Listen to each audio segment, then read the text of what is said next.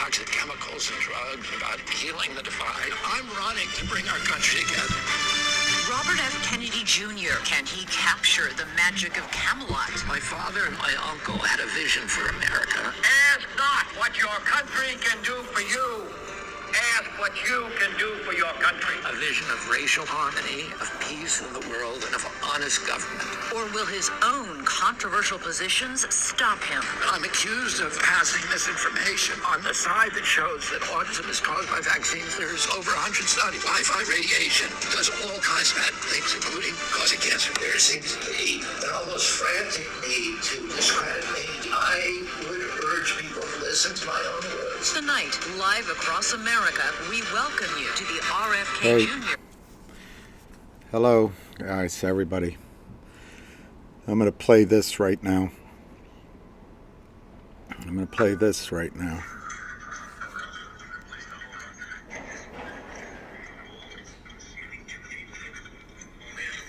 It's too quiet. I have to pick a different one.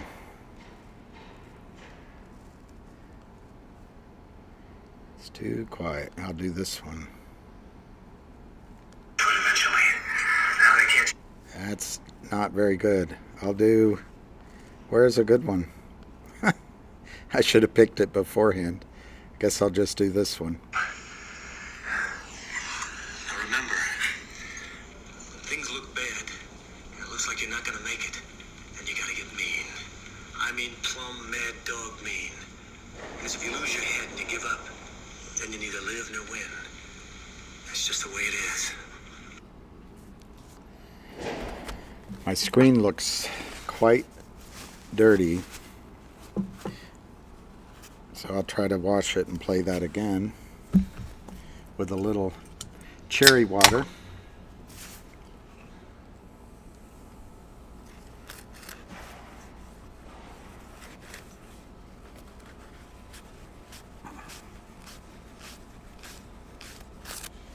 Now let's see if we can play that again.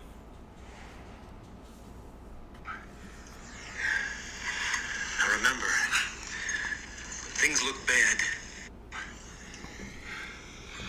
Now remember, when things look bad, it looks like you're not gonna make it, and you gotta get mean. I mean plumb mad dog mean. Because if you lose your head and you give up, then you neither live nor win. That's just the way it is. All right. You gotta get plumb mad dog mean. All right, so I don't know where the stock is trading, but I think what we have to do now, and by the stock, I mean all stocks. I can't give financial advice. It's not financial advice. Everything I say is my own opinion. And I just don't know each of you, so I can't give specific advice. But I think it's time to do a trade in Finger, not necessarily hold out for the squeeze, but I think, let's just look. I'll tell you what I did. Very small little thing. Just, I got plumb mad dog mean. Because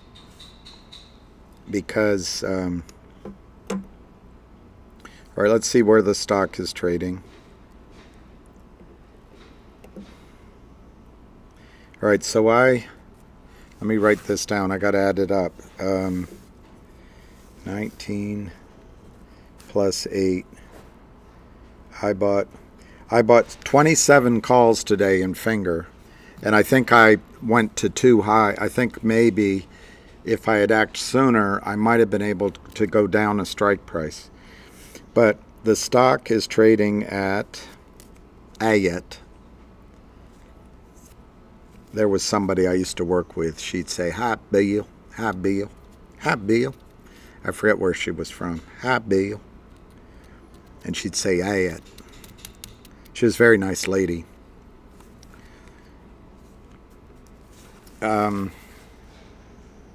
Okay, so Finger is 280. It's been as low as 253 and as high as 290. July 7. Here's the July strike prices. On the calls are right here. And so the fours, which could have traded for much higher just 3 days ago, I think that's a reasonable buy. I think the threes are the best buy out there, 45 cents. The fours are a great buy. The fives at 20 cents. But you're buying. It's all time premium. It's all premium. So if the stock doesn't go up, you're going to lose all that, unless you trade out of it. So it brings you to the sixes and the sevens. What's interesting is you can buy. I wouldn't buy the sevens. I just bought the sevens. I would buy the sixes at 15 cents. I bought the sevens. I bought 27 of them at 10 cents. And now if you go in at 10 cents, you're not likely to get it unless the stock goes down. But between now and the end of the day, let's just look at the sixes. We'll look at the sixes. It's all premium. It's risky. Just like beer on whiskey.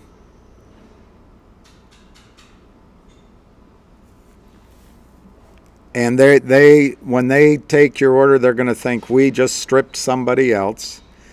But the July 21 $6 calls, right now, there's 190 of them available at 15 cents.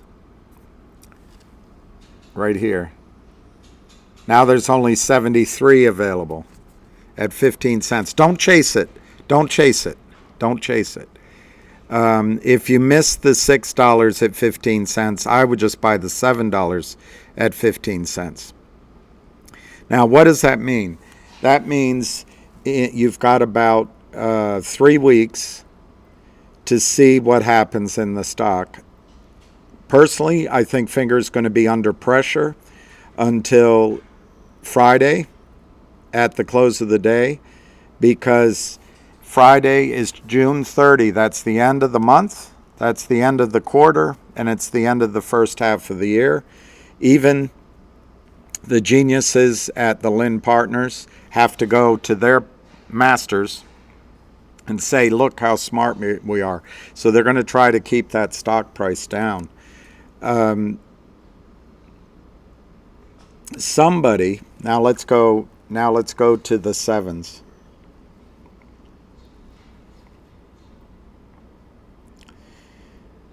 The sevens are 10 to 15 cents as well. There's 265 you can buy at 15 cents. So don't chase the sixes. If you want to go to 20 cents maybe, but remember, most call options expire worthless. So this is a trade. At 15 cents, the $7 strike price, here's the strike price, here.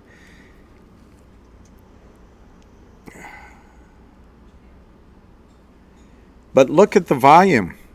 849,000 of these traded.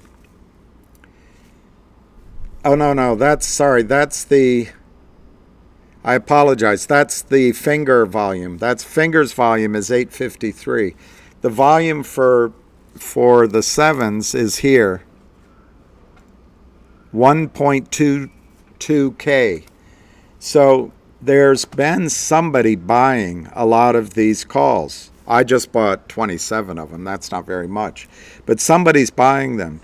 If you were a big investor and you were going to say buy a lot of stock, one thing you might do is buy the calls so that you benefit on the way up. It's just a theory.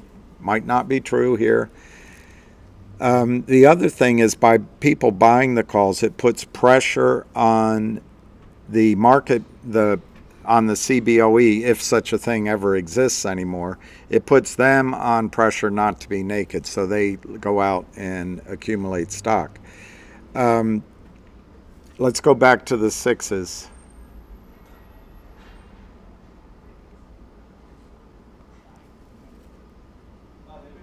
See, only 152 of the sixes traded versus the other one that was 1.2 thousand, 1.22 thousand. The way I saw it on, somebody posted it on Twitter, which caught my attention, but the way I see it, somebody bought a lot of the 7 calls that expire in about 3 weeks, 3.5 weeks.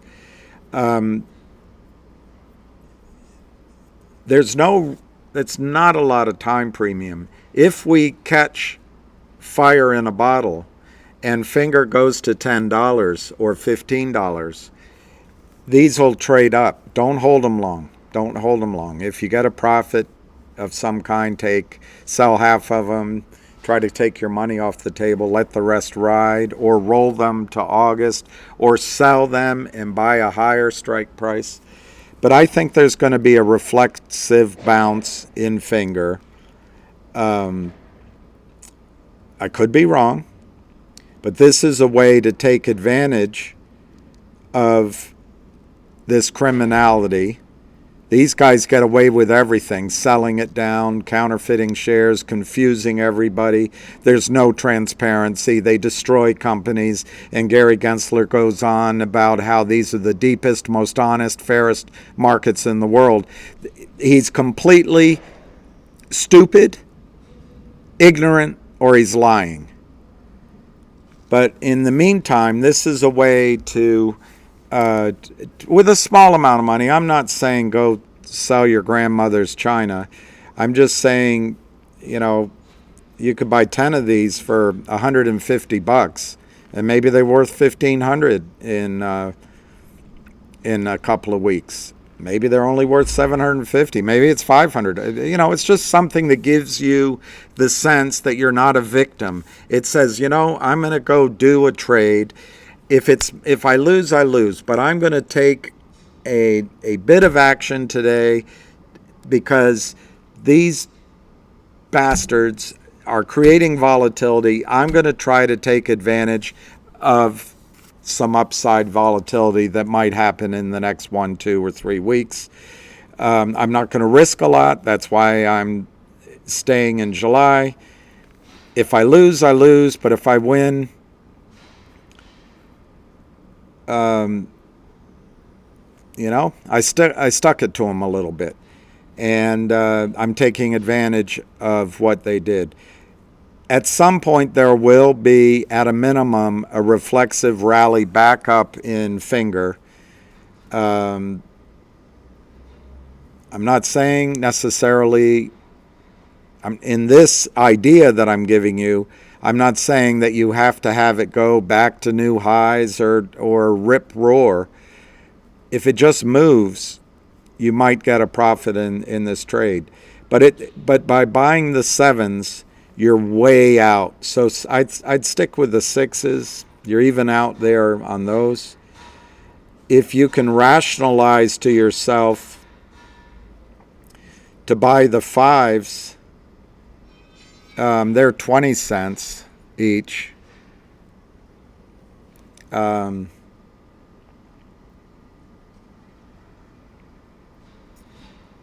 Anyway, it's just a way to try to not sit here sucking our thumbs. I'm not making fun of you, I'm making fun of me. So again, I bought 27 of the July $7 calls for 10 cents today. So I basically invested just under $300. It's not a lot of money. Well, it is, but it's not, David, if he's still watching, who's driving a big truck, it probably $300 would probably fill one of his tanks of diesel. But I expect that if this turns around and runs, and I have no guarantee of that, I can maybe turn $300 into $500, $1,000. If I get lucky, $3,000, $1,500. But it gives me a sense that, hey, I missed the chance to sell it for This time I'm gonna buy a little bit more. I know it's like that woman said many months ago, I should get my gambling problem checked. I don't know what she saw, but I don't think it's gambling. I think we've got a stock here that Benchmark says has a $5 target. We have a large short position, which could be, frankly, we don't know the number, but it could be anywhere from a few million to as high, well over 100 million, 150 million. We've got good news. We might have the Asian group buying into it, but somebody's been buying. Somebody's bought 12 million shares, and we've got margin problems over at the smiling faces of the Lind partners and the BSers over at Benchmark, and all in my opinion, and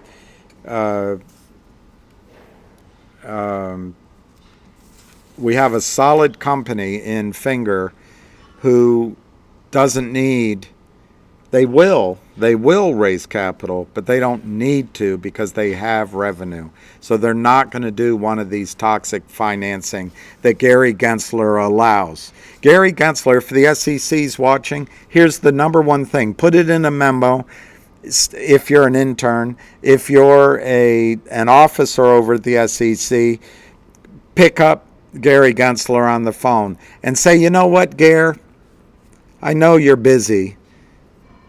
I know you're hobnobbing with the Clintons and with the Finance Committee and with the Biden White House. By the way, who do you talk to over there that's sentient? But you know, Gare, Chairman, you know what you should do? Just outlaw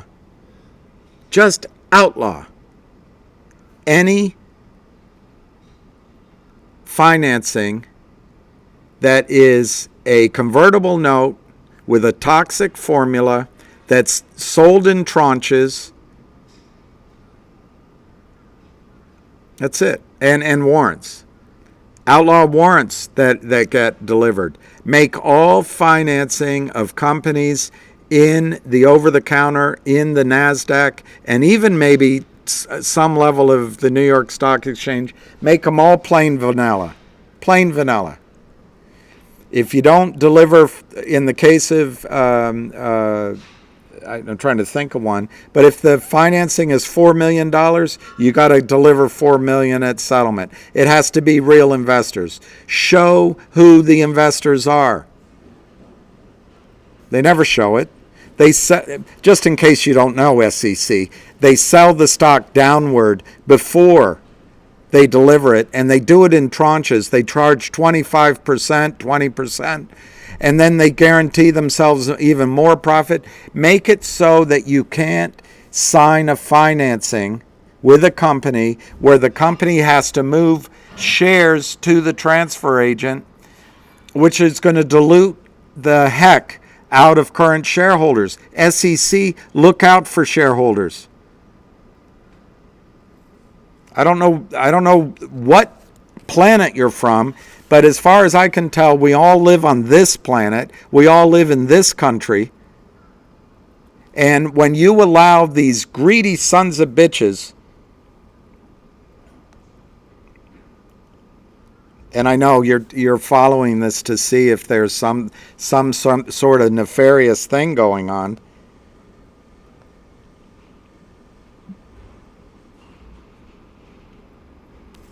But when you, the SEC, allow a bunch of cowboys out there to send this kind of message amongst themselves, team short stacking at 4? Yup.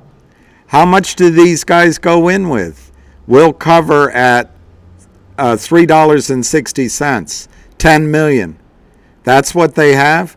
A trading deck of 10 million, yes. What does that mean, lots of laughs? That's how much cash they have to FUX with, lots of laughs. Big enough to do damage. And you let that go on. Right now you're watching this. You take a picture of that screenshot. I'll show it to you again.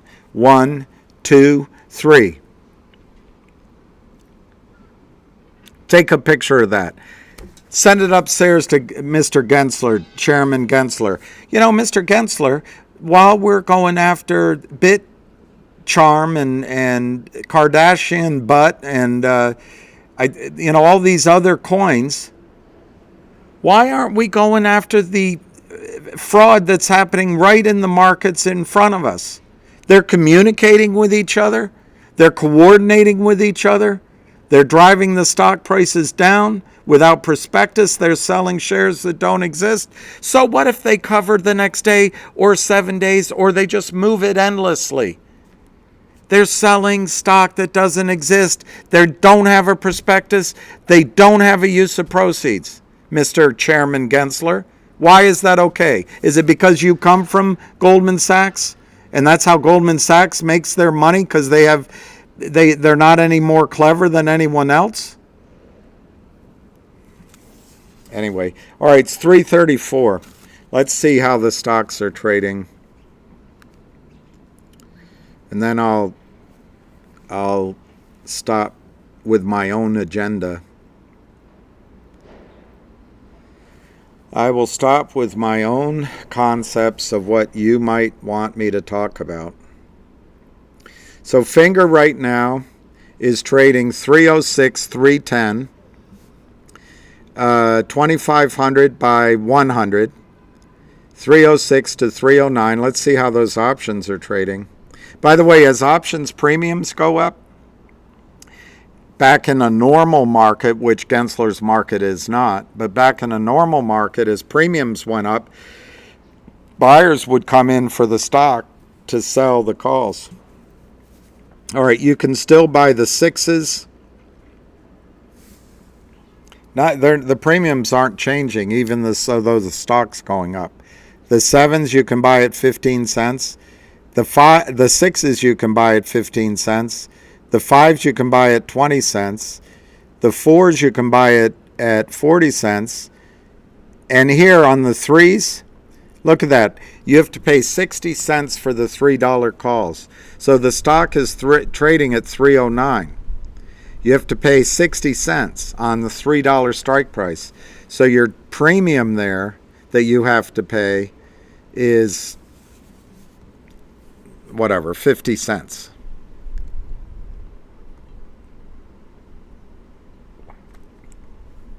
I think that's expensive. All right, let me just look at GTII.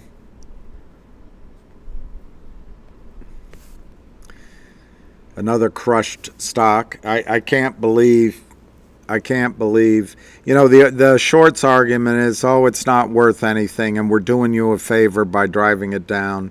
We just see an opportunity.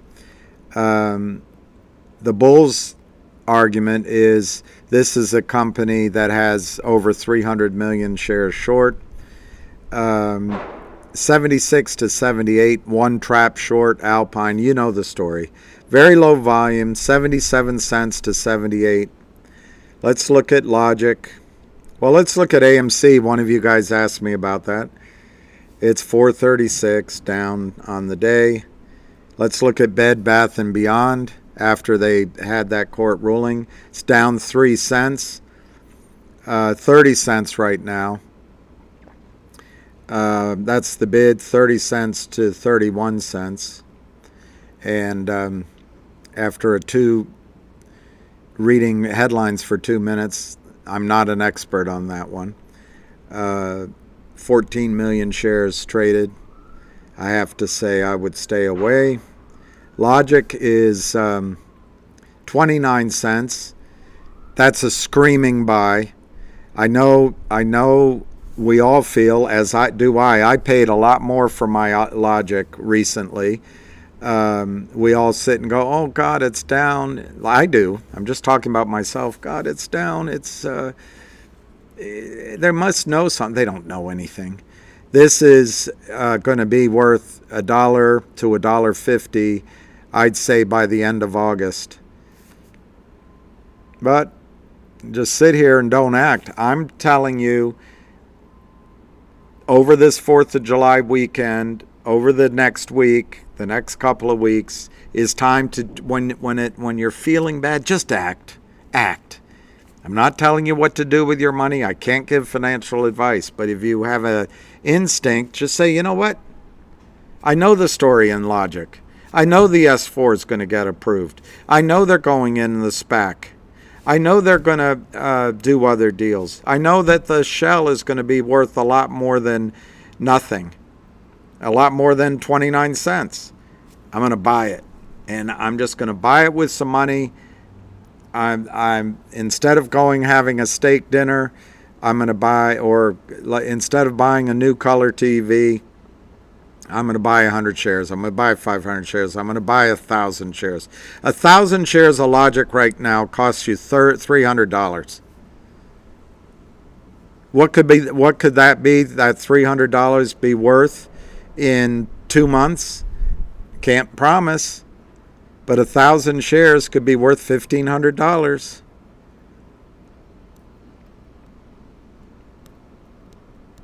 And then let's see, GoLogic, another one they're destroying, and it's the same story, different channel. 85 cents. They got it back up now. Somebody saw that this was ridiculous, but it's 85 cents to $1.10. 24,000 shares on the bid. But it ends in an odd lot, so I'm sure it's a spoof or a signal to someone. But GoLogic at $1.50, I think is a screaming buy. I think the reward comes on a fundamental basis. It comes later in the summer rather than earlier. But when these stocks go down and they're crushed, the story is the same. You've done your due diligence. You're reasonably confident holding it longer term. Sometimes what you have to do is say, you know what, I'm going to do a trade on the margin.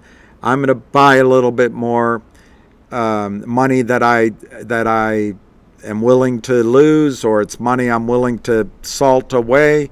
And maybe that'll give me something to trade out when the stocks, in the case of GoLogic, maybe it goes to 2 or 3 or 4 in 90 days. In the case of Logic, maybe 30 cents goes to $1, $1.50 in 6 weeks. In the case of Finger, at $3, maybe it goes 6, 5, even 4.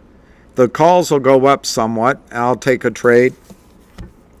And winner, winner, chicken dinner. And I'll feel like I did something with my life.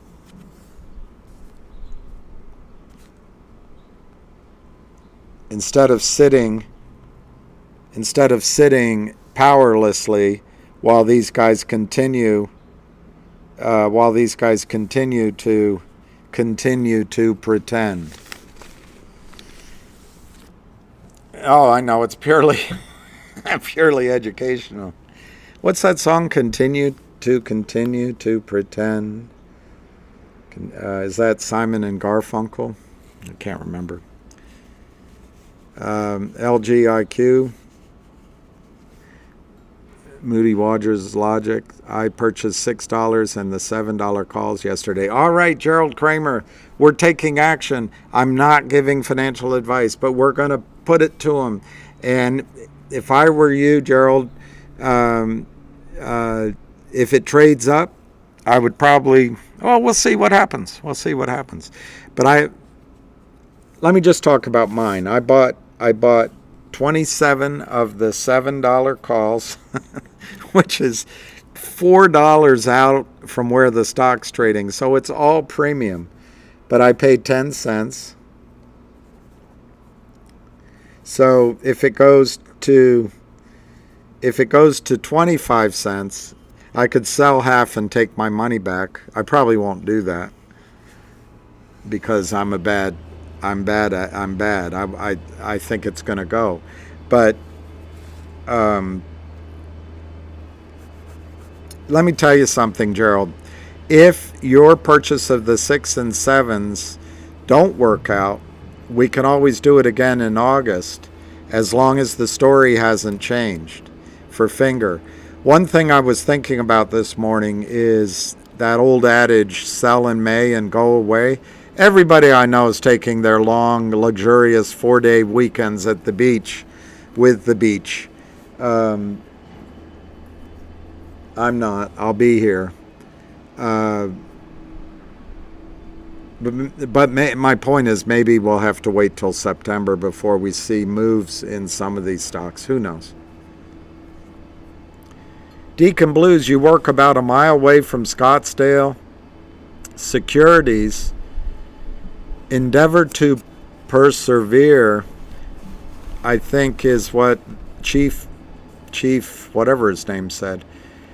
You know, you should hang out at Scottsdale Securities and see if you can pick up Justine Hurry. She's one hot opportunity. I don't know what's happening with MMAT.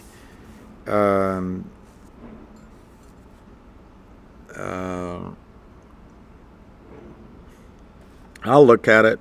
I'll bite. I will bite.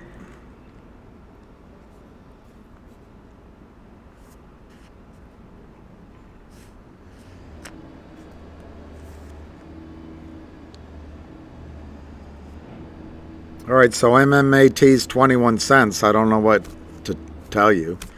The high on the year is 234. The low is 17 cents. So I guess this is miracle of miracles. And it indicates it's about to run. I don't know what you want me to say. They retrained Wes Christian. They schedule an update corporate webcast on Thursday, June 29 at 11 a.m., so I missed it. I'll have to listen to that later. They got the world-renowned battery expert Jeff Don to join the advisory board, and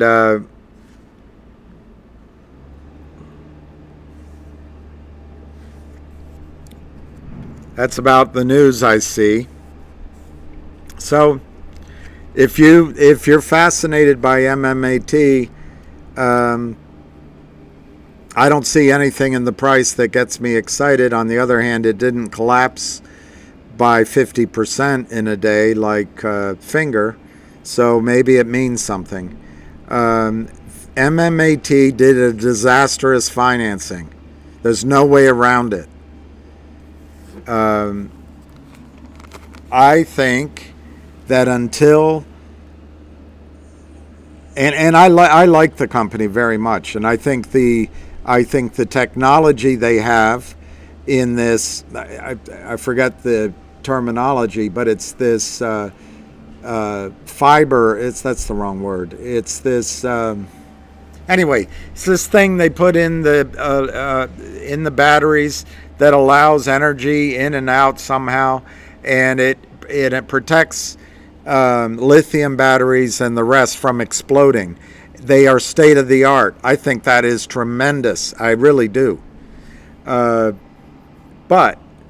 they have to somehow get ahead of the dilution their toxic financing has and their need for capital. They have to get ahead of that by suddenly getting revenues that are visible, immediate, and really powerful revenues. Otherwise, they've got this treadmill they're on with toxic financing. So I think it would be best to buy later, unless you have patience, and we all do, to buy later once that issue is resolved. Once you know that their burn rate can be paid for either out of cash or out of a positive financing, not one of these criminal financings, or out of revenue, I don't know. I wouldn't go all in.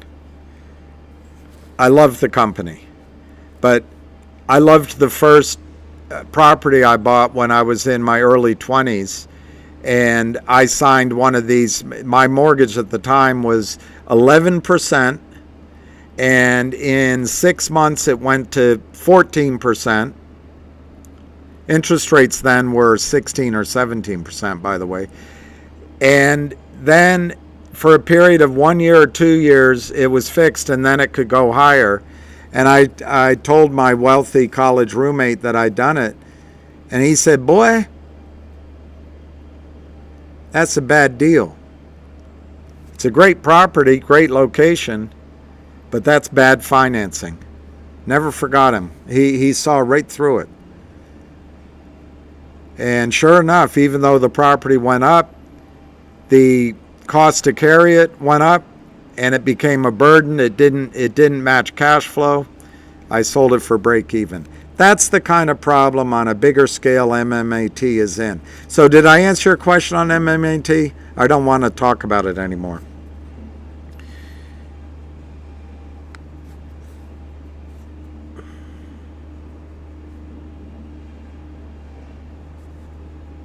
I do want to see what Finger's trading for. $3.10, 309, 311, 960,000.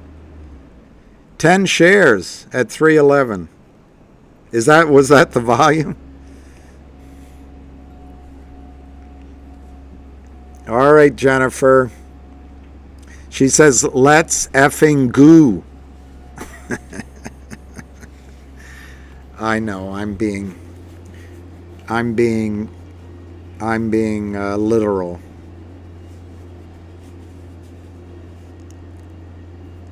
Or, well, I can't say the other word that came to mind. You bought the dip? That's what Ham always says.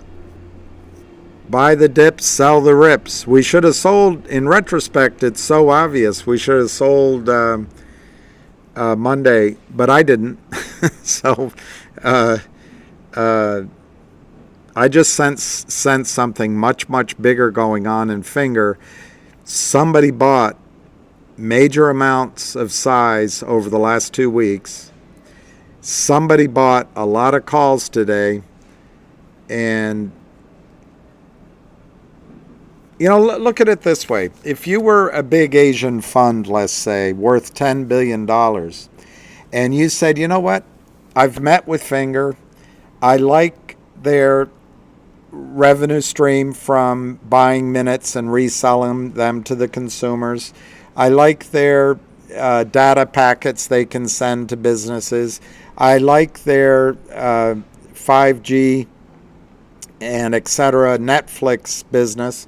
I like their insurances. I like their big data arm. And I like they're going into AppleCare for 1.3 billion phones, some portion of that. I like this story. They've got cash. They've separated themselves from the criminals, in my opinion. Everything on this is my opinion. If I forget to say in my opinion every time, just know that this is my show. It's my opinion. And do your own due diligence and screw the Lynn partners. So what if someone started buying that position? The 12 million, 13 million shares traded, maybe they've been buying millions of shares. Let's just say you're a big fund who also does investment banking, also does wealth management for wealthy Asian, Chinese, Southeast Asians, and around there, and you start building position. Are you just going to abandon it? All right, I'm going to buy for my clients 1 million shares. If you are a group that knows what the shorts do, you know how these stocks can squeeze, are you just going to let 1 million shares of Finger lay there while Lynn Partners and Benchmark and the rest of them in New York circle around and nip off, like hyenas, nip off a bit of the elephant that the lion can't protect, and then run away, nip, and then drive it down? I don't think so. I think you enter into a position like that knowing that you've got to go full on and keep buying and drive it up past whatever uncomfortable zone that the Lynn Partners in their glossy shoes and smiles and aw shucks manners and Madison Avenue offices you got to make them feel it. And anyway, that to me, I would think that someone that's been buying the stock in finger is going to continue buying it. That's just me. Now, on this trade I just talked about today, if it runs, go ahead and take the profit. At least it'll feel like you did something. You'll take advantage. They pulled it down. The violence of bringing it down, and when it snaps back somewhat or a lot, do a trade. Feel like, hey, I benefited from what they did. I did a video on, I think it was on GTII though, about how a short squeeze would trade. It was months ago. But they will constantly, there's going to be volatility. There just is. And so we'll try to trade a little bit of that volatility. What's finger? 312, 307 to 310 now. 6 minutes to go. And we've got 973,000 shares. I forgot how much. When we first came on, it was like 856, 854. So anyway, I guess it's about 100,000 shares have traded, a little over, which is better than it was doing yesterday. 307 to 310, 307 to 310, 300 by 400. And the last trade, 30868. GTI's ask is 85. Yeah, Lee, I'm not saying you have to buy finger. Let's look at GTII. GTII, the last trade, it's up. It's 82 cents by 85. I think it's Cryptic Trader, but I might be wrong. It might be Will from Saratoga. One of these guys 2 days ago said that based on their technical analysis, GTI might be headed for a big move to the upside in 2 weeks. There's very little volume in GTII. If you add to your position here in GTII, you can do the same analogy, same strategy, that if it trades up, whatever you bought, let's say you bought 5% more. If it trades up, maybe you trade out of that 5 or 10% and take a little profit out of the trade. Go ahead and book a little profit. Take the wife to dinner. I told you that story. I was down in New Orleans at a very nice restaurant. I think it might have been a steakhouse. It might have been in the W Hotel. But it's very upscale, so if the W Hotel doesn't have an upscale restaurant, it wasn't. But I was sitting there with my attorney, with a guy that became a friend of mine. I don't talk to him anymore, but he was he owned a seat on the American Stock Exchange. Big guy. He was a longshoreman. He had arms bigger than my legs.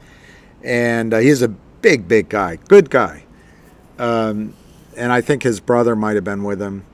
And maybe one other person. There was like 5 or 6 of us. And this guy was so big and powerful that he would hire a limousine, and the limousine would follow him around all day. So he had a limousine. We'd go from the courthouse, it'd be there, driver, and he'd get a ride to the restaurant, and then it'd be sitting there because he didn't want to have to walk. He was a big guy. But I told you the story. There was a waitress, this is a few years ago, there was a waitress that I was chatting up and talking, and she'd always be coming back, and she was being flirtatious. I'm sure it was because of wanting a tip. But I was, had a couple of probably gin and tonics, I don't know, and I was, we were having fun going back and forth. I thought it was all innocent. And the clothing they wore, it just, I don't know. It just was one of those places. And so she comes back at one point, and George goes, while she's there serving the drinks, so she could hear it, George goes with his deep voice, "So now, Bill, how's the wife? How are the kids?" I'm not married. I don't have kids. And I looked at him. The waitress never came back with the same flirting again. I would have asked him outside, but with one blow, he could have knocked me out. All right, finger 303, 305, 999,000 shares, 359. They're going to try to sell it off. It's 1 million shares. They always try to. So Jennifer, right now, they're trying to. It's 288. They're fighting.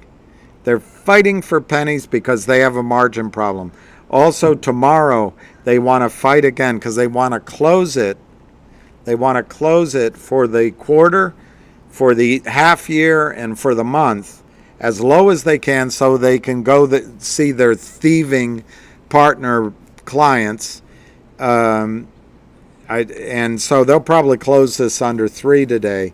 But Jennifer, remember, okay, 290 looks like. So just remember, the stock showed us where it wants to go today. Tomorrow, I don't expect it to be any better than this, but come Monday, half day, it could go either way on Monday, frankly, but I think everyone will be at the beach with their beach, and it's closing 289, 308, 297, 297.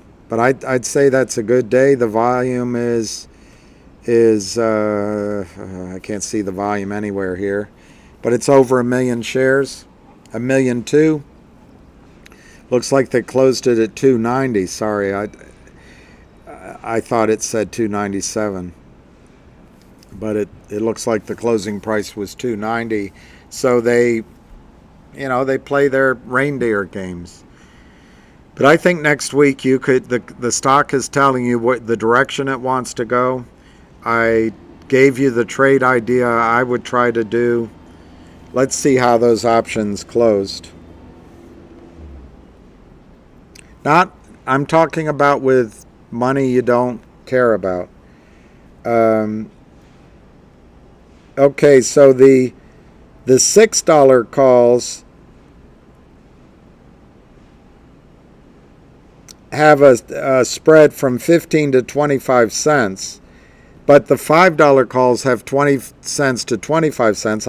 If you're going to pay 25 cents, I'd buy the 5s instead of the 6s.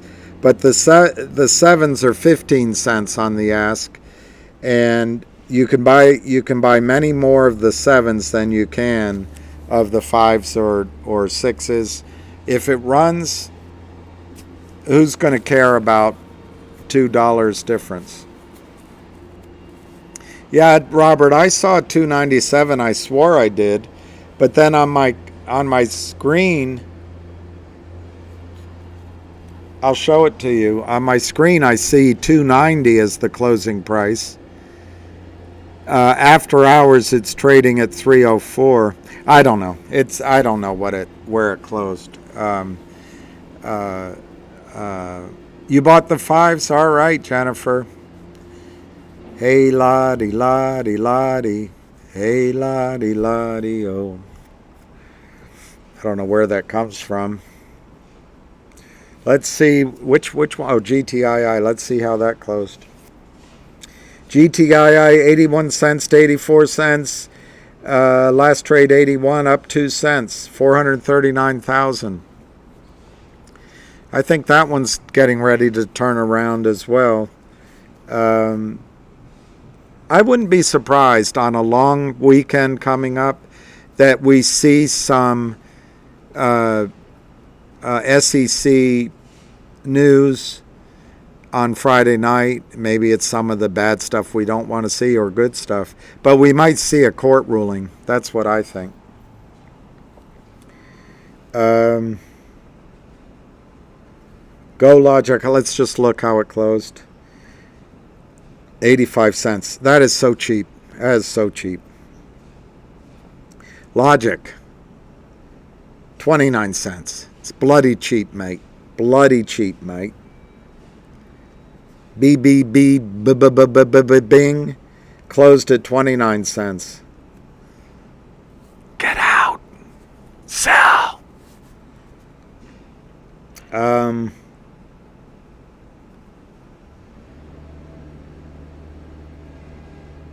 But I could be wrong. I'm not an expert. AMC 440. I don't know why I'm looking at that, but I guess someone asked me before. And someone today asked me about MMAT as if this is going to take off. It might. So it's up a penny at 21 cents. A penny is pretty big news because it's 7.5% up on the day.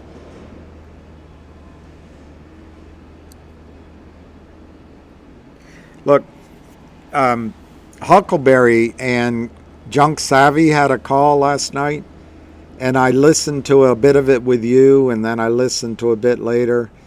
I never got to listen to the whole thing, but it was, to me, really impressive what they've done. And I'm not going to be able to recite the various statutes. But basically, they found 4 or 5 and wrote it out. Huckleberry did 4 or 5.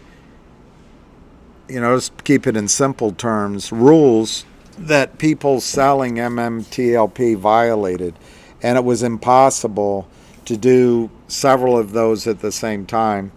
So they caught the system out, and there's proof there. Guy like me, you can see it, what they're doing, but there are people out there that say, well, how do you know that? Do you know it? What Huckleberry did is he can show, and Junk Savvy, they can show, yeah, they broke the rules. They broke the rules. And, of course, rules don't matter in this world. I mean, it depends on what your definition of is. That's all that matters. What does is mean? Don't follow the letter of the rule. Just what is. 287 to 290, it looks like they're trading finger right now. So, anyway, I think we had a decent day in finger today. I don't expect it to be guns blazing tomorrow either. And if there's a professional buyer, I don't think they will chase it. Having said that, I doubt any short who's weak is going to want to carry a short position over a 4-day holiday, which might essentially be a 5-day holiday.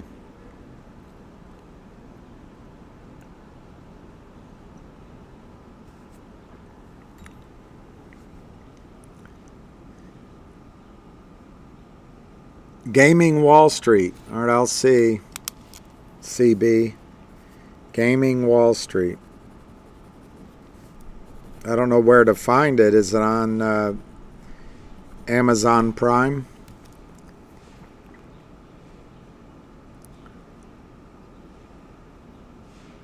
I refuse to sell BBBY or any other stock at a loss.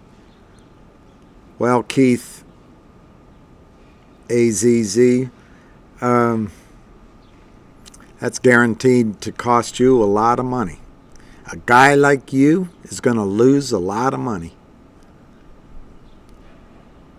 We're trying to make money. Does it matter if you make your money in AMC or in Finger or in HallelujahInvestments.com? It doesn't matter what vehicle changes your account from 10,000 to 100,000. It's just silly to say that you refuse to sell any stock. It's silly. A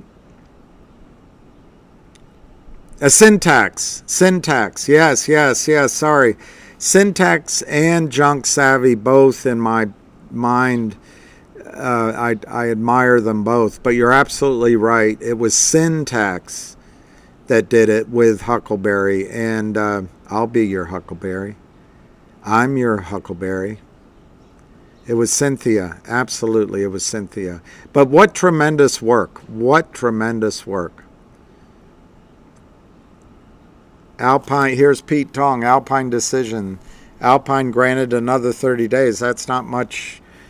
I don't know what you're talking. There's more. There were two things pended. Alpine's granted another 30 days for what? To wash their laundry? To go get their personal effects? Get the wedding pictures down from the wall of John Hurry and Justine Hurry in their happier days?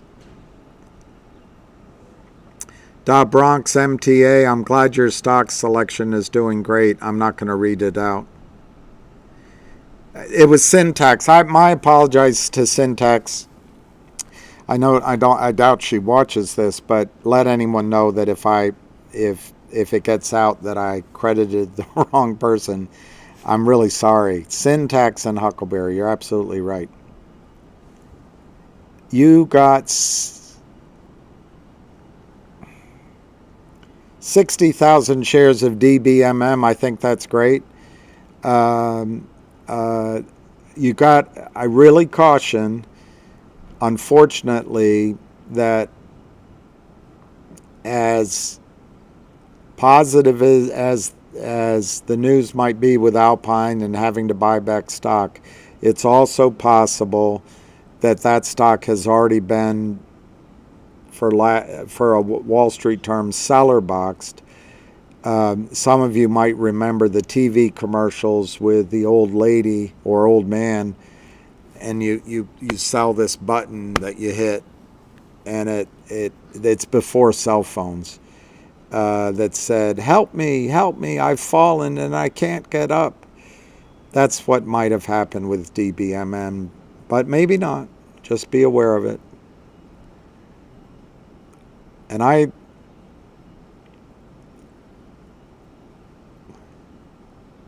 another extension. Who cares about the extension? Let me read those. Let's go to the most recent. It was the NSCC versus Alpine. Got an extension. So Jenny, who got the extension? The NSCC? If that's the case, maybe they got the extension because they want to keep their options alive while they wait for the judge's hearing on the appeal.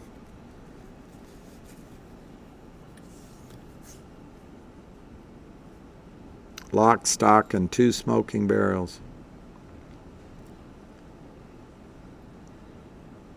David, Wes is talking tomorrow at 11 a.m. Will you be listening? Yes, depending on who's leading the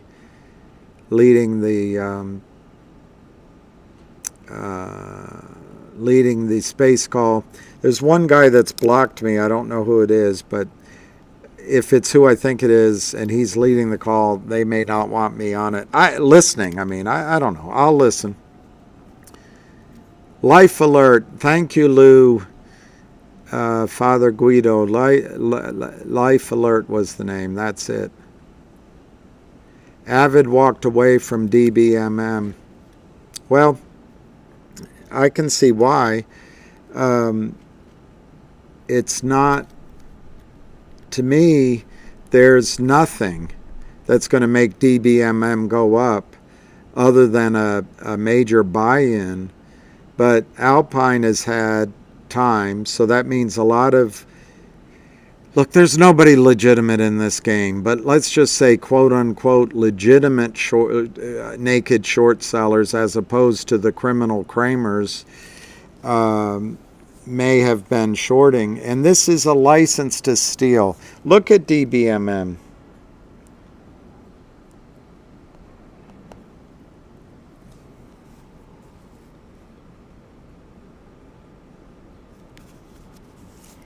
It closed at 0.0084.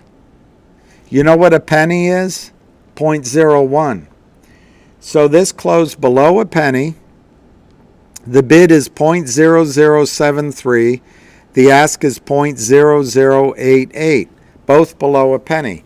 Let's just use those numbers. I don't know what it was during the day, but let's say it's 0.0073 and 0.0088. You go in to buy the stock at 0.0088. I'm not saying it's not a good punt. Not saying that. I mean, frankly, if I have a profit somewhere, I might go in and buy it as a punt because I like the CEO and I like the fact that Alpine might go down. But those aren't reasons to invest in a stock. So anyway, you go in and you buy at the ask 100,000 shares at 0.0088. So let's just say you buy 100,000 shares times 0.0088. That costs you $880. Let's say next week you drove over the railroad tracks, you got a letter from your girlfriend, the bank foreclosed on your house, and the sheriff put you in jail, and the axle on your pickup truck broke. So you needed $1,000 to pay bail or something. So immediately you decide, all right, I'm going to sell this stock because my circumstances have changed. Immediately you would sell it at 0.073. So you'd get $730 back. I'm ignoring commission. So it would cost you just to buy it at the ask, and if you changed your mind a week from now, ceteris paribus, it would cost you $150 to get out. So $150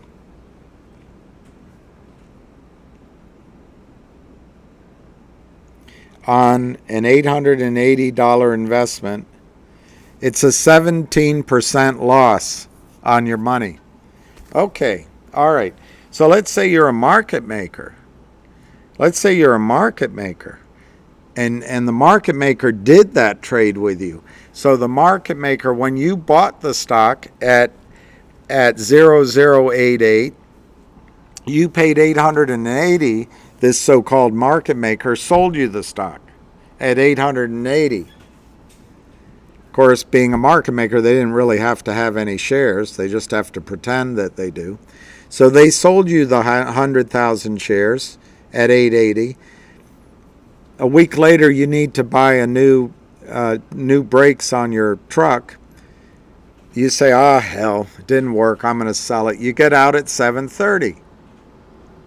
So now the market maker buys your shares at $730. The market maker, for putting up no money and no stock, made $150 on that trade. It's almost infinite profit. That's what's going on in DBMM. It is seller boxed. It is buried in the morass of market makers being able to make a shitload of money trading between the ask and the bid and vice versa. Because they never buy. They just trade. They just do it on the way down.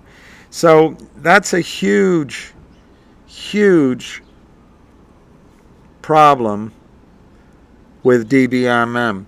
DBMM is more likely to end up like RNVA than it is to squeeze. Now, having said that, I own shares in it from a while ago, and I haven't sold them because I do think there's 2.5 billion shares short, potentially. It is the Kramers. If Alpine goes down, at a minimum, there's going to be a reflexive rally in the stock. I think the CEO is tremendous and a fighter. She's not a CEO, but she's in charge. I think it's worth the punt. I really do. I think it's worth a gamble. But that's what I think it is. I think it's a gamble, it's not truly an investment. And that's unfortunate because this is the destruction that Kurt Kramer litters the investment world with. And he is proud of himself. It's a loophole. I got the lawyers to say it's okay. And the SEC, they just slap me on the wrist and they say, nice ass on the way out, and we're not going to send you to prison.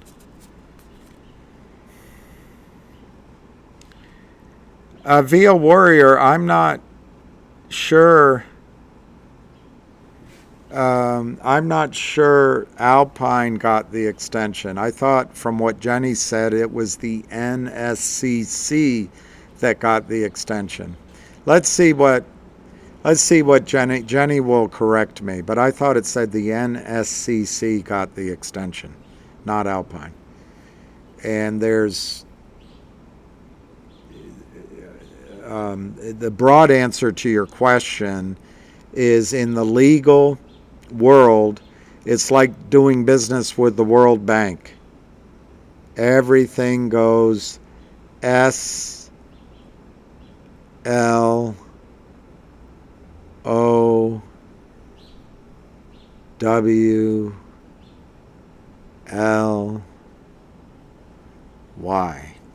All right, so Alpine, Jenny corrected me, so I'm wrong. Alpine got the extension. Thank you, Jenny. Where can I find this document so I can read it? I can't think of where I can find the document.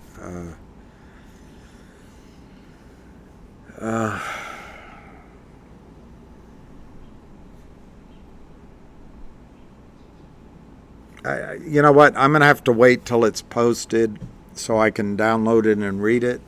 I'll print it out and read it to you. I don't know the answer.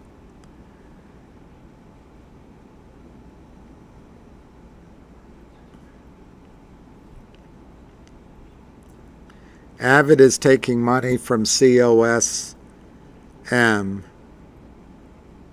Well, I'll go on the record again. I think Frank Benedetto takes money from COSM, obviously. I think he disclosed it, so that's good. I wouldn't be surprised if Lou got money from COSM, but I don't know that. So we just don't know. But I wouldn't be surprised to go even further if there was a deal made that was so attractive to the CEO of COSM. Remember, he's Greek, he's offshore. He may have been able to trade that stock and made millions of shares trading it offshore. He definitely pulled down $40 million out of you, and he helped, whether intentionally or not, I don't know. But the Greek, I forget his name. I always forget his name. He helped break the back of any short squeeze that was going on in GTII. Remember, the stock was over $2.75 for multiple weeks. The special dividend of a warrant that couldn't be falsified in your accounts. It couldn't be an electronic entry in your brokerage accounts. It was biting. Fidelity was paying 1,000% to borrow stock. Now, that they were down hundreds of billions of dollars. I am sure money went around to break that squeeze. Wouldn't you do it if you were Kurt Kramer or Alpine or someone up there outside of New York? Hey, we'll give you $1 million to save $100 billion. I think we'd be naive to believe that something didn't happen, some backsheesh going around to entice everyone to bail out on what was to me an obvious squeeze, potentially anyway, in progress. Never can prove it. You never can prove it. Never. That's it's not a laboratory. It's the real world. So people got paid from COSM. So anyway, now COSM has capital. They have contracts. Everybody's got contracts. They have business. They got financed. They don't have to do business. I don't even know the story. They don't have to do business with toxic lenders, but they did. They gave money back to the shorts. That was a massively profitable experience. So money went around. Money went around. I do not think Avid was any part of any of that. None of it. Zip. I think Avid is an honorable guy. I think he's an honest man. And I even will go further. I do not know, and I did not know that he takes money from COSM. But if he's getting paid a consulting fee, I personally do not think it would change how Avid views the stock. And I would imagine, although I don't know, I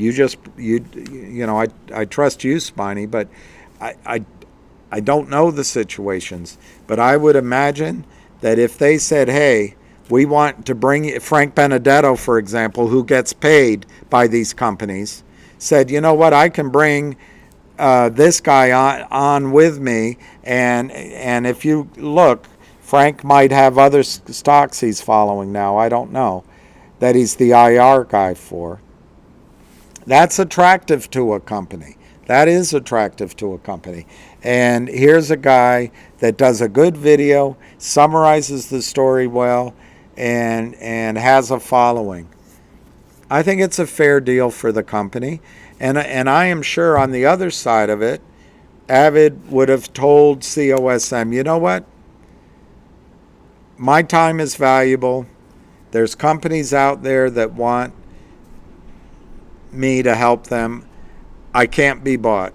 I am willing to work with you, but I'm not going to read charts as bullish if they're bearish. And so I would have to say that even if he's now getting paid from COSM, I don't think he had anything to do with the advantage the shorts took of all of us in COSM. And as I've said before, they may have taken advantage of Frank and Lou and even the CEO. I don't know. It's just kind of scary. Frank doesn't control the decisions the CEO makes, but it's just kind of scary if you're advising investors or the IR guy and you don't understand what's going on. I think that's more scary than having known what was going on. But either way, it doesn't matter. It's behind us. It happened. It already happened. And I've listened on calls. Frank gets pretty worked up about the short selling. I think he's fighting the shorts now. All of us, it takes a while to figure out what's going on. So, I don't know, Spiny. I do know that Avid is fighting the shorts. He does a lot of work. I don't know how he would pay the bills. Maybe he could go work at, I don't know, work the night shift at Walmart and do this during the day and do it for free. I don't think that's fair. So anyway, Spiny,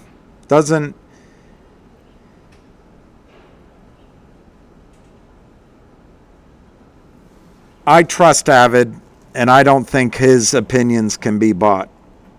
And I think he's a man of integrity, and I think his reading of stock action will remain true to, he'll call it how he sees it. He will call it how he sees it, regardless.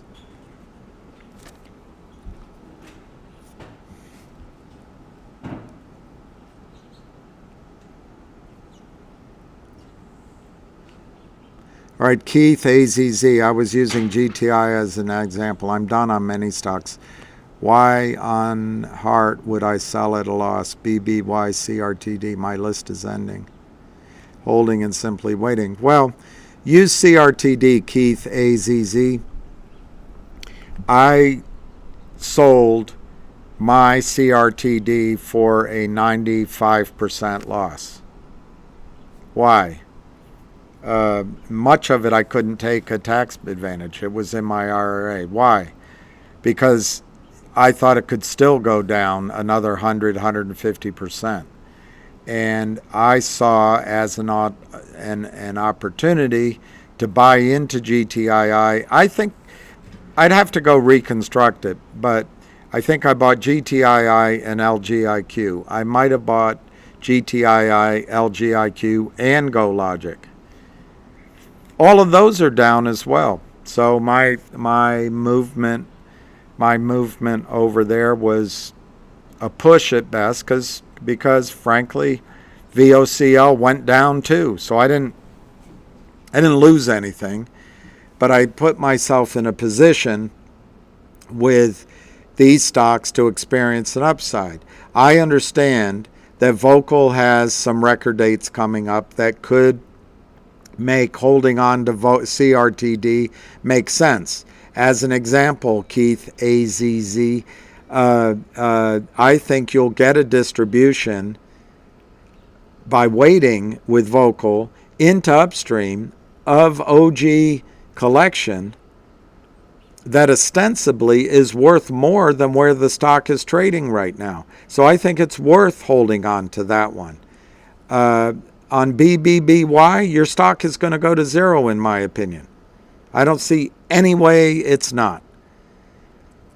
It's in bankruptcy. They have $1.7 billion to clean up that's ahead of you.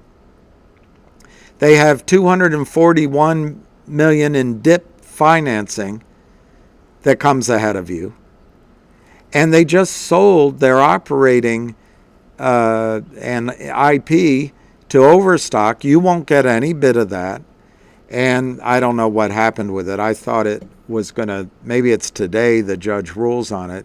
They're going to sell their bricks and mortar Bye Bye Birdie baby collection inside of the courthouse, which when I read about it, there weren't any bidders. Now, there may be some that come forward, but unless you get a really massive bidding war, that's going to be sold. That's going to be sold.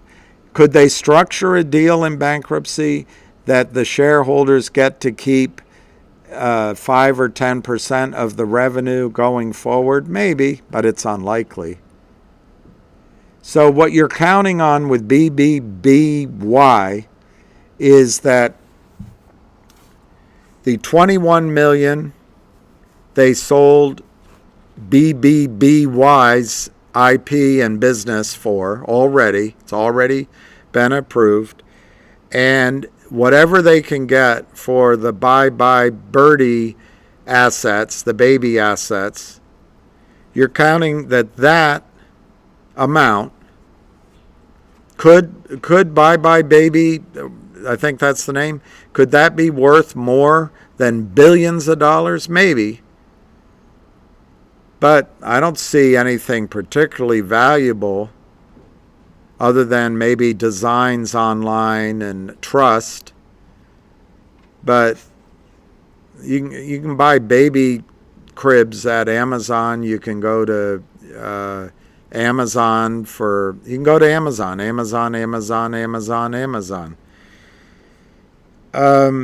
So if it gets, let's say it gets $1 billion That's ridiculous. I don't think it's going to sell for $1 billion, but we'll find out today or tomorrow.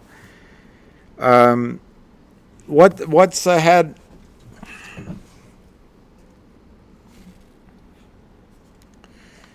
I don't know. Keith asks, the reason you would sell your BB&Y is to take something off the table. But am I right? As the gentleman pointed out to me, what makes me an expert in BBY? Nothing. So you might be right. But BBY is trading for 30 cents. I think it's, I can't remember, 750 million shares.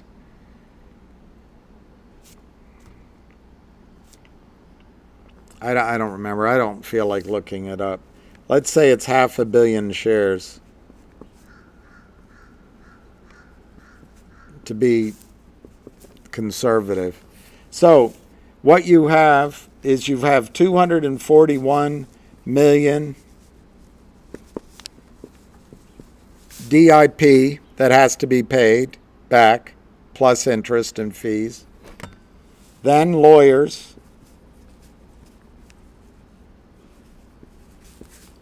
I have no idea what the lawyers will go for. No idea. I'm going to say $59 million. Is that high? Maybe. So that's 300 million. You've got 1.7 billion in long-term debt. 1.7 billion. 1.7 billion plus 300 million. You've got 2 billion in debt. You're in chapter 7. You're in chapter 7. Sorry, wrong. You're in chapter 11. Chapter 11, it's a reorganization. You're in a in the courts for reorganization. You sold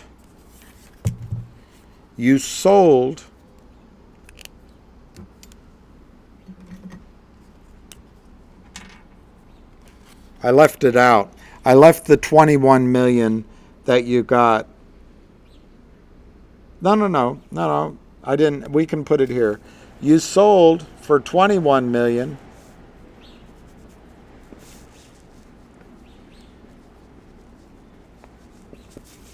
You sold everything BB&Y owns in its own IP, name, online, website. You sold all that. You didn't sell the stores. I don't know what the stores are worth, but have you looked around at retail lately? I doubt the stores are worth very much. So you sold that for 21 million. What did you sell there? You sold the ability to make money. It's gone. It went to Overstock. Now you have baby. Question mark is, how much do you sell that for? How much do you get for baby? I don't know. You know, because you own the stock. But it's something like 340 stores, bricks and mortars. It's the online presence. It's a catalog. It's nice pictures. And it must be a fulfillment center. It must be some warehouses ordering the crap from China, putting it on a nice display, selling it. Is it really worth billions of dollars? Maybe. I don't know. That's your bet.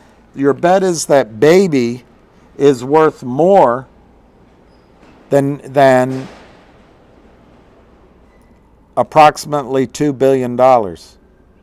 Approximately. But who's going to get paid first? Debtor in possession and the lawyers. They're going to get paid first. And then if there's anything you owe executives, trades, suppliers, they get paid next. And then the long-term debt, You're going to argue, you're going to say, well, the long-term debt's going to get refinanced. Based on what? Based on what? You're selling your income generating assets at BBBY, and I think today, maybe tomorrow, maybe yesterday, the judge is accepting final bids on your income producing baby assets. So let me ask you this: how are you going to refinance your 1.7 billion in debt? I don't get it. It's just a question. Maybe there's an answer. How is that going to be refinanced? How are they going to allow you to carry debt in the billions if you don't have BBY anymore to make money and you don't have baby anymore to make money? Maybe there's an answer, but I don't see it. So anyway, your bet, Keith AZZ, your bet on keeping BBBY is that by the time the judge sells baby today or tomorrow, they settle that out. They pay the debtor in possession $241 plus interest plus other costs, maybe $250. They pay the lawyers tens of millions of dollars. They take the $300 million out, and in my opinion, then they have to take the $1.7 billion in debt plus interest that's accrued out. You're hoping that baby sells. Well, you get the credit of $21 million from the sale to Overstock, but you're hoping that baby sells for more than $2 billion. There's $500 million to $1 billion shares of bread and breakfast beyond sitting out there. So to get to, let's use $500 million, 500 million shares times 30 cents. You need more than $15 million left over for distribution to the equity shareholders. If there's 30 million to distribute, you doubled your money. But I'm asking you, Keith, and I don't know the answer. Sorry, AZZ. I don't know how to pronounce that. I'm asking you, why would you hold on to this? The odds are this is going to be worth zero, as far as I can tell. But you might know something. There might be value in the BBY buildings and land. That's possible. Is it going to be worth billions of dollars when commercial real estate is collapsing all over the world? Maybe. Maybe people will drive from Toledo, Ohio, down to Cleveland to the shopping mall outside of the Beltway to buy their baby carriage instead of having it delivered by Amazon. Maybe, but I doubt it. Are the assets of baby worth more than $2 billion? I really doubt it. But I don't know. As the gentleman said, I'm no expert. But it looks to me, Keith, one reason to sell this, take some money out before it goes to zero. But that's what makes a market. People have different opinions. Now on GTII, I think that's the other stock you said, Keith. I don't see any reason to sell it myself. But the fact is GTII on a fundamental basis is probably not worth all that much per share yet. Could it be worth a lot if they get Trento? Could it be worth a lot if this water deal goes through? Could it be worth a lot for other things? Yeah. But the main play in GTII is a bet that there's going to be short covering. Some people say there's no way in hell that's ever going to happen. Others say they've never seen a better setup. I don't know how to call that one, Keith. I would agree with holding it, with holding GTII. Those are the only 3 stocks you listed that I remember. You might have listed something else. But Keith, I don't think it makes any sense to just blindly hold stocks if you're losing money in them. I don't think that makes any sense. All right, here, great, not legal advice. Let's see what he says.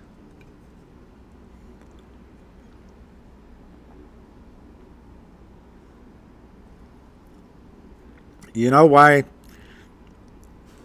it's not good to tell lawyers jokes? They take everything literally.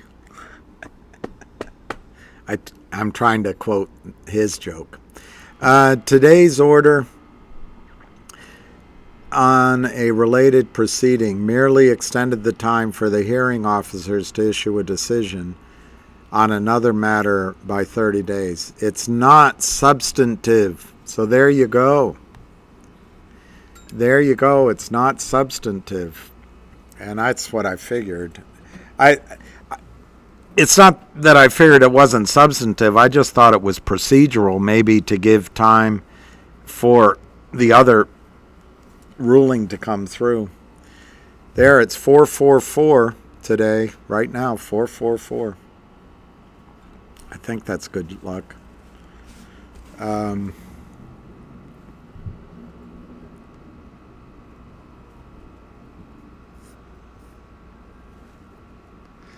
Okay, so let's see what Kit's saying. Had to jump on, which I think means that he bought something, not sold. Seen reversal on oil and gas. Seen enough, and July is typically a month for the switch. I do leveraged ETFs minus the usual decay. So if you've already built your position, which one are you buying? I think that's a good trade. China 4 equals US 13.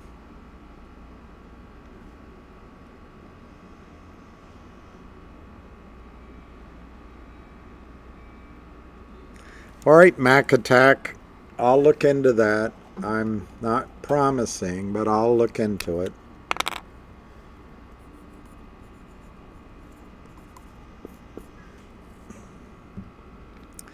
What in the world is with the spread?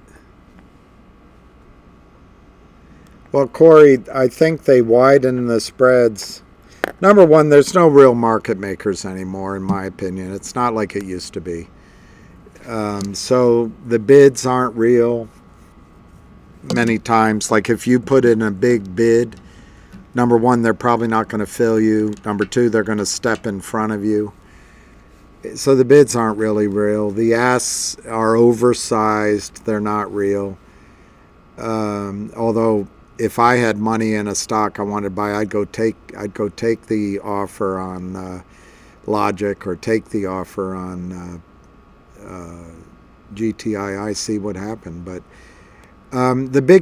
my answer is the big spreads allow them to move trades amongst themselves illegally, buying more time for delivery. Let me see what Kit might have said, which ETF.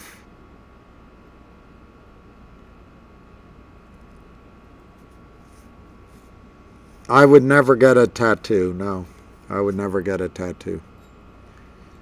Partly because I can't imagine any tattoo being attractive. And I'm not a tough guy, so I don't need one for that. But also I hate needles.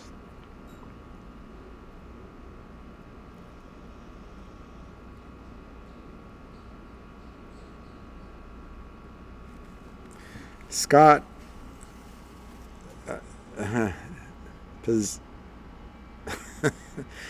Pizbitsky.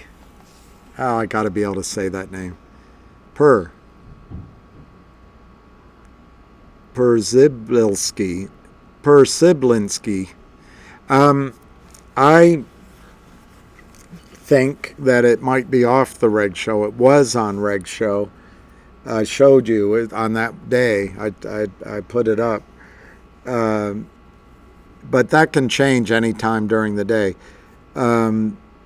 What it shows is that there's a limited supply of real shares available to borrow. So what it tells you, the significance of it, is that any outsized selling likely is either naked short selling or it's selling against some sort of contracts or against a bond, which the SEC just put out is illegal. It's hard to locate shares. So it's a way of saying, one, that or figuring out, one, look, we're reading tea leaves. If Gary Gensler were transparent, as he says he is, we wouldn't have to guess. But it's an indication that high volume on the sell side is fake.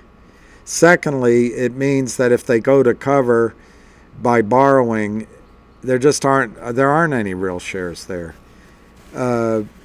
It's usually an indication that the cost to borrow is going to go up. It's basically a way of saying there's stress on the shorts. The threshold list means that,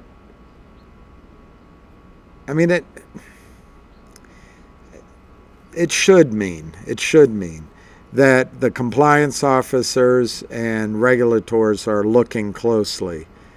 Do they? I don't know. It also means you got to deliver shares. If you're going to sell shares, you've got to have located and deliver. Does any of that get enforced? I don't know. It was put in place as some way of blinding Congress that they're actually doing something. They don't do anything. In terms of you could be on the reg show list at noon one given day and be off it later in the day. It's just supply. That's how I understand it. It's just supply of shares, and it's not a good sign for the shorts. Let me answer some questions. I'll read the ruling what it is to you, so you don't go by my BS.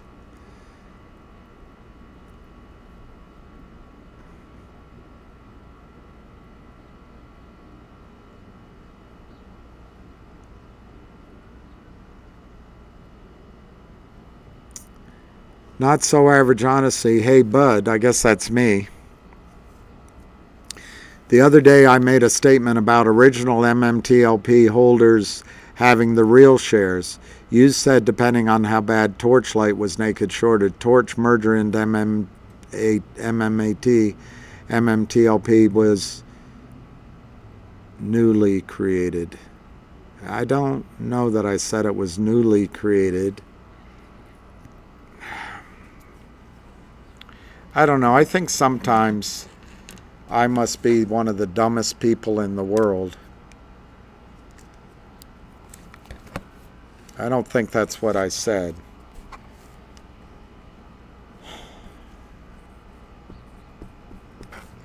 Torchlight was created. Voila! Torchlight. Torchlight's assets were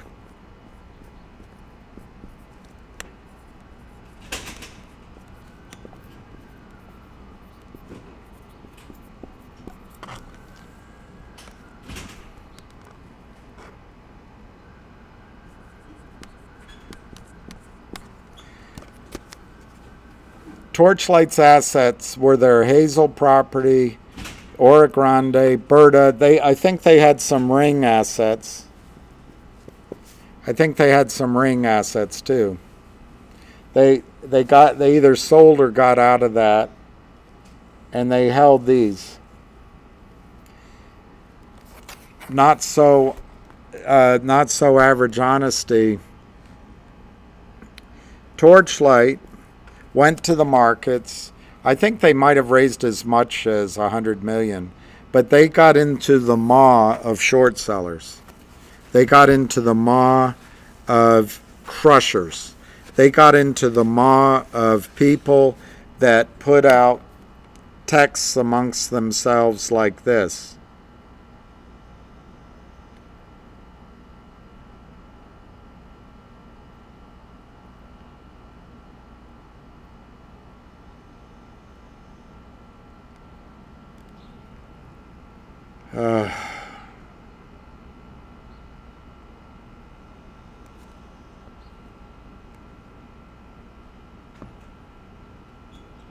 They put out things like this. Hey, team is short stacking at $4. Yup. How much do these guys go in with?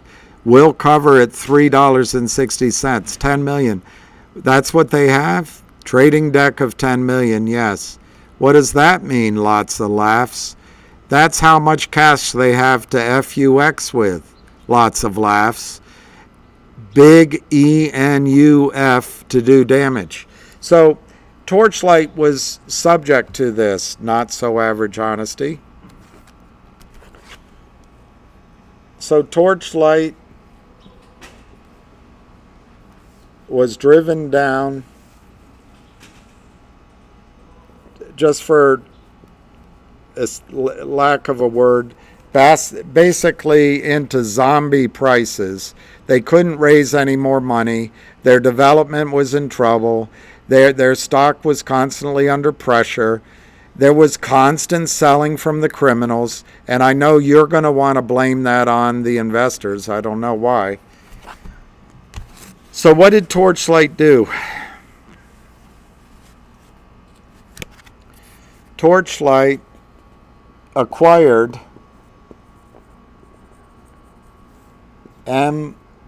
Metamaterials, a private company. I think it was private. But Metamaterials wanted the Torchlight listing in the States. I can't remember. I think it was NASDAQ, but I can't remember. It doesn't matter. They wanted the listing. So Torchlight acquired Metamaterials. Metamaterials is just a great company, thank you very much. Lots of creative minds, a lot of technology. So they immediately changed the Torchlight symbol to MMAT. MMAT. Thank you very much. We got what we wanted. Guess what MMAT did not want to manage? Guess what MMAT did not know nothing about? They didn't know anything about the Ora Grande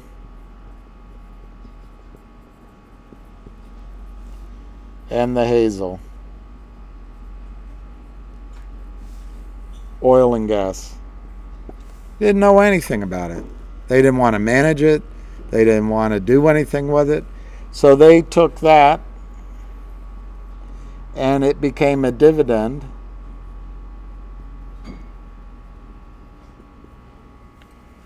As a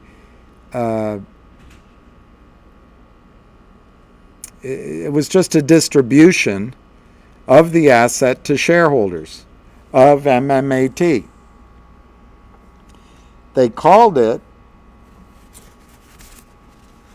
the Blues. They called it Metamaterials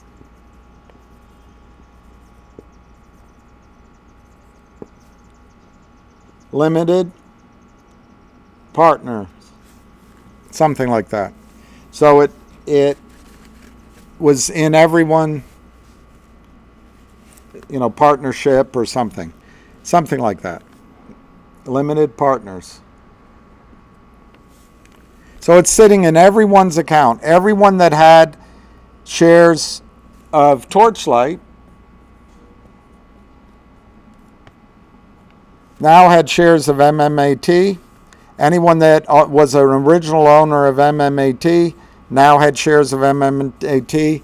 they all have this dividend of Metamaterials LP.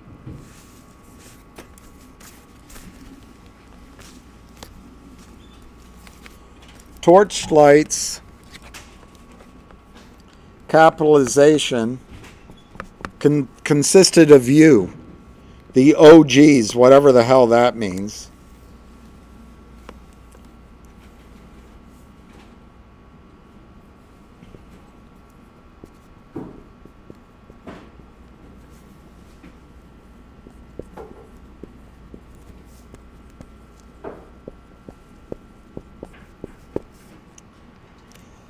Torchlight's capitalization that transferred over to MMTLP consisted of whatever OGs are and registered shares and all of the electronic IOUs, the fake shares that the system created. Remember why Torchlight had to sell itself or acquire MMAT?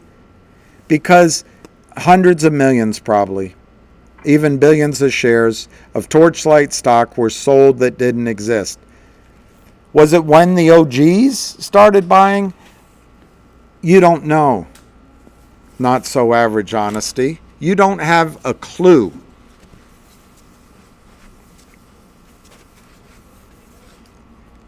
Guys went and bought Torchlight in the open market. They don't know if they got what you call original shares or if they got electronic shares, because the system doesn't make a distinction. The system is all fraud. They give you electronic shares. You know, not so average honesty. I guess it's time to go to back to the basics of love. In the banking system,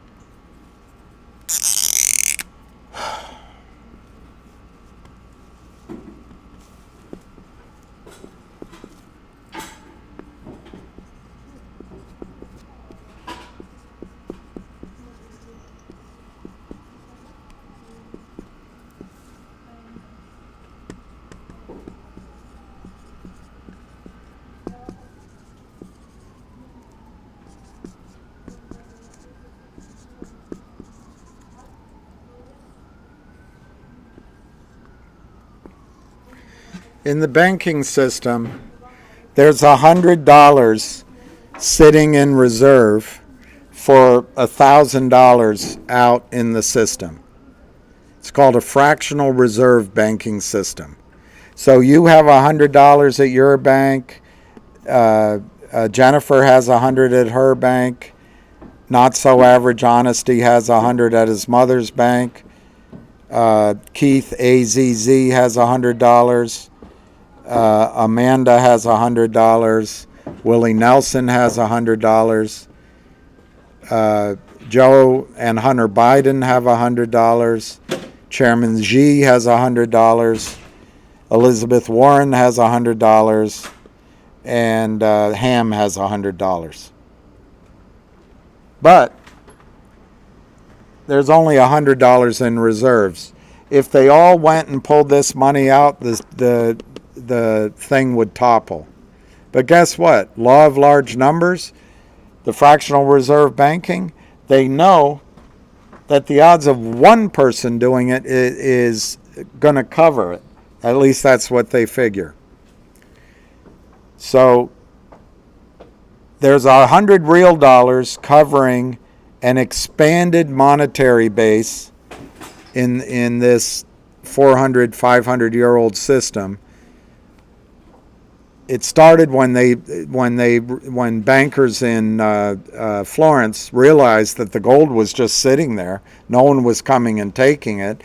They would write chits so you could send your carriages to Holland to buy tulips or whatever, bulbs, and there you could put your chit down, and the bank there would honor it because it came from Florenzo Liazzoni banking.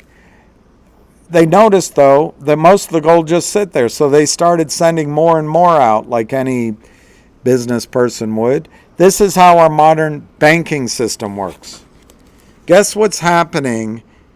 Not so average honesty that you can't quite get across in your brain is by selling shares into the system. A guy like Jeremy Frommer told us, it's not that they're short selling. It's the computers are set up to issue more shares when there's buying. They're there because there's not enough shares. So they just issue more shares. The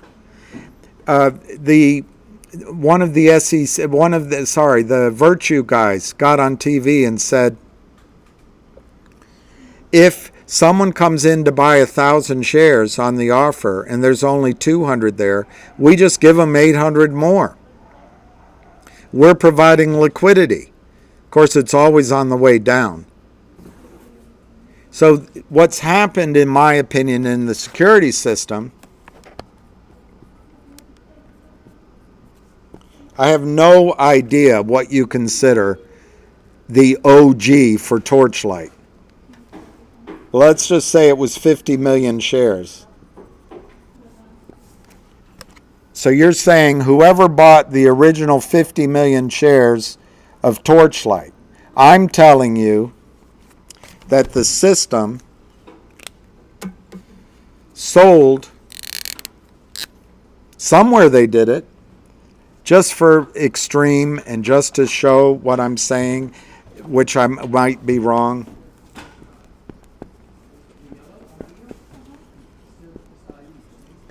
I'm saying, let's call Torchlight, we'll call Torchlight 100 million instead of 50 million shares.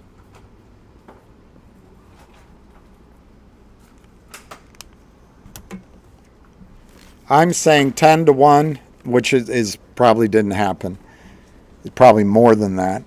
There was 100 million shares of Torchlight that were real. The counterfeiters were selling it into, not your account, of course, because you were an OG and your account's special, but into my account, into other accounts, they sold up 1 billion shares of Torchlight electronically. The broker-dealers just put an IOU in your accounts, just like the banking system. So for one Torchlight real share,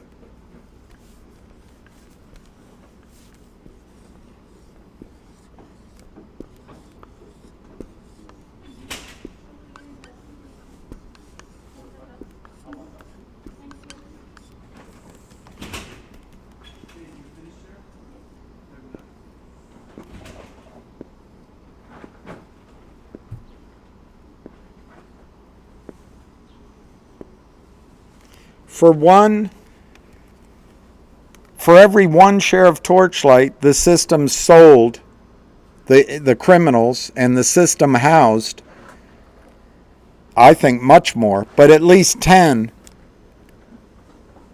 shares that don't exist, just like they do in the banking system. This is a fractional reserve security custodial system, a fractional reserve fake share system. Now, you being certain, not so average honesty is an OG. So you're certain that when you bought your shares, you got the 1 share that was real, not any of the shares that were not real. And you're certain that when I bought Torchlight, I got the fake ones. I don't know how you make that distinction. I do not know how you make that distinction. The only buyers of Torchlight that know they have original shares and have real shares in their account, is the ones that did private placements and they got the shares delivered to them in their own name at home or at the transfer agent. Otherwise, in my opinion, not so average honesty, all of the shares of Torchlight sold were electronic IOUs. Electronic IOUs. And I know you, in your clarity of thought, know that the shares you bought that are just electronic entries are the real ones. I'm wondering how you know that.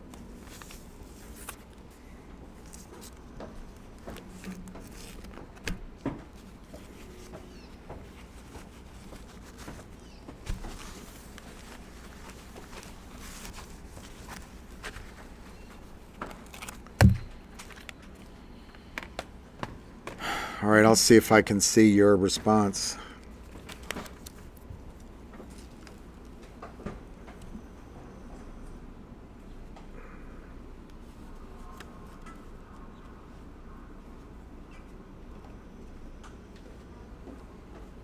Did the criminals lose a lot with Finger this week?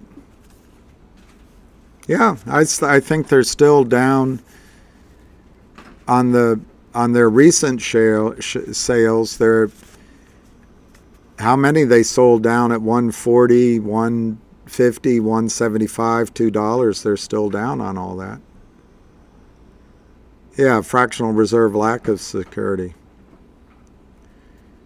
The powers that be lost a lot in MMTLP, in my opinion.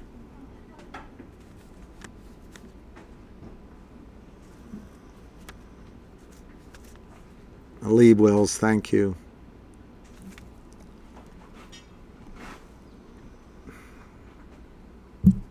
Thank you, first time, Jimmy. My upstairs, they're finishing renovating, and these are the deep cleaning maids. They did a great job. They worked so hard, and they're going to sell that upstairs one bedroom for $980,000.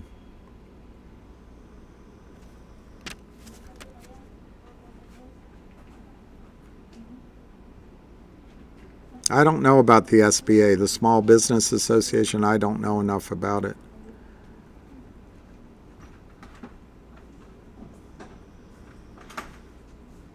Jenny L.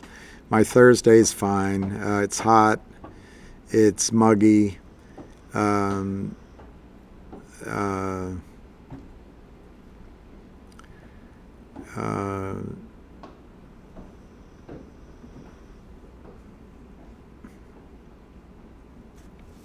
Okay, so Kit knows a lot more than I know. The syndicate tokenized offshore MMAT Torchlight merger and then created a fake 211 upon MMTLP. The short got so expansive to get all into bankruptcy. That's right, that's their goal. It all backfired, hence the haul and fail. Yeah, that's what you understand it better than I do, but what I think happened, they moved the big short position into MMTLP, metamaterials, by definition. And then when metamaterials started trading, obviously, because they had Torchlight, they just had the remaining short position. But when they distributed the stub of the metamaterials limited partnership, there weren't enough to go around. And so I think the shorts got caught short. And so they did what you're saying. I didn't realize that's how these tokens, I don't know how that works. But the shorts got it to trade, and once it had a symbol, they just carried the original number, whatever it was, and the large short position into the MMTLP. I think they continued selling MMTLP, and that's why we're in the position that we're in. They were kicking the can down the road. They were trying to carry a massive short position into the distribution of the stub, and they, for lack of a better word, securitized it fraudulently and traded it so that they didn't have to deliver that stub that was so expensive. This caught out the system. And with respect to not so average honesty, I don't think the system can tell the difference between who got real shares or fake shares. So the problem is one for everybody. And if the system tries to distinguish between original shareholders and the rest as greedy bastards, I don't think that's fair. I don't think it's right. Nobody that bought shares had any idea that this criminality was going on, that this tokenization was going on. The system promised delivery of real shares, and that's what people are entitled to.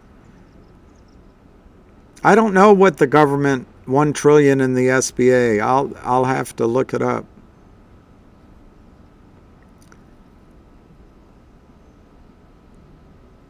Lee Wills. I've had fish and chips, and now I've ordered an Uber KFC.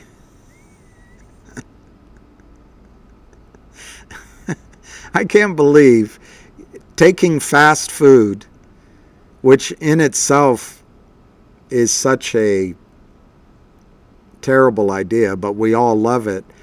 Taking fast food, so you didn't have to go to the store, get to the kitchen, make it, or go to your farm and and make your dinner. You just go to the fast food. But at least you had to walk there or walk to your car and drive there. Now, you just sit on your rear end at home, you order fast food, and it's delivered to you. What a country.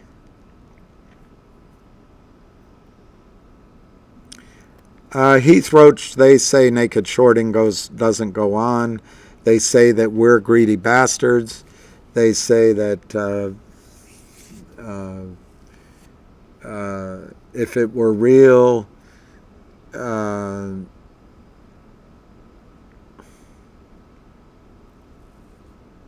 I don't know how to answer your question. I think the SEC is there to hide it and make it allowable, because it is a huge profit center for the big four, big five. It's a huge profit center for Goldman, Bank of America, Morgan Stanley, Wells Fargo, and then, if you want to throw Ken Griffin in there, maybe even JP Morgan.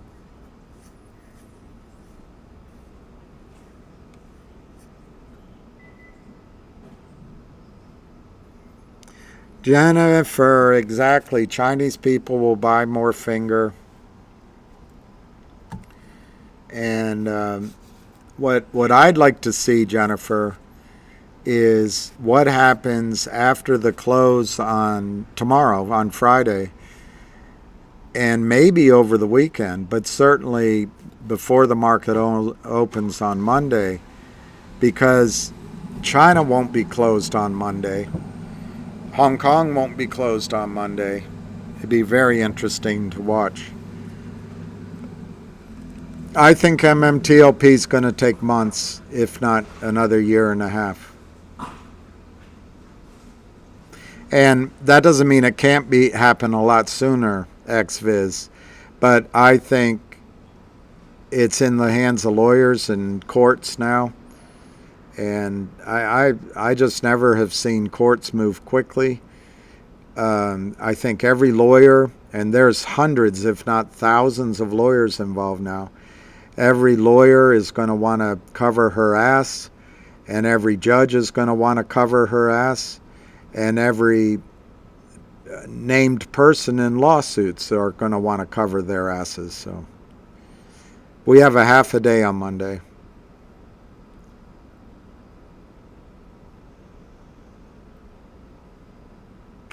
Jennifer. Very risky. Very risky. You need reparations for COVID. Very risky statement. Let me spin back. I was seeing new messages. Let me see if there's any. I don't know anything about the SBA.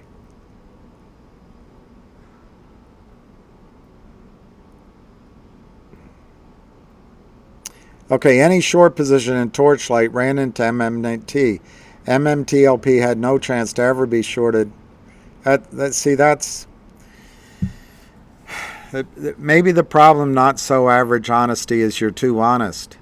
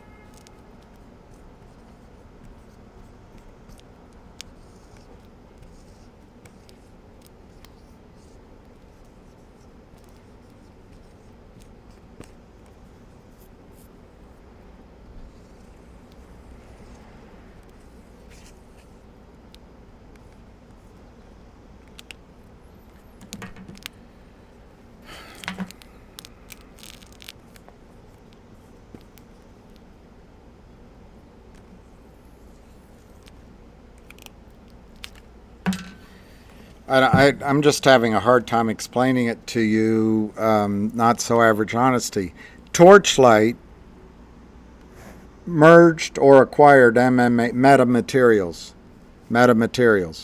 Metamaterials wanted the Torchlight. Torchlight consisted of its shell, its trading vehicle, and the Oro Grande assets.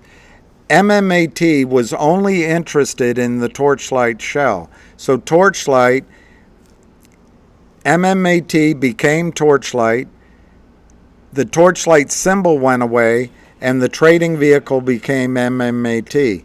The Torchlight assets, the Oro Grande and the Hazel, but the Torchlight assets, MMAT didn't take. They didn't want them. But they had them. They had them. So instead of distributing them as a public distribution, they just gave to every one of their shareholders a dividend that was called the Metamaterials Limited Partnership, that was the owner of the Oro Grande. Torchlight had a massive naked short position. Well, that's no problem. We'll just transfer that naked short position into the publicly Metamaterials had no naked shorts, private company. But once it comes publicly traded, we'll just carry that over, no problem. Well, wait a minute. There's a distribution of the MMTLP partnership. They didn't have that symbol then. Guess who's responsible for it? The broker-dealers and the criminals. Not MMAT, not Torchlight, but every short that sold stock has to deliver the equivalent ownership of the Oro Grande. So here's a massive problem. You've got MMAT now trading as Torchlight, and they changed the name of the symbol to MMAT. MMAT has distributed to its shareholders without a QSIP ownership of the Oro Grande. The shorts have to find it. What are they going to do? They don't own it. So they come up with a methodology of creating fraudulently, trading in MMTLP, using a symbol of MMTLP, publicly trade it. Therefore, they can deliver because it's publicly traded, they can deliver into the broker-dealer system electronic IOUs, counterfeit shares of MMTLP. There was an existing implied counterfeit balance of these. This is why they did it. So you're just 100% wrong, not so average C. There isn't a dividing line. Other than private placements, other than shares that were put in your name at the transfer agent, or you hold it home, anything in the system is contaminated by fraud. And there's no way of telling if your entry in your account of 10,000 shares of Torchlight, which becomes MMAT, is real versus my 1,000 shares. There's no way to tell.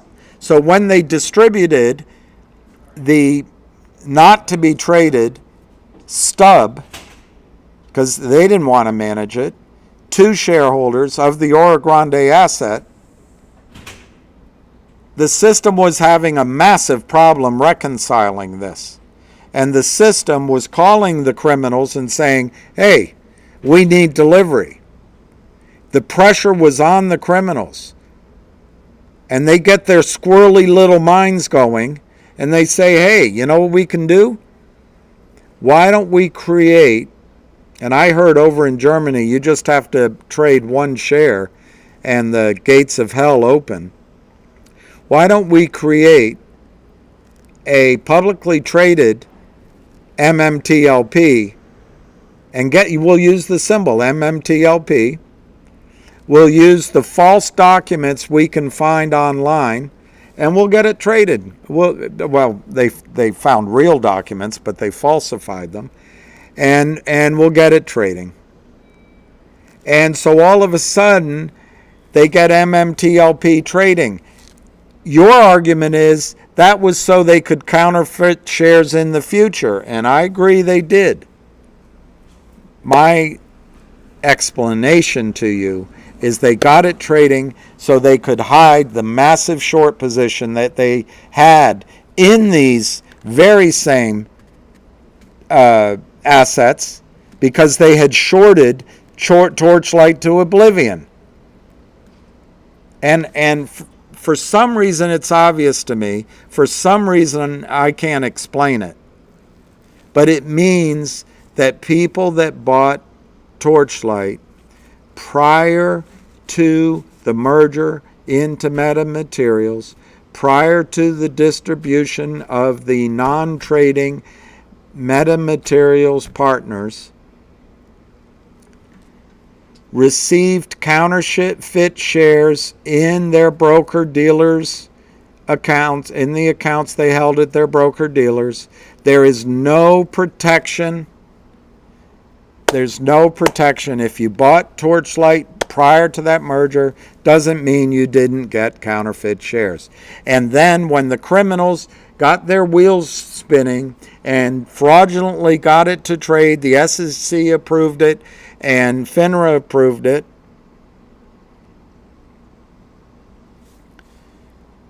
There's no way to tell if the stock in your account is real. If you're saying, hey, I bought it before the merger, therefore I'm entitled to MMTLP shares, it falls flat on its face. Because prior to the merger, there maybe were 1.5 billion Torchlight shares as compared to, even at that time, 100 million, I'm making those numbers up, MMTLP private distribution. So it's just, you're just wrong.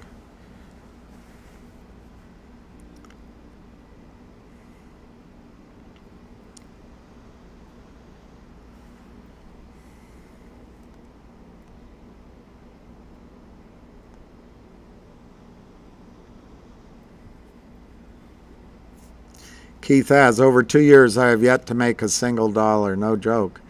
Well, were you ever in the green, Keith? Were you ever in the green? Because I know your feeling. It's so frustrating. Every single one of these stocks is down. Every single one. Okay, maybe. Sorry, not legal advice. Maybe it was Metamaterials Preferred. Maybe it was Metamaterials Preferred. Yeah. I thought it was limited partnership, but I think you're right. It was preferred. So it was preferred. And that's the problem with my explanations. They're not.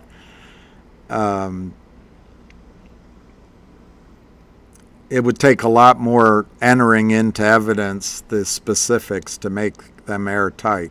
I think you're right, though. I think it was Metamaterials Preferred. I don't know where the T came from. I don't know where the T came from. MMTLP has sent my portfolio into the doldrums of the Sargasso Sea. Maybe, but MMTLP.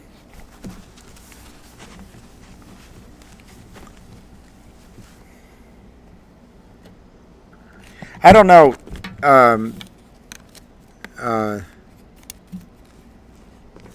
right, John Cross and William, pay attention. The options market told shorts don't cover at Torch MMAT merger. They create MMT options without oil and MMAT1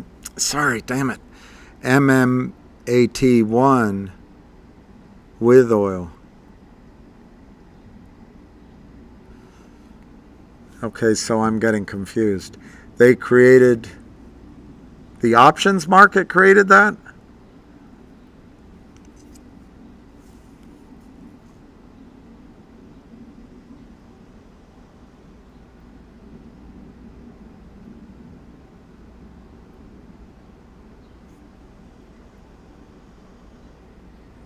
The options market told the shorts not to cover, and they created MMAT2.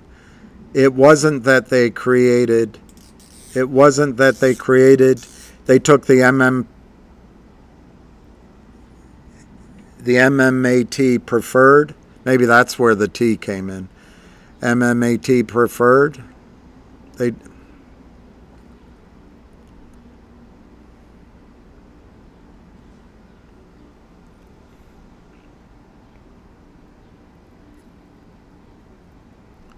So John Quassen, I trying to pay attention to that. I see what you mean, that the option market told the shorts not to cover, whatever that means. But I think I understand what you mean. And they created MMAT2 with what? With the oil and gas assets? I don't see how that changes the basics of my argument. The problem was the short position.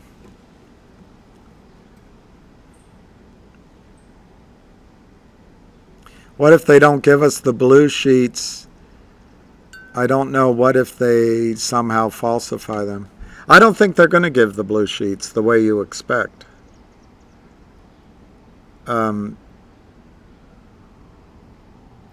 I don't.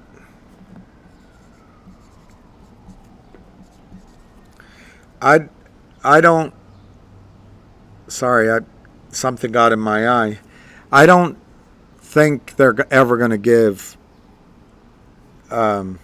fully transparent blue sheets. I think they'll be redacted.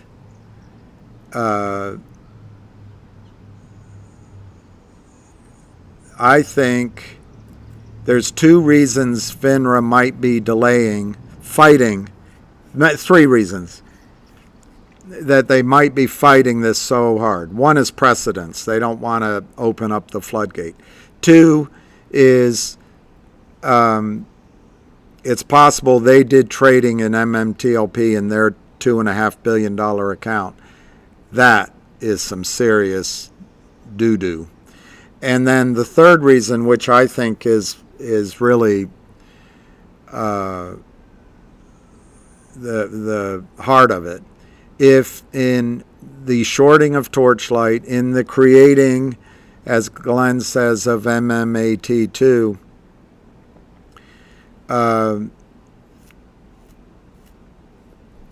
in the shorting of MMAT, in the shorting of MMTLP, if there was one AI search engine, I saw it on Twitter, and I think it was called Thor or HUD or Herd, something like that, that somebody asked how many counterfeit shares are there in MMTLP, and the answer came back 2.5 billion or 2.6 billion.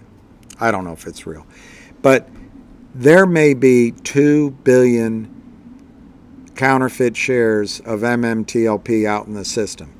I've explained before my sympathy, in a sense, that it may be that FINRA stopped trading not out of some sort of co-conspirator illegality. It may be that every other time there was no problem when they approved a distribution, just like I just described. Every other time they were able, they being the criminals and the system, were able to move a naked short position into another publicly traded vehicle. So they simply were able to take electronic IOUs from the first company into electronic IOUs of the publicly traded second company. Ipso presto, hey presto, no problem. But in the case here of the blue sheets, I think what happened on Wednesday or Tuesday when FINRA, I think it was Wednesday, they approved it, the stock's trading, Thursday the stock's trading, but Wednesday night, Thursday morning, 105 broker-dealers get this notice that on Monday it's the last day of trading, and it's the record date. The record date, I think, was Thursday, but the effective date is the 12th, Monday. I think 105 brokerage firms started calling, hey, you know, the problem we have here is the DTCC shows that we have 100,000 shares at the DTC, but in our books are 11 million shares. I'm making it up. There's no way we're going to be able to get these trades to settle by Monday. There's no way we can honor this FINRA ruling with physical shares. We can't do it. And by the time the 20th or 30th or 40th broker had called the hapless Jessica Hopper, I think she just said, we got to stop. They called up to the well-rounded rear end of Robert Cook and then over to the glad-handing Gary Gensler, and they said, you know, there's no way there's going to be a settlement here on Monday. And then they started looking over the weekend or sometime at the size of the issue. That's why I think they closed it. There wasn't a way to just send the problem over into freely, illegally trading IOUs. It was a private company. And to the extent that they found out that the blue sheets, as you call it, that the positions, which they can see, I'm sure, for the 105 brokers, there's 105 brokers. Let's say the 105 brokers accounted, just for argument, I know it's not true, but let's say at the DTC there were 165 million shares. It's going to be less than that, but just for argument, 165 million shares sitting at the DTC in the name of 105 million 105 prime broker dealers. I'm leaving out privately held so just in this example, 105 brokers have 165 million shares at the DTC. The blue sheets show that those 105 brokers hold 2.5 billion shares in their customer accounts. Or it might be the flip. Each of the brokers know how much they have versus the DTCC, and they called into FINRA and told them. But anyway, FINRA has the agglomerated numbers that it's 2.5 billion shares showing up in the broker dealers' accounts, but at the DTCC there's only 165 million shares. Now, there's some like not so average honesty who are going to say, well, you can take that 2.5 billion shares and you can lop off 165 million for the original holders of Torchlight. I don't see how at all. I don't see how. But maybe he's right. But let's just, for the sake of argument, say there's no way to move out the original shareholders of Torchlight versus people that bought MMTLP afterward. I don't see how you can. So FINRA is sitting with the SEC. They're sitting with this sudden awareness because it's the first time any of them, most of them, have ever seen the problem. I will assure you that I think the majority of people at FINRA had no idea this is going on. They're all lawyers. They've been training since UVA. They got it some sort of JD at Georgetown. They go in and work there at Legg Mason, get a job at FINRA, take a summer at Harvard, and they're just brilliant for board material later on. They wonder why men don't marry them because men aren't checking out their CVs, but the employers up the way are. But they have no knowledge that this is what's going on. You know who might have is that female attorney, blonde, I forget her name, who works today even. She works at Goldman, and she's on a board at FINRA. She might have known. I doubt Robert Cook doesn't look like he's well connected enough or all that bright enough to have known it. I just don't think FINRA really knew what was going on until it was there baldly in printouts, in phone calls, in an all-hands-on-deck meeting. And so Robert Cook came up with this falsehood that our communities are threatening FINRA with bodily harm. That's all bullshit. So he closed it down for a while, tried to deflect, but they bought time. If this problem were easy to resolve, they would have already done it. I think it is massive. Very long answer to your question on the blue sheets. I don't think that if on 105 broker dealers, I doubt, I'm going to guess 90 of them had no idea this was going on. I might be wrong, but I bet 85% of them had absolutely no clue, the broker dealers.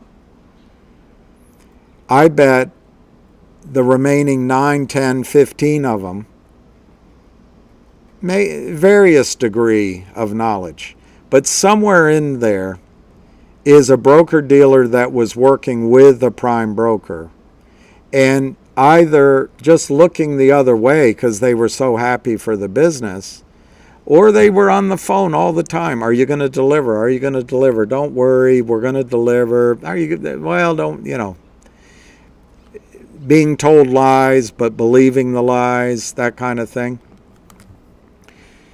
So I would imagine that you're going to find that the bulk of the 2 billion, I don't know what the number is, counterfeit shares are offshore. They're in an international broker-dealer. They're in a international prime broker that does business in the United States. Is it Goldman Sachs? Is it JP Morgan? Is it Credit Suisse? Is that why Credit Suisse had to be bought out? Is it Morgan Stanley? Is it Jeffrey? I doubt it's Jeffries, but it could be, as the prime broker. But then the broker dealers, it might be TD Ameritrade, it might be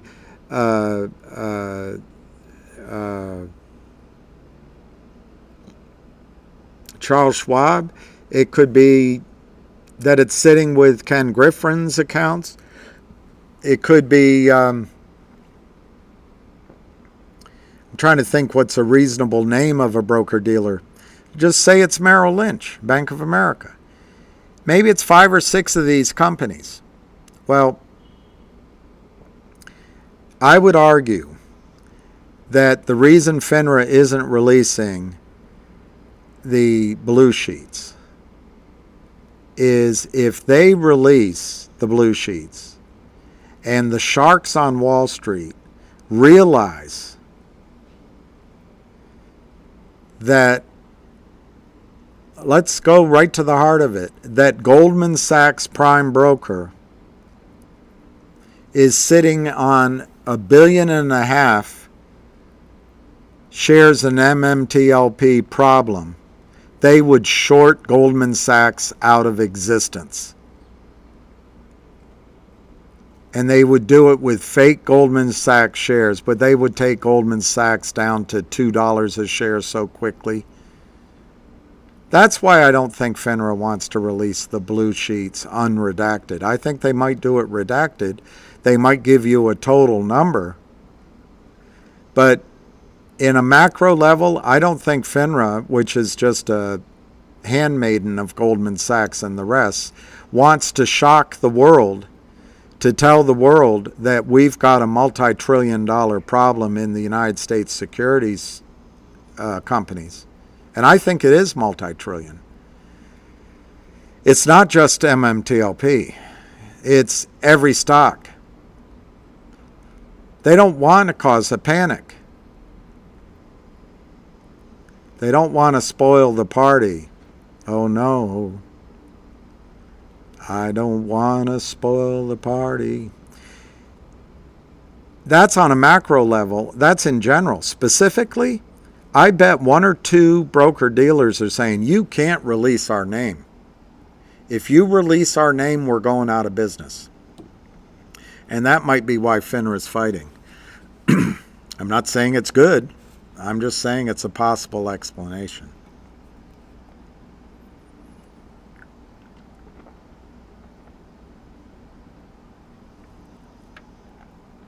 All right, MMTLP did not trade until long, this is John, long after the merger. The options trading allowed them to not cover. True. I get that. I see that. The options trading allowed them to not cover, and probably legal opinion letters, and probably, I don't know the term, credit default swaps, contracts. But, John Crossan, by not covering it didn't make the problem go away. And so when it came to be months early that the plan was to distribute the MMTL preferred into a privately created company called NextBridge, they still had the problem. And so the shorts suddenly had in my opinion, multi-billion share problem that they had to distribute. And the only way they could think of solving this was creating trading. The shares, the shorts still existed. So I just totally disagree, respectfully, of course, that when they created that, it was after that point in time they created the short problem. They added to it magnificently, because one thing they do is sell stocks into oblivion, which are on the verge of deals or etc., so that even if the deal's good, the per share value of that deal doesn't threaten their short position. I agree with that. They sold more.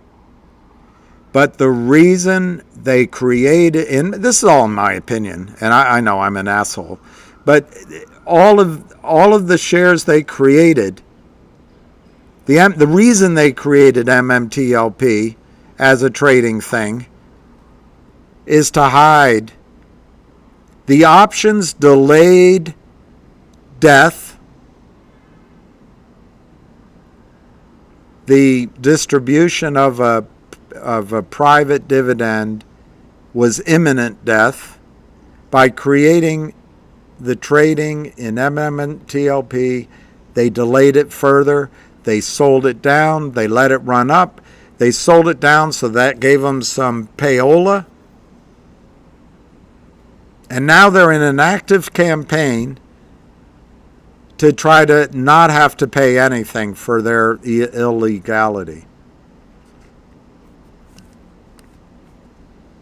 Hey, Red Pepperoni.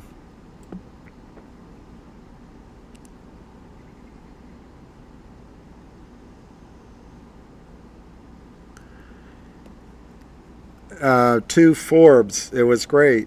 I should read it. The 20 Forbes. I don't know. I'll read it. Just read the West Christian letter to Forbes. Where do I find it, David? I'll read it. Look, maybe my understanding is wrong. Obviously, if I'm. Keith said he's down 250,000.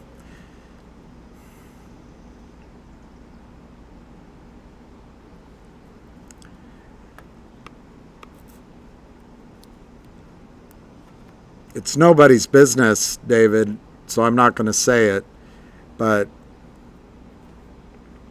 there's people that have lost more than that.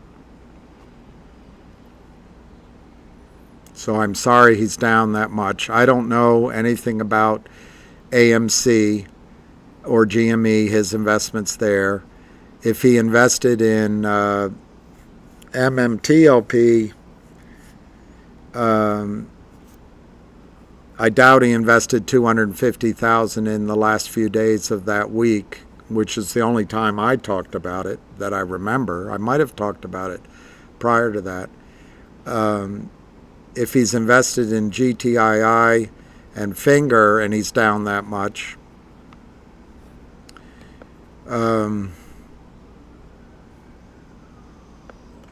it's a tough job to recover. I'm not going to give my numbers, but I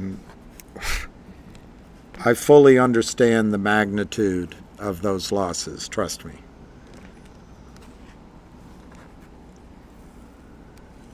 Now, somebody said their portfolio is drowning in the Sargasso Sea because they invested in MMTLP.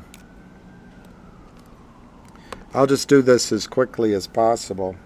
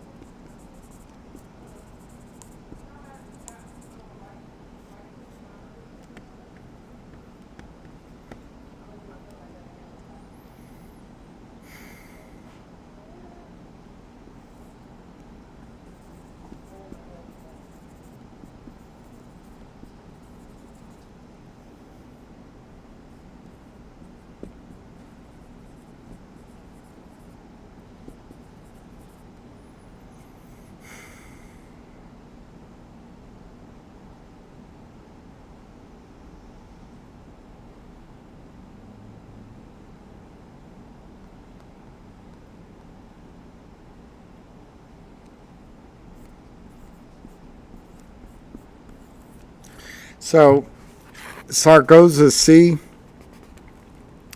as of last year, MMTLP had 4 billion barrels of oil, 7 trillion cubic feet of gas, and valuable water assets. At $5 a barrel, that's 20 billion.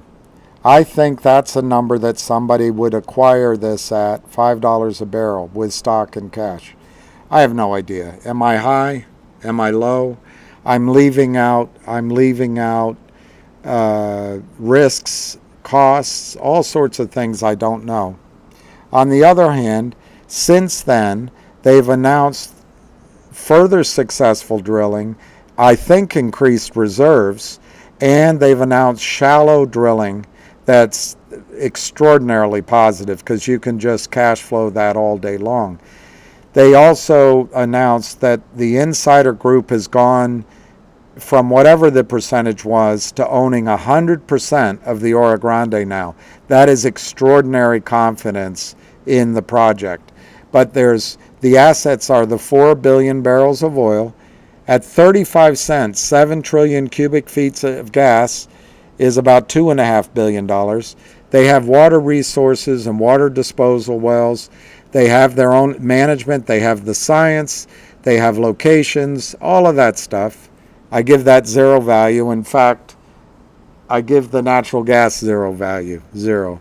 And I give any increase in the oil there from 4 billion barrels, zero value. So at 4 billion barrels at $5, that's $20 billion worth of oil in an acquisition, whether it's stock, JV, and or cash, an acquisition and or JV or stock and or cash. $20 billion divided by 165 million shares gives you a value of $121 a share of MMTLP.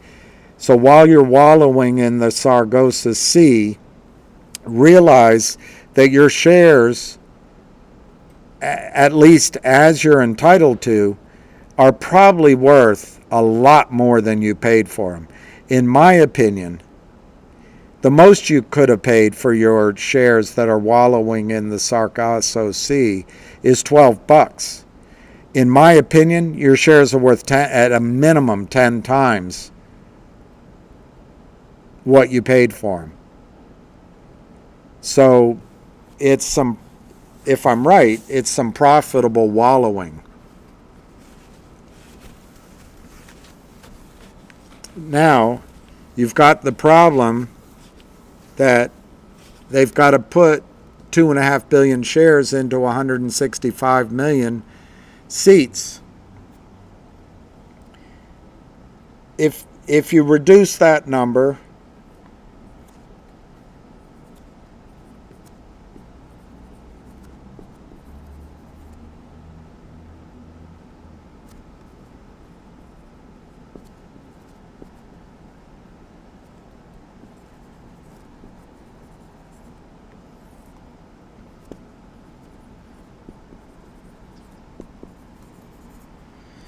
the number of shares that have to fit to 1,165,000,000, there's 165 million seats. That leaves 1 trillion seats that need to be filled, and that's the issue going on.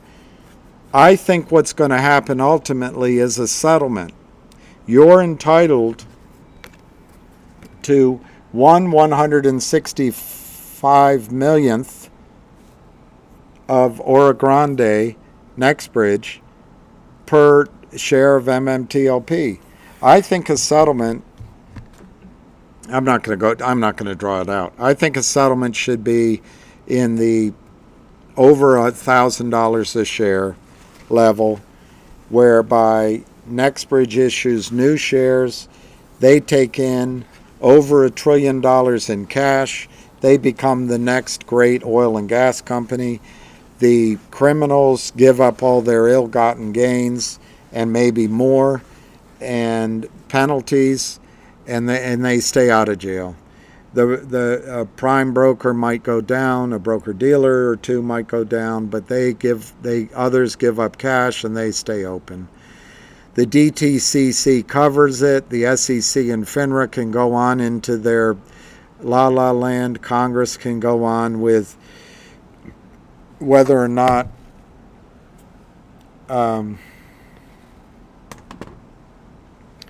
the classified documents that Eric Trump put in his garage with his Corvette mean that he should be arrested or not. The journalists can go on with whether or not Meghan Markle is going to remain married to Harry. And Nextbridge is happy. MMAT would get out of it with money. They get their loan paid back, maybe many more investors. And I think and the lawyers will all become billionaires, multi-billionaires. I think they should pay out, let's say, $1,150 a share, $50 a share go to costs, $100 go to the lawyers. Nextbridge gets 1,000 shares for issuing newly issued stock. You get your 1-for-1 share of Nextbridge, and Nextbridge should distribute to everyone, the ones at AST and the ones caught in limbo, $100 a share cash distribution, and you have stock in a growing company. I think that's what's going to have to happen. Maybe it'll be less, but maybe it'll be more than that. Because as the lawyers continue to fight, somebody's going to realize the magnitude of this problem. It's going to cost. So while you're lollygagging in the Sargasso Sea, just keep your mind on the fact that, and there's no guarantees in oil and gas, by the way, but it looks like the assets of the Oro Grande are enormously valuable. And it looks like your investment in MMTLP could be wise.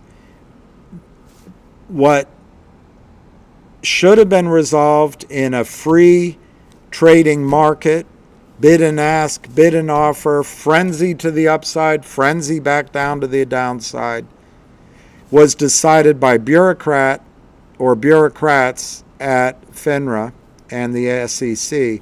And now, because a bureaucrat went in above his pay grade, or her pay grade, it's going to be really expensive to fix this problem. So while you're wallowing in the Sargasso Sea, I suggest you focus on the fact that your assets in MMTLP might be worth a few multiples more than you invested in, or it could be worth a heck of a lot more. And your wait is going to be well rewarded. The risks are that the system is exactly as we all feel it is, corrupt. Everyone in it is irredeemably evil, and that we're going to get nothing in return. I just don't see that. I just don't see that. So wallow in the Sargasso Sea, but I think you should be focusing on other things. Call your congressman, call your local offices, write a letter, call your senators, call into FINRA.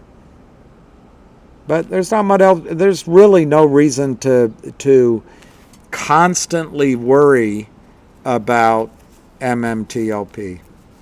The system owes you the contract you entered, and it's for every share of MMTLP you bought, you're entitled to 1 share of Nextbridge, which represents 1/165 millionth ownership of Nextbridge. So I think you're going to be fine.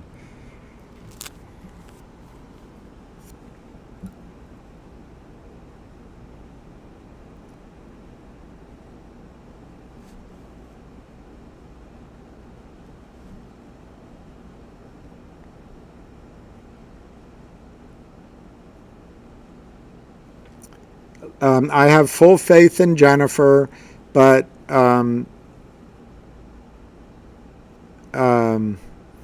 if she made a mistake, I'm sure she'll fix it. I know, Big Al, Alabama. I think that'll come. I think the legal system will ask for a reckoning. And I think there'll be a journalist out there that asks for a reckoning. And I think some of these lawsuits, like Richard and Rosa, and I'm not sure if he's still doing it, but I think he is, that Mark are doing, are going to catch out the numbers. When I say I don't think the blue sheets will get issued, what I mean is I don't think they'll get issued without redactions, but I think we'll see the full number. I think we'll see the big number compared to the small number. What I don't think we'll see is that the broker that's in trouble is, Charles Schwab.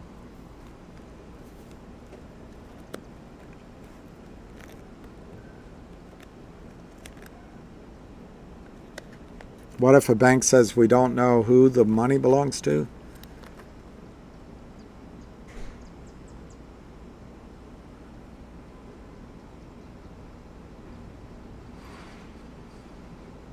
I don't know how that would be possible. I think they can track everything.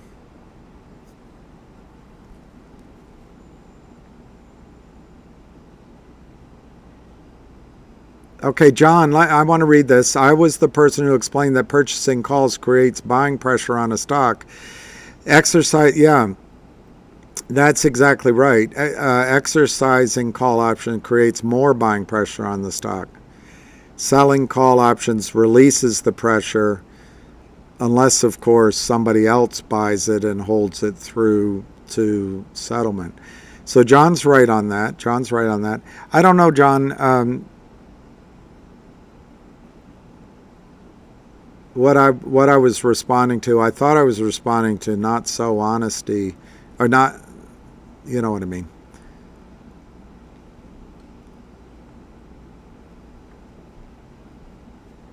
All right, so if I was arguing with people, I probably need to sign off.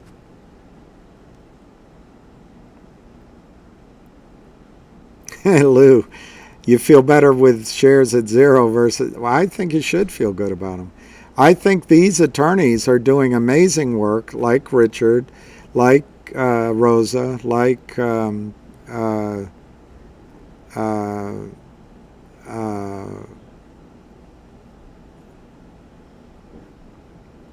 look, this point that everything's down, you couldn't be more correct.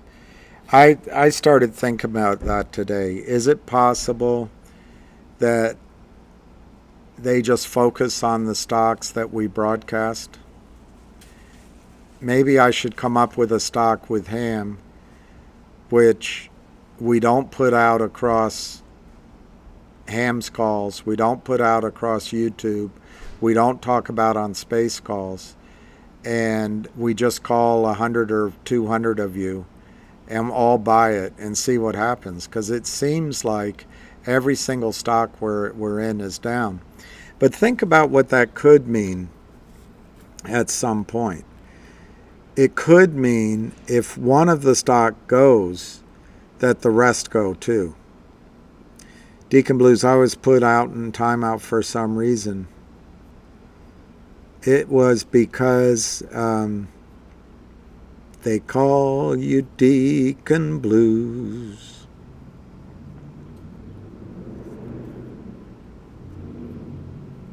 I really wouldn't give up on NextBridge shares. I think the things you can do. Look, here's the problem. The shares don't exist. That's a massive problem. Absolutely massive. They just don't exist. But unless the United States wants to tell the world our securities markets don't work, they have to come to a resolution. And they know that. That's why they're fighting back so hard.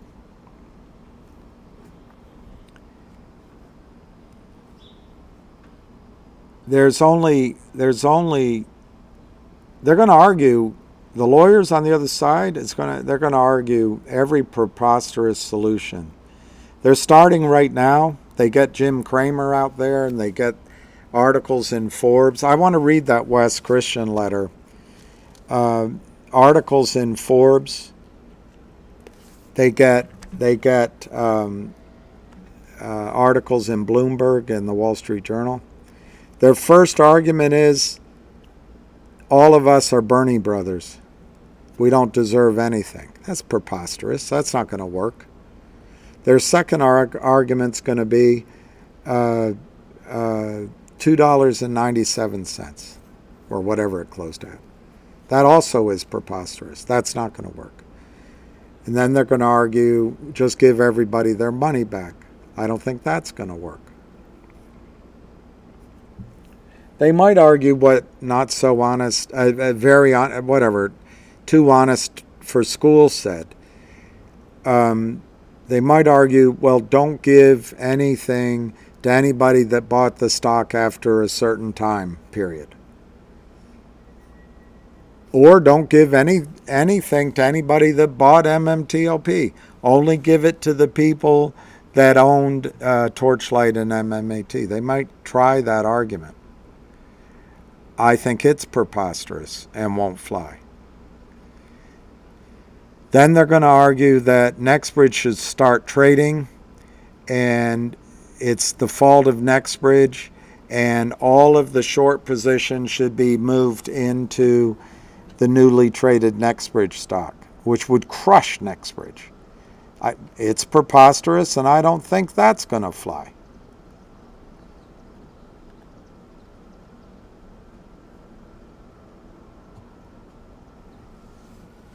Then they're going to argue for some sort of payout prearranged. It'll either be in a Dutch auction, reverse Dutch auction, or it'll be a certain amount, or it'll be using a gray market that buys it back in stages. Personally, I don't think that's going to happen. But it could. Part of it could. Because there's a lot of people that would take their money back. There's a lot of people, I just want to get out. But remember, when they pay you just your money back, you got to pay legal fees and other costs, and it might get held in the court. It might be held in court until all the other issues are resolved. I just, at this point, I don't think it's going to happen that way.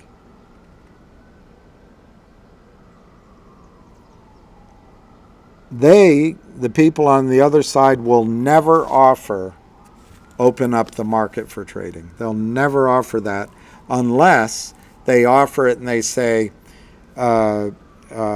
close only, open it up for months so that there's never a squeeze. I don't think our side would want trading when they really think about it. So what does it leave? It leaves settlement. And what I just described, which I didn't go into because I've done it before, I don't want to bore people, but I think a settlement is the answer, and I think that's what's going to happen. Otherwise, we go the lawsuit route. What are the risks to going legal for a long, long time? The risks are NextBridge proves out to be worth thousands of dollars a share. Maybe not. It's oil and gas. Time value of money, pain and suffering. I'm sure each of you are keeping a log with all your winning trades. It's not a pretty situation for the bad guys. It really isn't.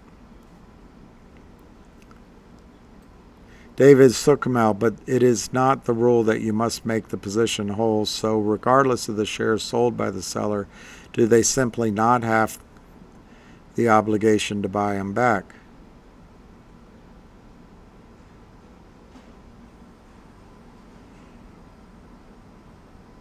They have the obligation to buy them back.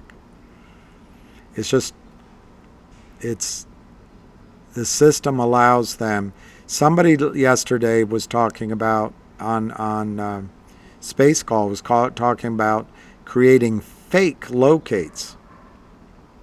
So the system allows them to delay coverage, move it down the road, not cover, but they always have the obligation to deliver.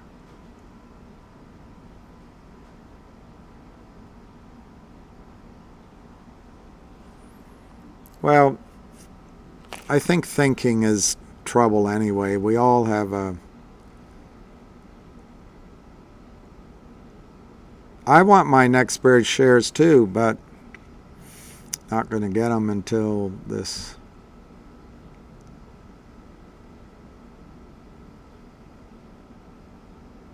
Yeah, of course, Deacon Blues. AST has the ability to trade stock. Those are the real shares. There's no. That's fine. And in fact, as a community, we could create a gray market and trade our shares amongst ourselves. We'd need an attorney to set up a mutually agreed contract that binds us if we sell our shares, even if the stock opens at, 2,500, I'm making it up, that we agreed to sell it for 12, we have to do it. If there were a contract, a universally accepted contract, we could have a gray market in our QSIP shares.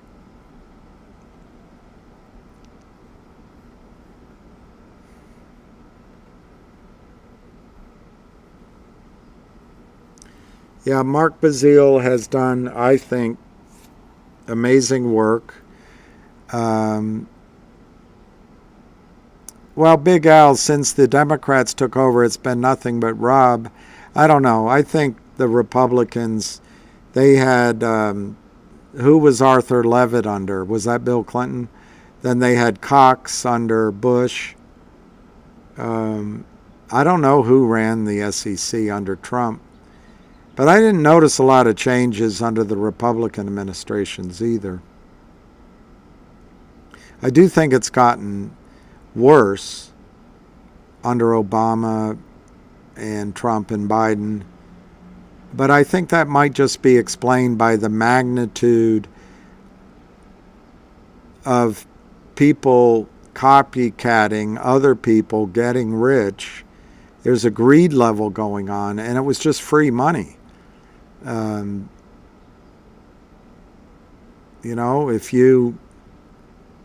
If you live in the city and you leave the back door to your basement open and you have a pantry down there full of sugar and cereal and rice, the rats are going to come in and eat it. And one rat, and then the next rat, and more rats and more rats. When an idiot like Kurt Kramer gets richer than most of you will ever see in your lifetime, people start copying him. and when a complete idiot like John Hurry gets to go around like a billionaire, people copy him.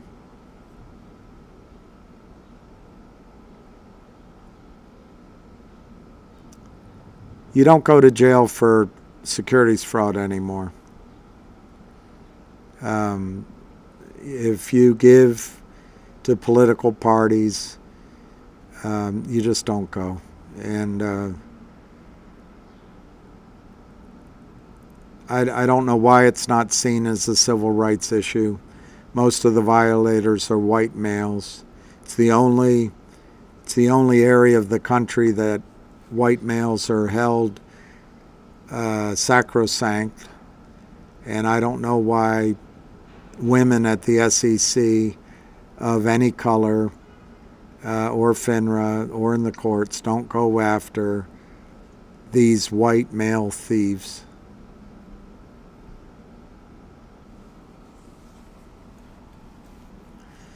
I don't know, Nuts Diamond. I'm feeling like maybe I overreacted because Jenny said something. Somebody said something to me. So maybe I overreacted. But I feel. Look, I own GTII Finger and MMTLP, and Logic and Go Logic and DBMM. I own that one that Lou recommended, the hospital stock. I wish I had bought, I guess Overstock is running. Ham called that. I wish I had bought that. I didn't know about it. And I own other things that we haven't talked about. So, yeah, rhinos, Big Al. Big Al, I think the problem is this idiocy that, I mean, I don't know any other industry. I was watching Robert F. Kennedy today, Jr., talk about the pharmaceuticals, and the woman was trying to, corner him and saying, well, of course vaccines work, and of course they're tested. And he gave a pretty convincing, he said, look, when he was a baby, a boy, there were only 3 vaccines. Now there's something like 151, and it's because of some act that went that it's just, he said it's a for-profit motive now. Why should you give babies a vaccine against sexually transmitted diseases? Seems like a fair question to ask. It's all a profit motive. Well, it's all Pfizer. Do you know that Anderson Cooper gets $10 million a year from Pfizer for his salary? Yeah, anyway, it doesn't bother people. If you like the news you're hearing, it doesn't bother you that it's one-sided. But you got to remember, power can change, and then the news can be on the other side. We need fair news. But anyway, I started thinking about it. What industry out there is self-regulated and sells nothing but trust and is all profit related? It's just profit. The banking industry is the profit industry. That's what they sell to their investors. We make a profit. And Bill Clinton in particular, the Graham-Bliley-Leach Act,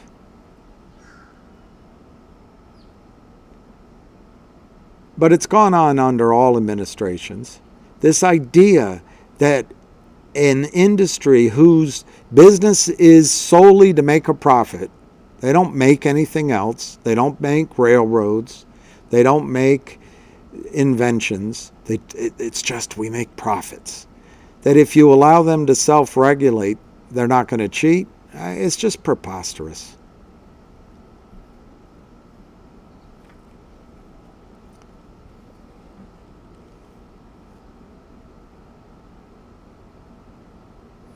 I think Kennedy's going to be our next president. I think Kennedy will be our next president.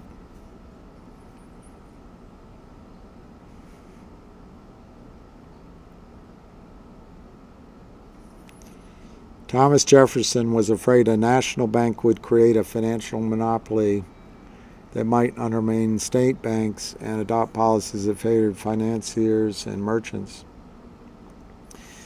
Well, Jenny, that's Jenny.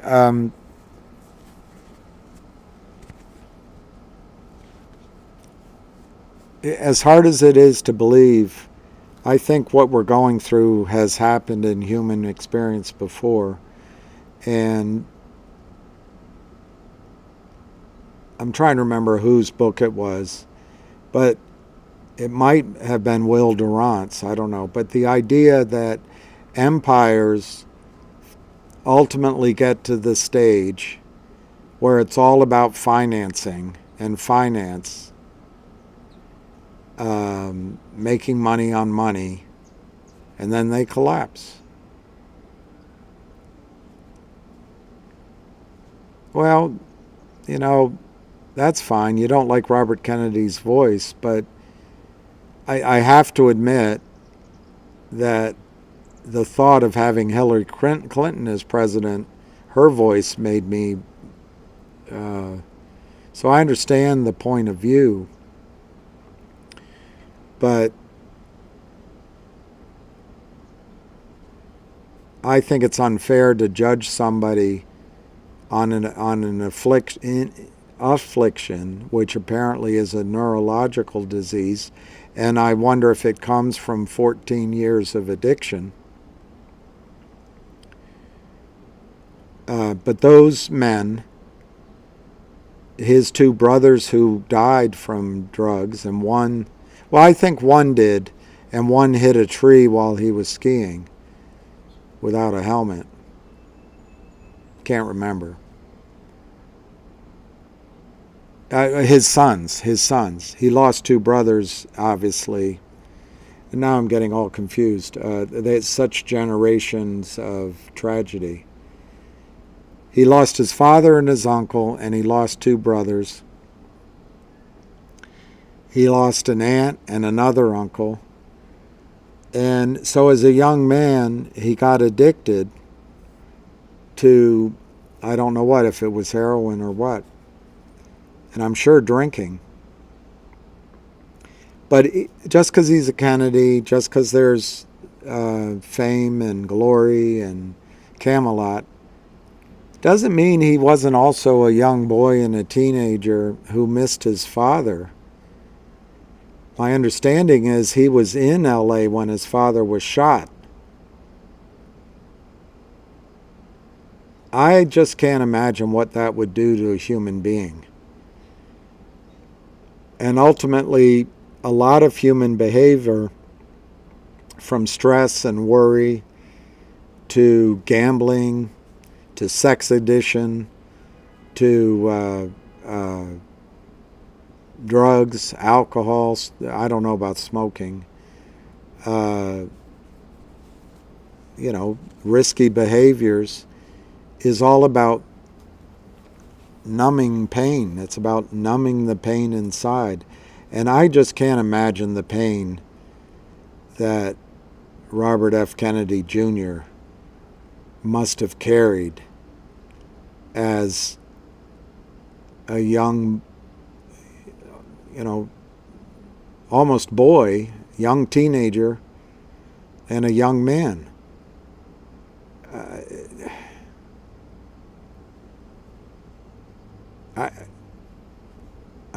God doesn't give you more than you can bear, but I think it must have seemed like,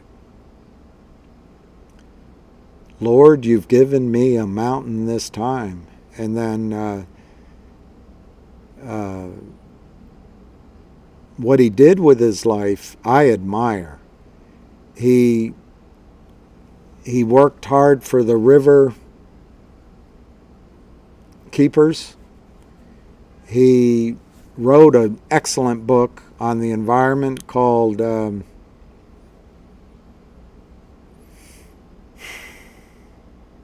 can't remember right now, but it's not that big, 8 or 9 or 10 chapters. And each chapter was about an ecological problem. He studied corruption in the federal government and how the government is on the take. And he wrote, then, I don't know his organization now, it's something CDC, something. This is a man who I think up in heaven, his father is extremely proud of. This man has carried on the Kennedy legacy, the hard work of the Kennedy legacy, outside of glory, outside of the camera, outside of monetary reward, magnificently. I think he truly is his father's son, his mother's son too, his father's son, his uncle's nephew, his grandmother's grandson, and you know, obviously more than that. And I'm really impressed with RFK Jr. Very much so. Well, M. Casing, suffering will turn us to a spiritual way of life. The Catholic Church is, and I'm not, as my dad pointed out, I'm not qualified to be a theologian. And he said, don't talk about it. You don't know what you're talking about. But my dad was a very loving man, so don't get the wrong idea. It's just that he corrected me. I told somebody asked me, why do you guys believe in Mary? And I said, well, it's not that, we adore Mary. And he said, no. We don't adore Mary. We adore Jesus, we adore God. But Mary is our intercessor. She is our intercessor. So there's things I don't quite understand about the Catholic faith. But the suffering Christ endured for all of us, the church always talks about how our suffering, each of us have suffering, and it's, depending on the priest you listen to, it's a way of honoring, it's a way of sharing, it's a way of experiencing the suffering that Jesus went through. But it also ultimately brings us closer to God, to Jesus, to our eternal life. And I watched Larry King, listened to him many nights, watched him a lot. I liked him. He's Jewish, was Jewish, but he didn't believe. And the biggest issue he had is suffering, and you can understand that. The horrible tragedy of the Holocaust. It's beyond words. Just even saying horrible is too small a word. 2 million Catholics were killed in that as well. But the target was the Jewish faith, and maybe the Catholic Church went along with it. Don't know exactly, but those are the allegations.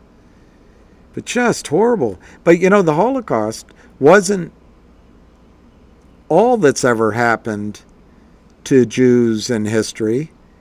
The pogroms did happen, and apparently happened afterward. And so I think suffering has been a Jewish experience that brought Larry King to the question, he couldn't believe in God. Because how could God, a loving God, allow such suffering on this planet? And he's never been able to answer it.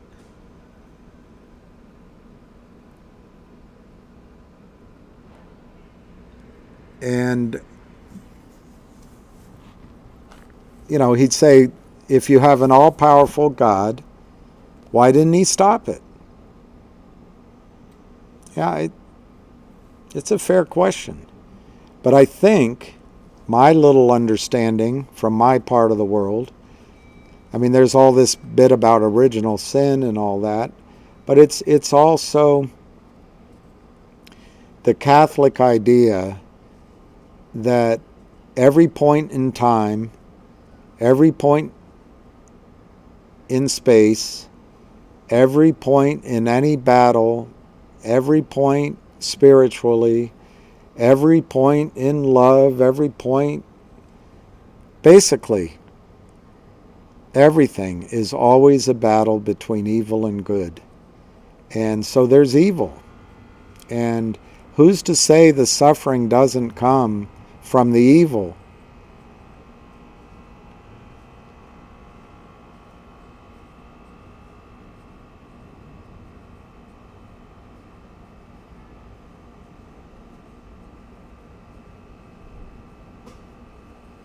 I mean, obviously no one knows the answer, but it might just be part of the human experience is suffering. But I've also been taught, and I don't know if that's real or not, but in those moments, those hours that Christ was on the cross, he experienced all of the sin and all of the pain and all of the suffering that ever had been, was, and ever was going to be.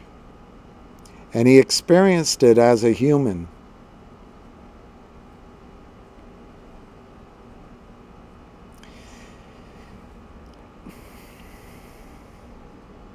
And it's a little humbling to think that he did that for me and did it for everyone.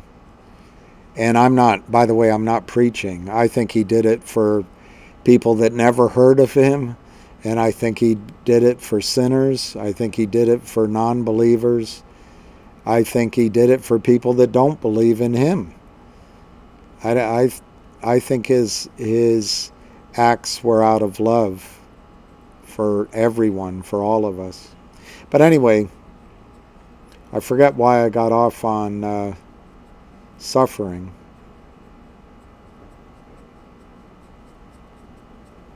But it is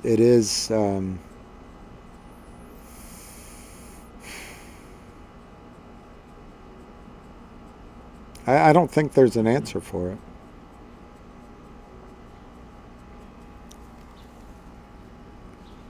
He did. Who says Deacon Blues? I agree with you. He did it for Kurt Kramer and John Hurry. And Deacon, I think that Kurt and John are caught up in evil behavior, but I don't know their hearts. I don't know, I can't condemn them as people. Oh my gosh. Oh my gosh, not legal advice. Oh my gosh. My parents were Holocaust survivors from Poland. My mother, who spent her teenage years in the concentration camps, was liberated from Auschwitz.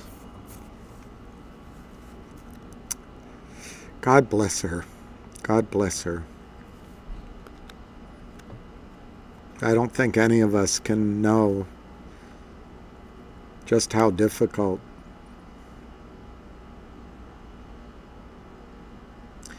God bless her, not legal advice. God bless her and everyone that was in Auschwitz.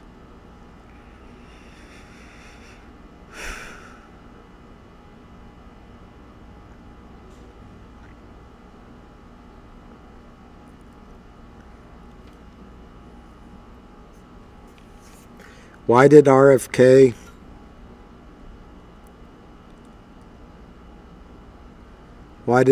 Jr. sit on the fact that our government killed JFK Jr.? I don't know. I heard him answer it that he thought the CIA did it.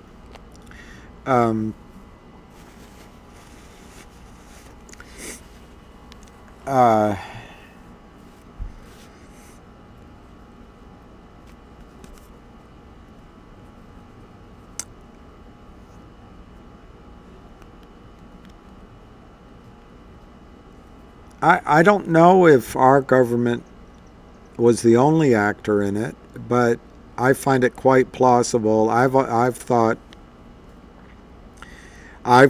that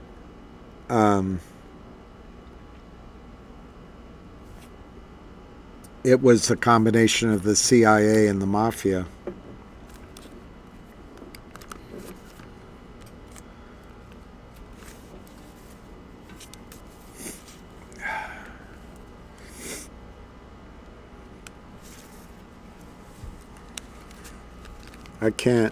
I can't imagine the horror your mother went through. But man, not legal advice. She had the courage to start a family, and she raised you obviously well. So she must have had faith in goodness, if not faith in God.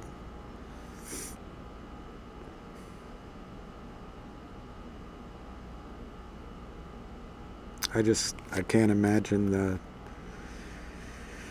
I just can't imagine.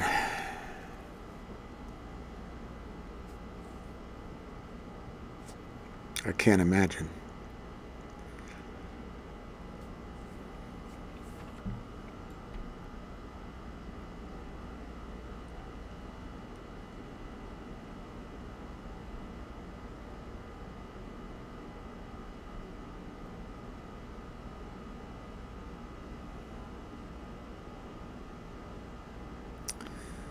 Mayor Adams called a white woman a plantation owner when she was a teen survivor of the Holocaust.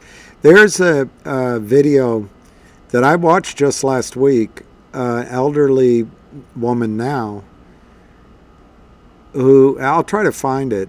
She herself was a survivor of, I don't think it was Auschwitz, I think it was a different concentration camp. And she spoke out really, it was a really moving interview. But one thing she spoke out against, she said she's seeing a lot of things happening in this country today that reminded her of Germany at that time. Mainly, and you don't, this doesn't have to be political, but just mainly the marrying of the press with government agendas, and also business with government, which is essentially what fascism is. And then the ostracization of certain points of view. Anyway, I'll try to find it. It was really powerful. She was so wise, but she, I think, was something like 11 years old. And she walked out with no place to go. No place to go. No people. She had a name, I think, of someone in New York. I can't remember. I'll try to find it, but the suffering.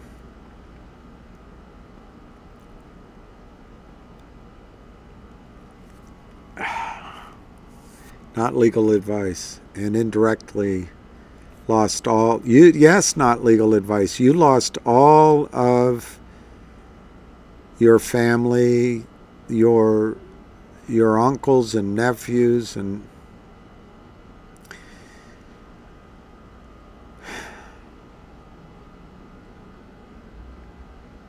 all I can say is something my sister always says, and will just sound too corny, but I think you'll see them all in heaven. And I hope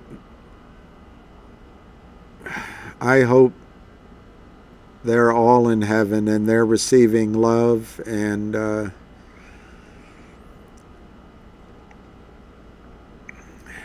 that make up for all the suffering that they went through, and you too.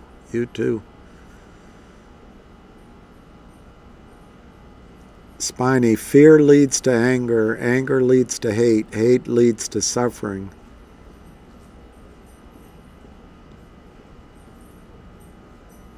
Particularly self-hate. I know, Spiny, Gerald Celente has an expression, and that's something to be careful of for all of us if it happens in our country. But when people lose everything, they lose it.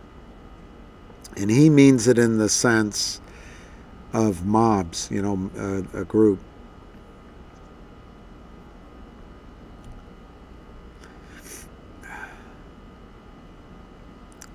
Didn't Mao and Lenin kill more people?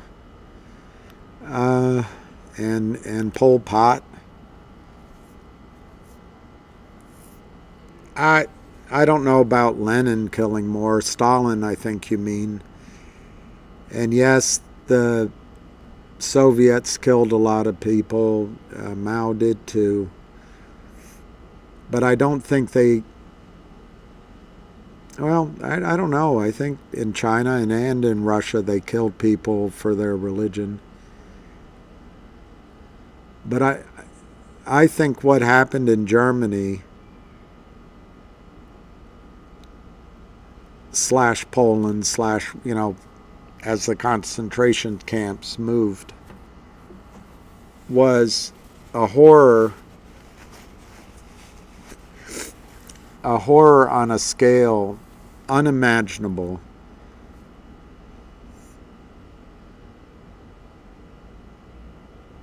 Before or since.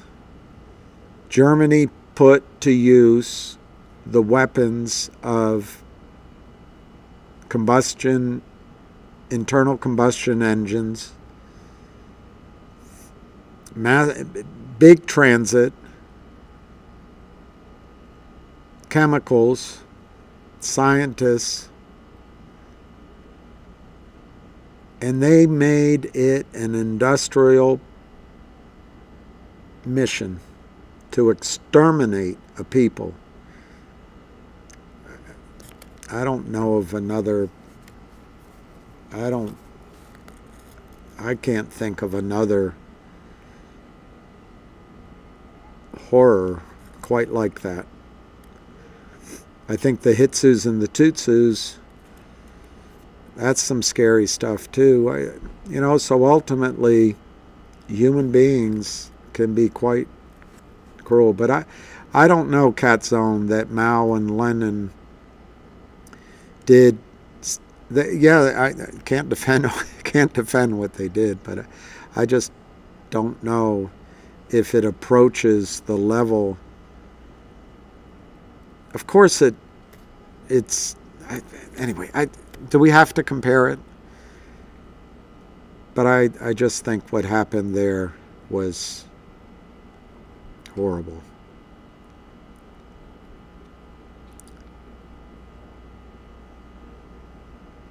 Well, that's true. He spent those days in hell.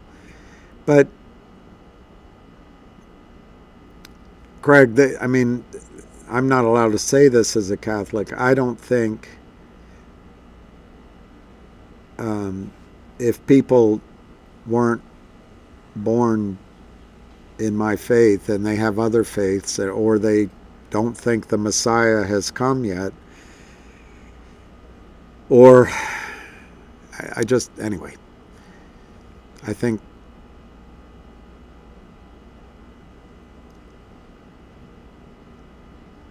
God's there for everyone.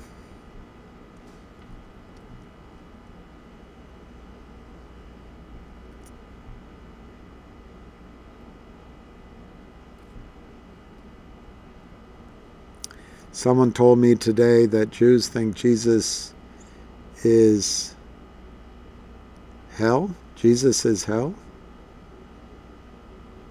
I don't know. I can't talk what Jews think. What I've noticed is a lot of the Jews I know don't really know a lot about the New Testament and Jesus, but I'm not sure that Jesus is hell. I don't know. I don't think so. I don't think so.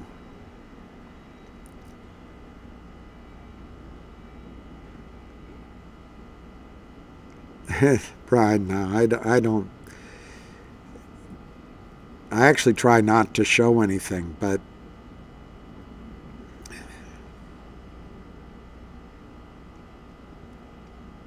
which means I probably shouldn't talk about these things.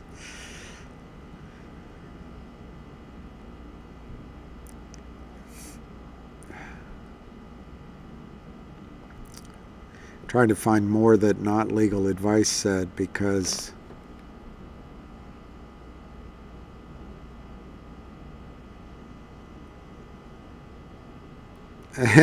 Sherry, old cowboy. No, I haven't really eaten much, and I'm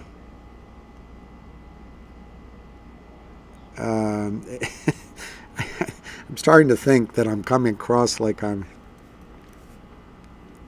I've lost it, which suffering is David, suffering is a personal thing that could lead to a selfish thing. Yeah.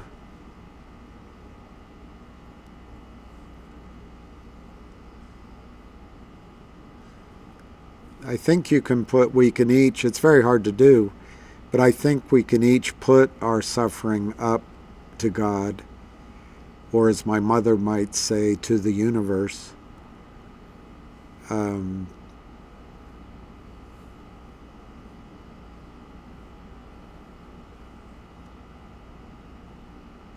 It is perplexing what suffering is doing here.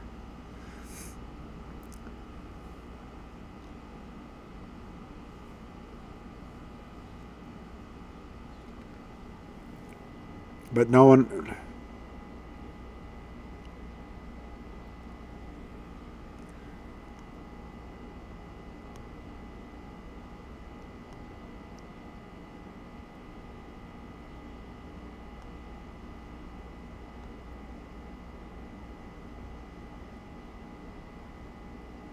GM, met this girl in college, said we weren't equally yoked because we grew up differently. That's an interesting way to put it. That makes sense.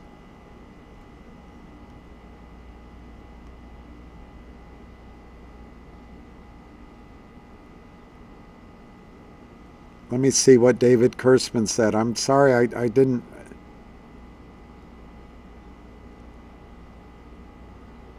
Religious folks are just the worst. This is from GM, always enlightened. Until there's an issue in their life, then things get real. Well, that happens in all our lives, with or without religion. I don't know what I said, Cat Zone. I'm having a hard time scrolling it much higher. So if I missed your point, just say it again. I'll see it now. Let's see what NJ said.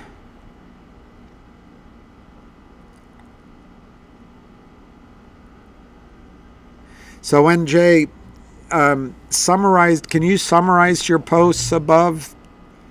Because I can't scroll it up quickly enough. I think you did the right thing. I told you I'm on a mission too, but NJ, I want you to make money. I want you to make money. I wish I had been smart enough to know they would have sold off. But these violent downturns don't mean the short squeeze is over. On the other hand, we don't know for sure. Not legal advice. Most Jews, excuse me, most Jews in U.S. believe that if they're religious, Jesus is a real historical figure, but not the Messiah. Yeah. Which I had a Jewish friend. She was great, half Jewish, half Catholic. She's married now. But she used to have a Christmas party, and I'd go, and I'd always toast to the Messiah, those who believe the Messiah has come and those who believe he hasn't. And, in a weird way, not legal advice, in a weird way, whether you believe the Messiah had already come or you believe he or she hasn't shown up, we're both still waiting for him to come. In one case, we're waiting for him to come again, and I don't know. Yeah, we can't speak on.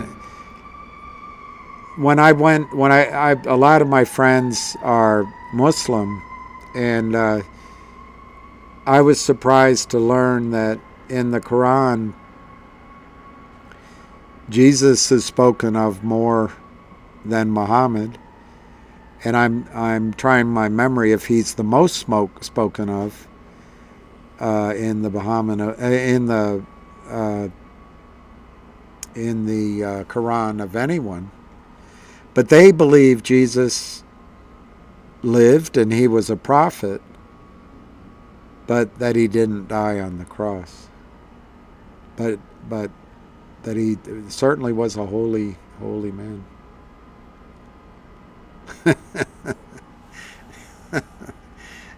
David, I don't know where you got your Jesus was the Son of God or a madman.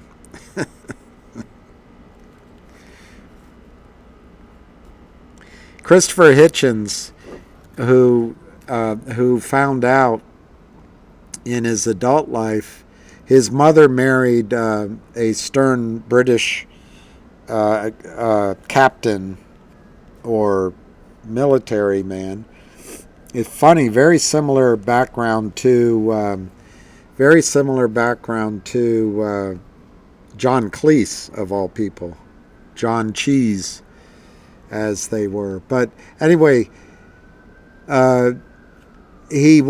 Christopher Hitchens he was called and he flew into Greece to find his mother dead with her lover. The parents had divorced. And it turned out that his mother was Jewish. And had felt she had to hide it. But he always proud of that, always proud of his mother. But I've met Christopher Hitchens 3 or 4 or 5 times. He's dead now. I find him fascinating. He's a complete atheist. But I listen to him anyway because I don't think God minds questions, and I don't think God minds his questions. But who knows? I can't speak for God. But one thing, apparently, I want to find it, Christopher Hitchens did. He's read the Bible. He's read maybe all or some of the Old Testament. He he studied it more than most, but he wrote a little thin book where he took out everything Jesus said, and it's not very big. I'd like to read that, just what Jesus said. And in my mind, I don't think he said this, but in my mind, I mix it in with someone else who told me, and I forget who that was, who told me that Jesus always told the truth, which that's pretty impressive.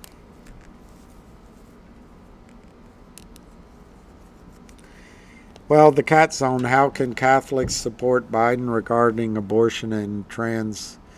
Well, Catholics have children. They have sons and daughters that may be gay. They have daughters that might have, for some reason. It's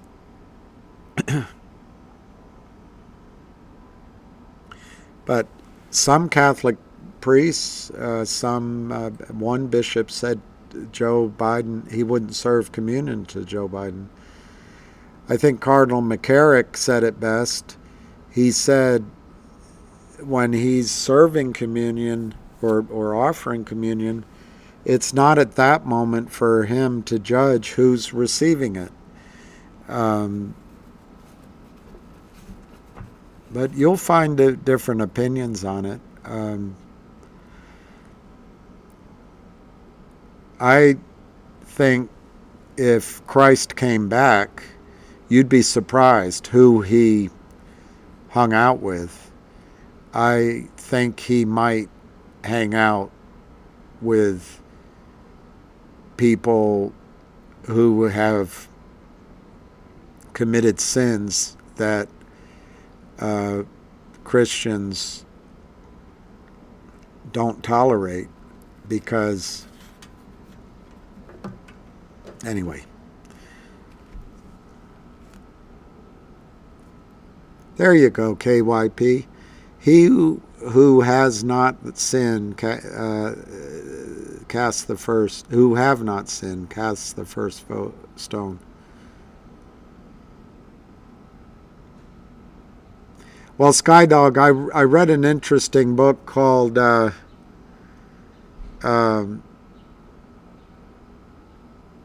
oh God, what's wrong with my memory? It was about Jesus being a zealot. It was called Zealot, and his brother. And Jesus is Jewish, you know. It's a fact. So he rebelled against the religion, the priests there.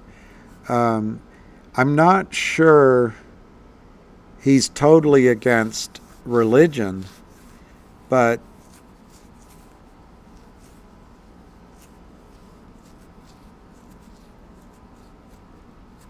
now I'll be a lawyer. I guess it depends on the definition of religion. He did say, if more than one of you gather in my name and say the Lord's Prayer, it'll be heard.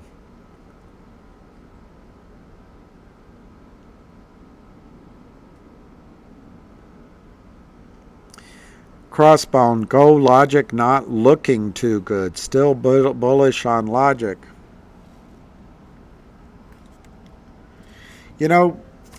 Crossbones, I love it, P-Man. Tripling down on Go Logic at 65 cents is a good bet. Jenny,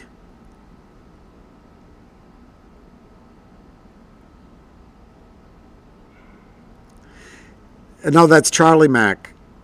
I asked Christopher Hitchens if God could create a rock so heavy he couldn't lift it, theoretically. And he said, of course. And in my head, I knew. I got him.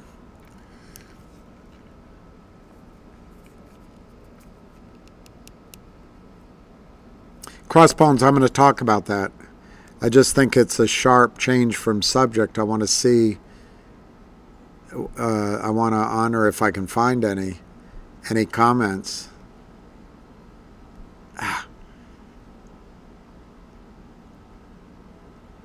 Brian, Hitchens liked Jesus. He didn't like that Christians kept the original God, who he thought was a hypocrite. If Jesus came, he might have accepted it.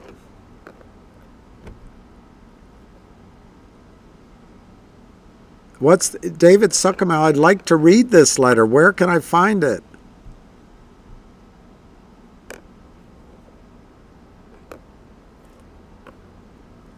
The oldest Bible, Ethiopian Old Testament, written 6,000 years ago. I'd love to read that. A lot of it's.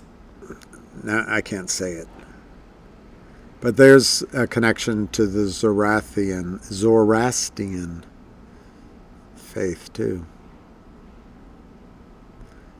All right, C man, I guess you didn't come on. Where is he? We are all sinners. I think you all are.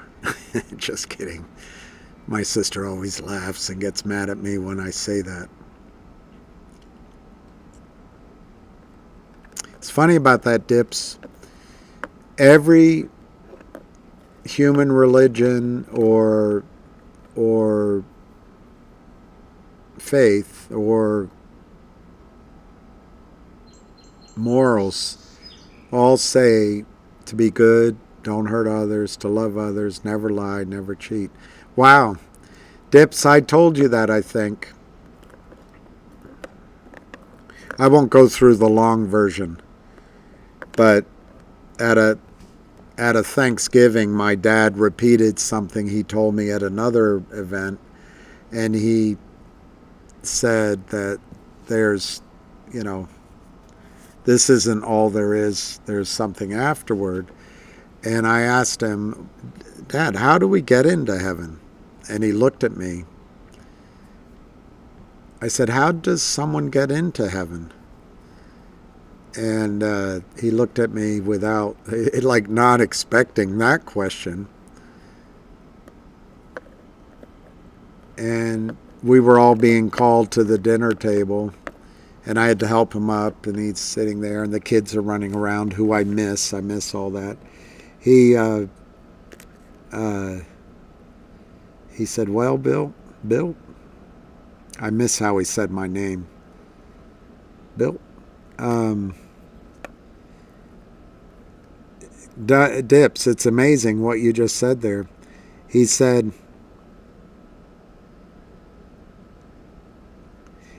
be kind, and don't cheat.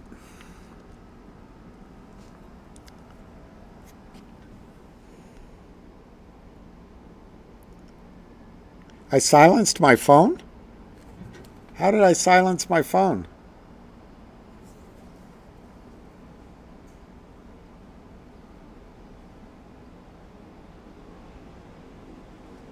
I don't know, Jenny, if my phone's silenced. I didn't do it. Let me turn it on and off.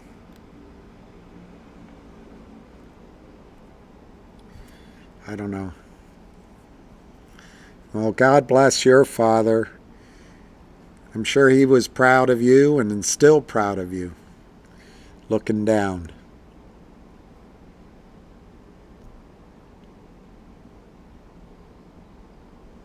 Well, I'm going to go. All right, Crossbones. Crossbones.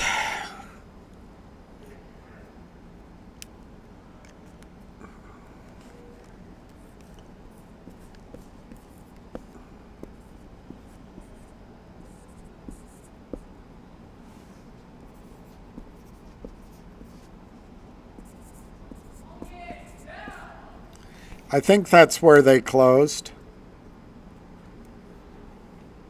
I think that's where it closed. Logic Crossbones, 29 cents. Go Logic, 85 cents. I think that's where it closed.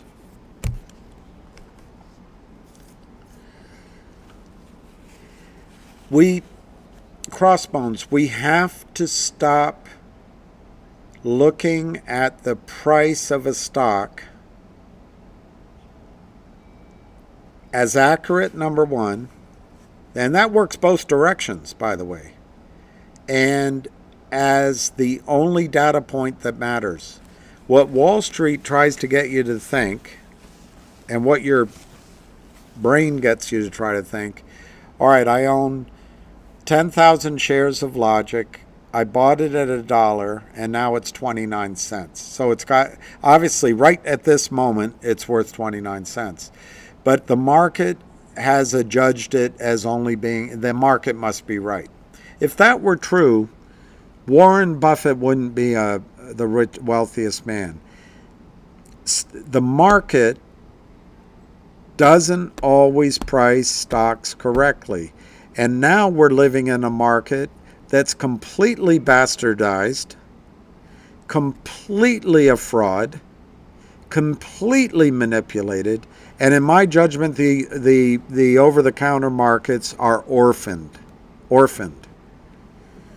So you look at Logic and you go, oh my God, it's down. You look at Go Logic, it must be terrible. There must be something wrong. There's something I don't know. Let me just see.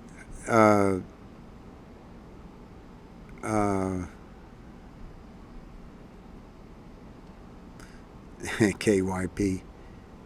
Pretty KYP.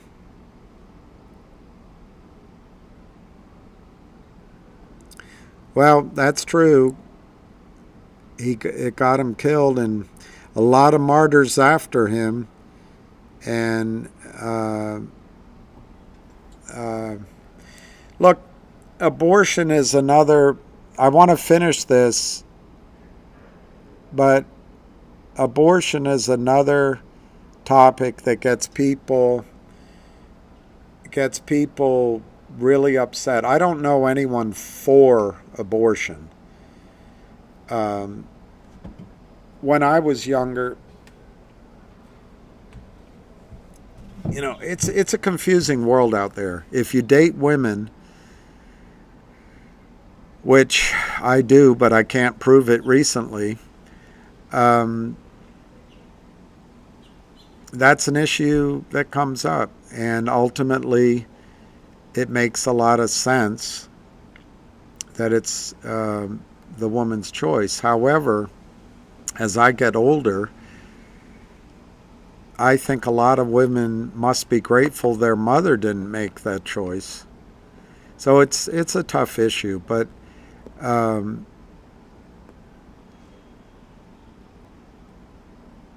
I would imagine that Joe Biden says that whatever his personal beliefs are as a Catholic, it's different than how he views his responsibility to enforce and oversee the nation and its laws.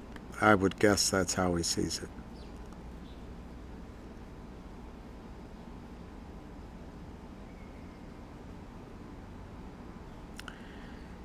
Well, I want to get back to, but I'll answer that. I've often thought that Catholics have a confusing message on death, because if you're not going to kill, you shouldn't kill. So that means no death penalty and no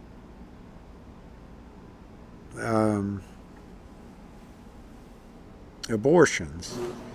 But it's not your place or mine to say when life begins.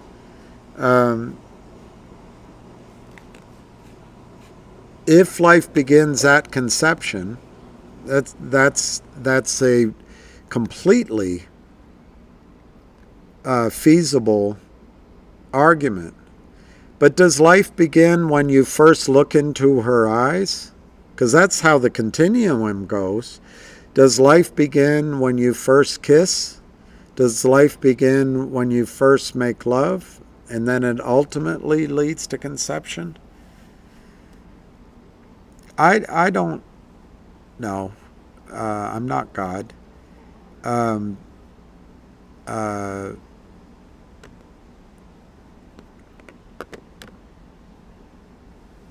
But if, for example, Catholics believe that there should be no abortion because you're killing babies, why are they for the death penalty? There's a lot of inconsistencies in the human approach to morality. That's why I think we can only do the best we can.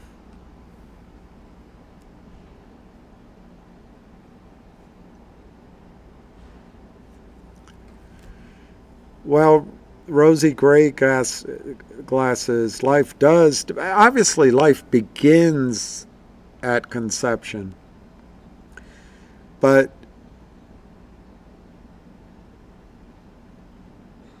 when can the baby survive on its own? I don't know. It's a debate others have had. I don't know the answer. As I've gotten older, just to show that I'm a hypocrite, I guess. I was never for abortion, but I'm against it now. So that's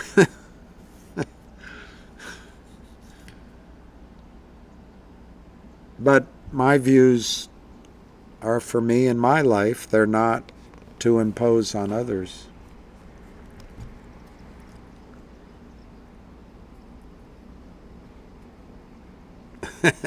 A baby can survive on its own. Rosie Glasses, 10 years old. I think my mother believed that. I think she started at 8.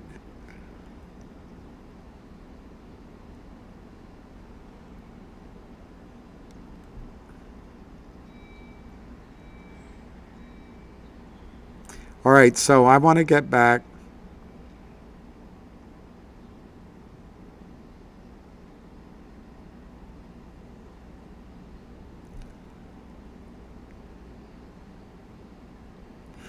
Okay, so thank you, M. Casey. Okay, so I want to get back to logic and go logic for I forgot. I'm sorry.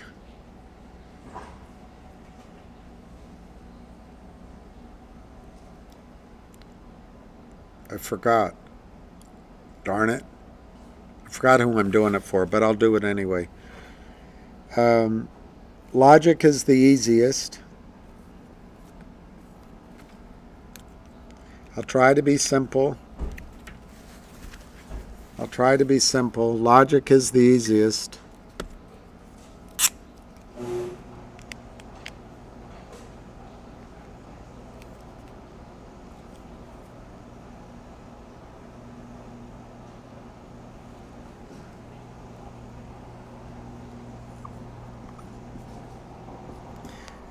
I wish I knew who I was addressing. I forgot. Whoever owns a lot of logic and go logic. I thought it began with a C. And I won't be able to find it. I'll look, but I won't be able to find it, I don't think.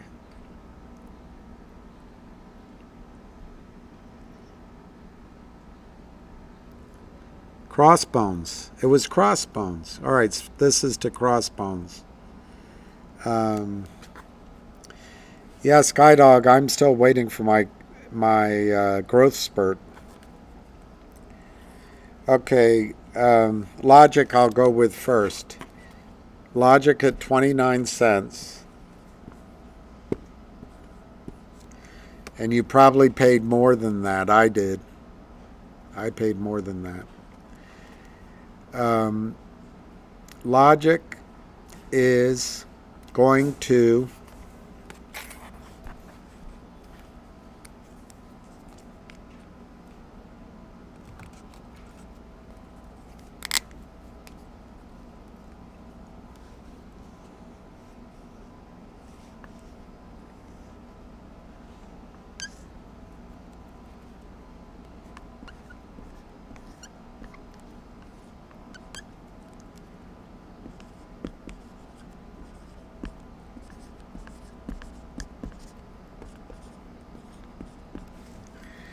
Logic is going to send its data logic app and all of its associated businesses into the Aubrey SPAC,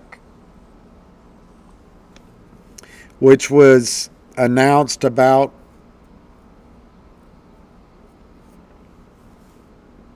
September, October. Maybe I'll look it up this time and show you.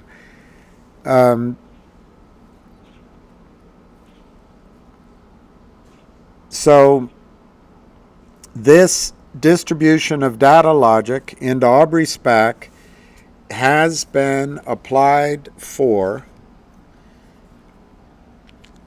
with the SEC approximately 9 months ago. I got to turn my phone back on.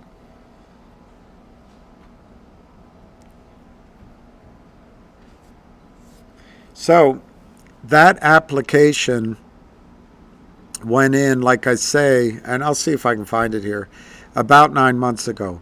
The final answer was expected about last month, this month. It hasn't happened yet.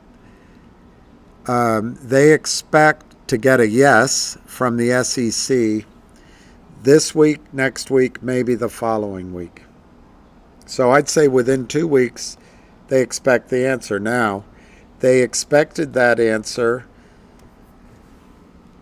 before. And, obviously, well, it's not coming, therefore it's not going to. I don't think that applies here. I just think there's a lot of business at the SEC. It takes a little bit of time.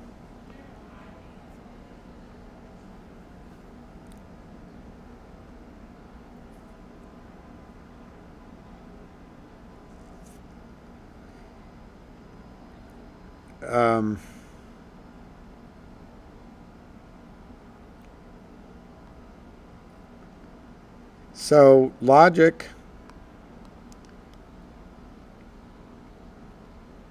closed at 29 cents.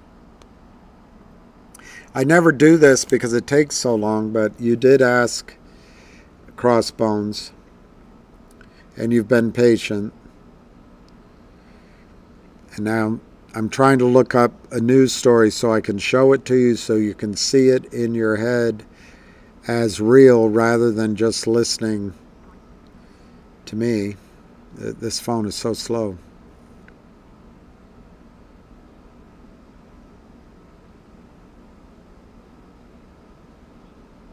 Man, it's slow.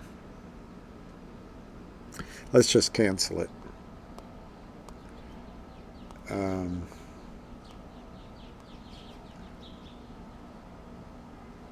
I'm just going to cancel it. Unbelievable how slow that is.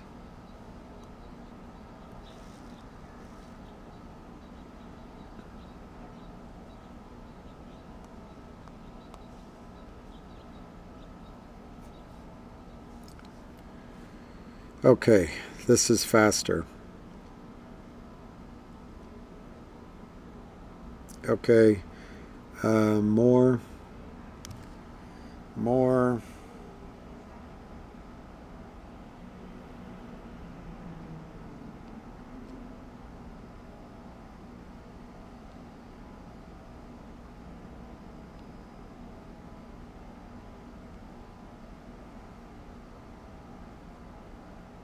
Okay.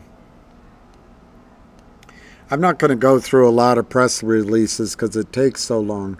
But on 9/9/2022, DLQ announces plans to list on NASDAQ via merger with Aubrey SPAC. DLQ, a provider of digital consumer acquisition solutions and a wholly owned subsidiary of Logic. I'll just read it down here now. Today announced it has entered into a definitive merger agreement for a business combination whereby it will merge with Aubrey Merger Sub Inc., a wholly owned subsidiary of Aubrey SPAC 1 Inc. ASPA is the symbol. I'll show you that in a second. So let's use that symbol.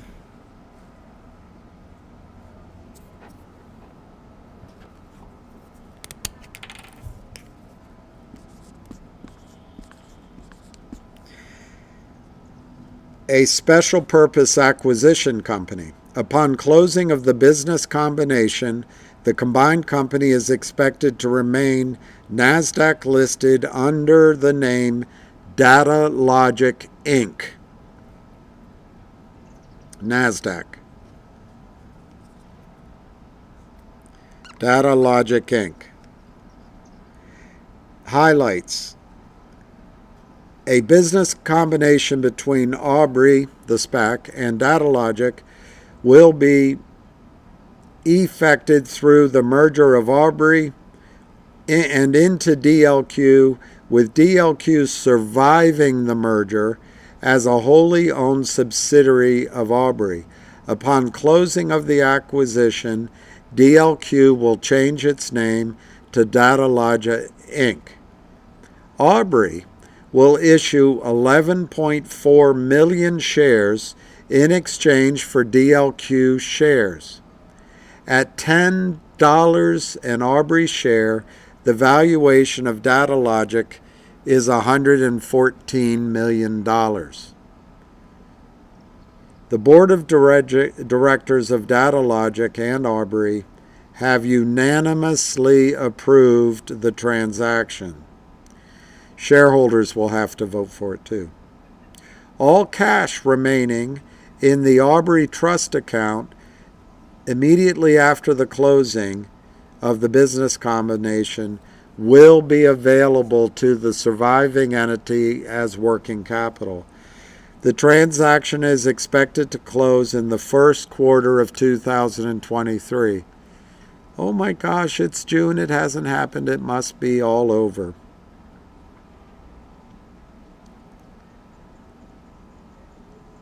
I'll leave it at that. So, the point is,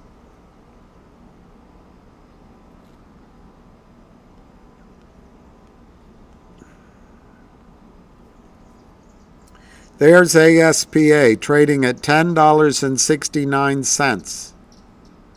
$10.69. The Datalogic is going to be merged into the Aubrey SPAC, which is ASPA, currently trading at $10.60. They've already agreed how many shares are going to be issued. 11.4 million. So it's $114 million value. I think Logic right now has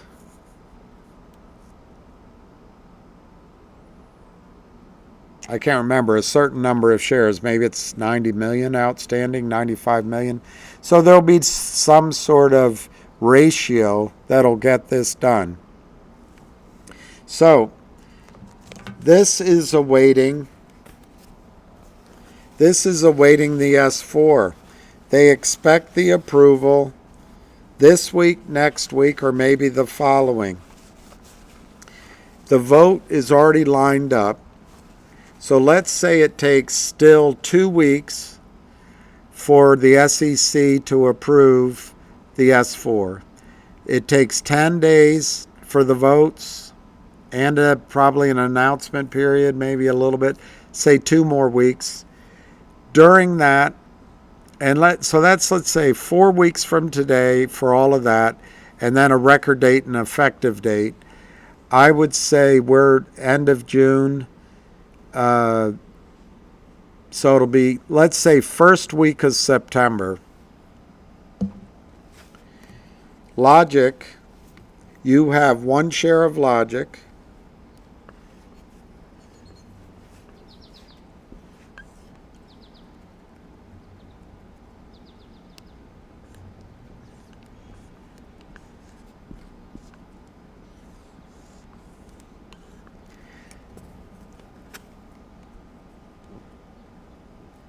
It will become 1 share of Datalogic.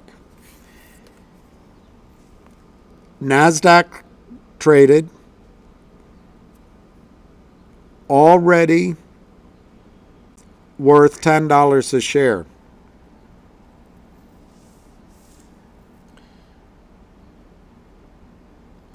The value to you on the per share level, it's $1.14. We'll call it $1.10. Now, Logic is currently trading with the revenues of Datalogic, which is growing, with the deal flow, which is going to come into Datalogic, with the growth that's going to go into Datalogic, but Datalogic's at 29 cents. How can that be? If what you're telling me is true, how can that be? Well, one explanation I heard is that logic is a shell. So shorts, new shorts, legitimate shorts say, well, you know what? When they distribute everything, they're just going to be a shell. Why don't we short the shell? It's maybe worth a nickel, 10 cents, 15 cents. We'll cover it after the distribution because everyone's going to be selling the shell. It's possible. I don't know how it gets around the fact that they'll owe this distribution, but it's possible. Anything's possible. So what does logic? You're going to keep logic. You're going to get one data logic, but you're going to get a newly constituted logic. What does logic have?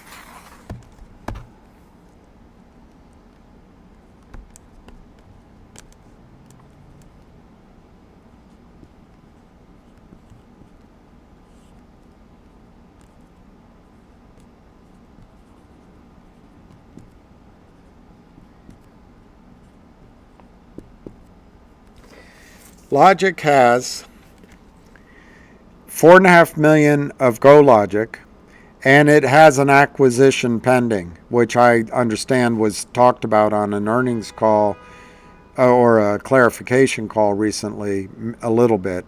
But I know on earnings calls and I know on calls here, Brent has spoken about it. This acquisition is going to be bigger than the one they let go away. Why? Logic is unique in that it is publicly traded and now it's going into this NASDAQ company. They have access, Brent has access to deal flow that's cream of the crop because there's teams out there that have built companies from the ground, technologies, revenues, and profits. They're not going to IPO. They want to get liquid and be in a position to grow. Well, essentially, logic is rolling up a lot of these companies and picking the cream of the crop.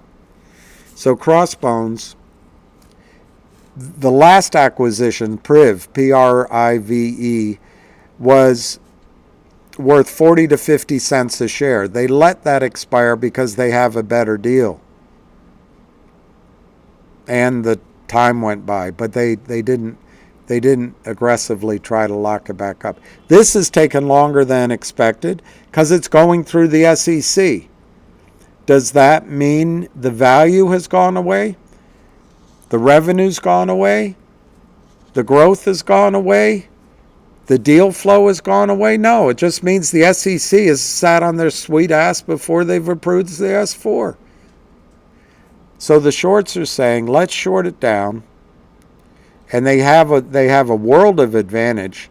There's no company that covers logic. There's no research. There's no broker dealer that comes in with brokers that buy.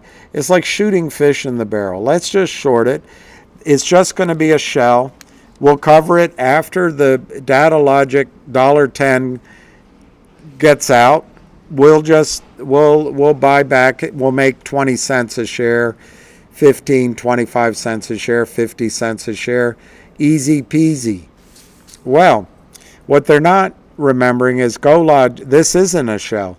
It has GoLogic in it, but it also will have simultaneously, it'll have an acquisition. And, quite frankly, both Data Logic and Logic have other acquisitions lined up. But it'll have an acquisition that's worth more than 40 to 50 cents. GoLogic is worth pennies a share. But let's just call that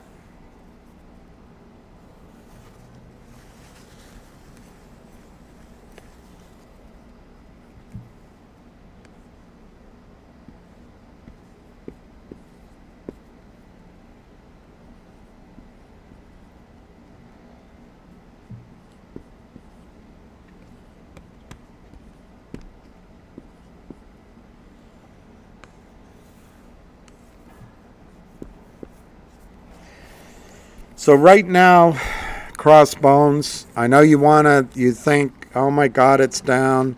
The criminals have got it down, so it must be worth what it's down.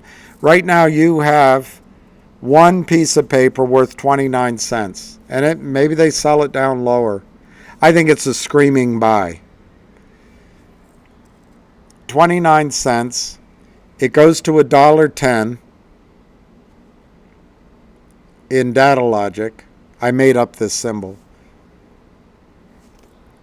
So you get one piece of paper that's going to be called Data Logic, and you get a new Logic, probably still called Logic. So you get two pieces of paper. This one's worth $1.10. This one's worth 40 cents.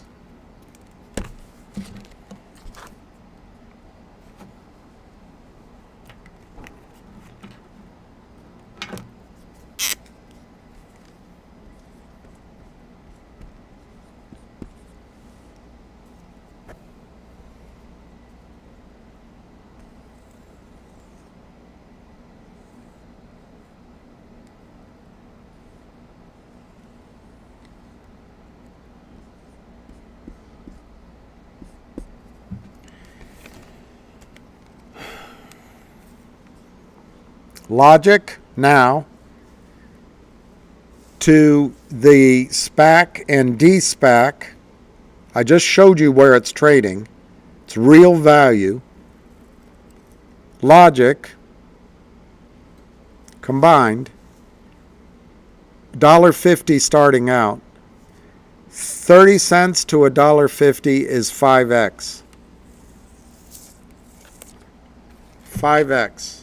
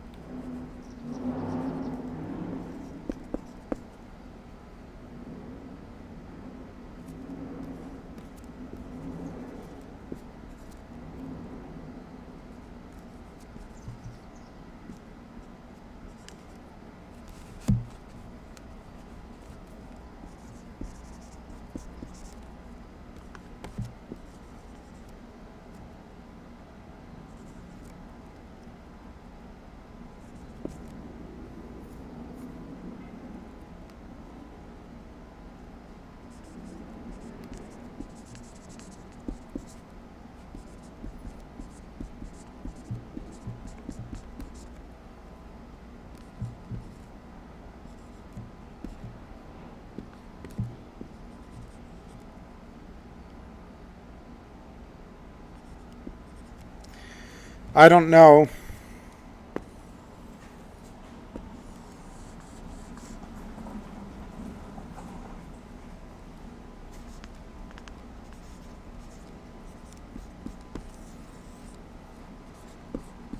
I don't know the exact names, Crossbones, but on June 30, the dates, I don't know the exact dates.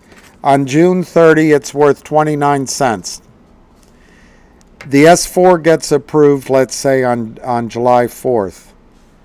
On July 24th, the proxy vote is held. On July 29th, the record date. September 1, the effective date. On the effective date, you get the one piece of paper becomes two. You get Data Logic trading as a NASDAQ stock. My understanding is that Logic itself may become a NASDAQ stock, but you get that second piece of paper worth, the first worth $1.10, the second worth 40 cents. Let's just call it $1.20 total. You get 30 cents going to $1.20. You get 4x in 1 month. Sorry, this shouldn't be September. Sorry, that should be August. My apologies. This should be August.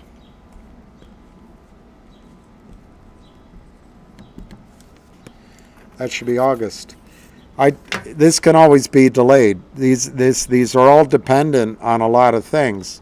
But it's conceivable that right now it's June, takes a month to get to the record and effective date on maybe just over a month. It's effective. So crossbones in, it's conceivable in a month's time, you make 4x on your money. In the case of Logic, I think it's pretty easy to understand. I think the information has been out there and in the public. I think you're waiting for an S4 from the SEC. And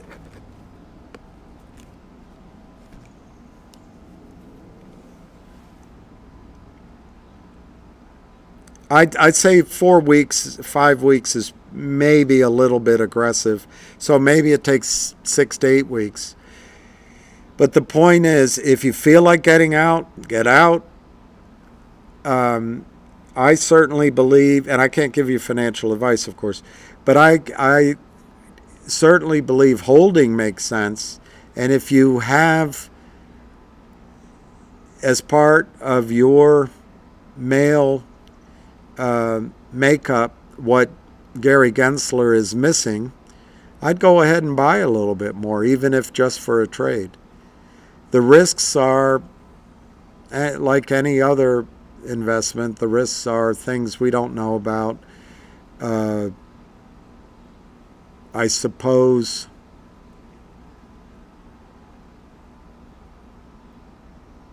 I really don't see any risks in the SEC approval of the S4. Maybe it takes longer than I think.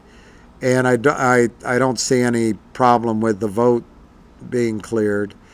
I don't see any problem with the acquisition that Logic has lined up.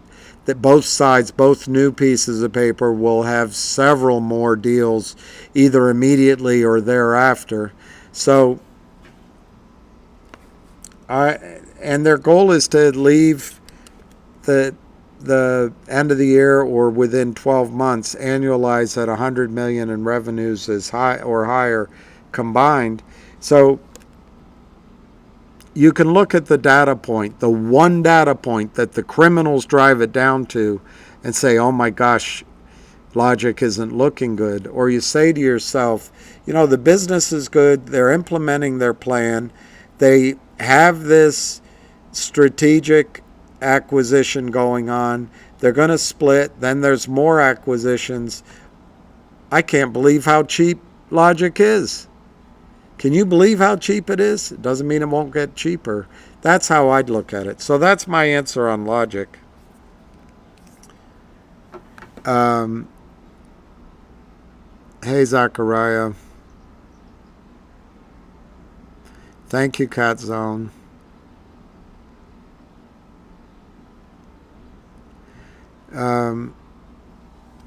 I think Logic is the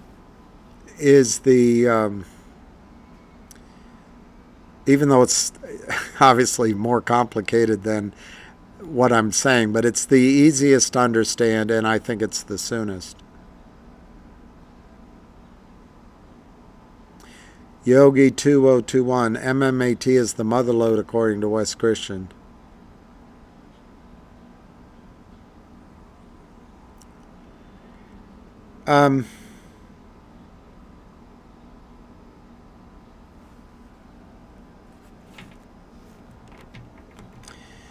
I'd like to think that, Yogi. I studied a bit MMAT, don't remember most of the financials, but what I do remember, it's my target on Logic a year from now, I think 8 to 12. Could be better, but I'd say 8 to 12. So, the combined.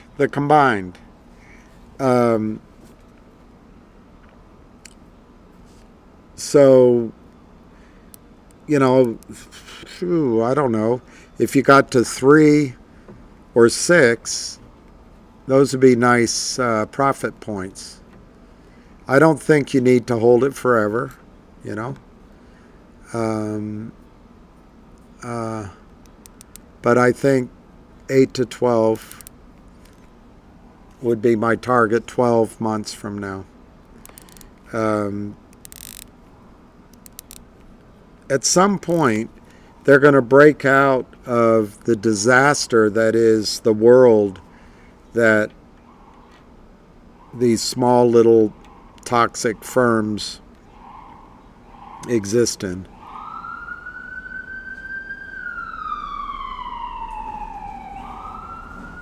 I think MMTLP is a process where a lot of people are trying to prove to themselves what's obvious. And so there's been a lot of great work done, and there's even more digging to do. But I'm not sure how relevant us knowing it is per se. It makes us stronger. It makes us able to tell the story better, and to the extent it changes how journalists, Congress is seeing it, great. But I think what has to happen in MMTLP is there has to be awareness of how massive the financial risk is to not settling this. And we're not there yet. You've got a lot of lying lawyers and lying clients arguing that we are the problem, not the criminals. You've got a lot of people saying price targets that are ridiculous. But the good news is there's 4 or 5, 6 whales fighting for their own interests, which are our interests. I think right now MMTLP is going to take a long time. And it's got to go to the legal route. What has to happen is an aha moment when lawyers on all sides go, oh my gosh.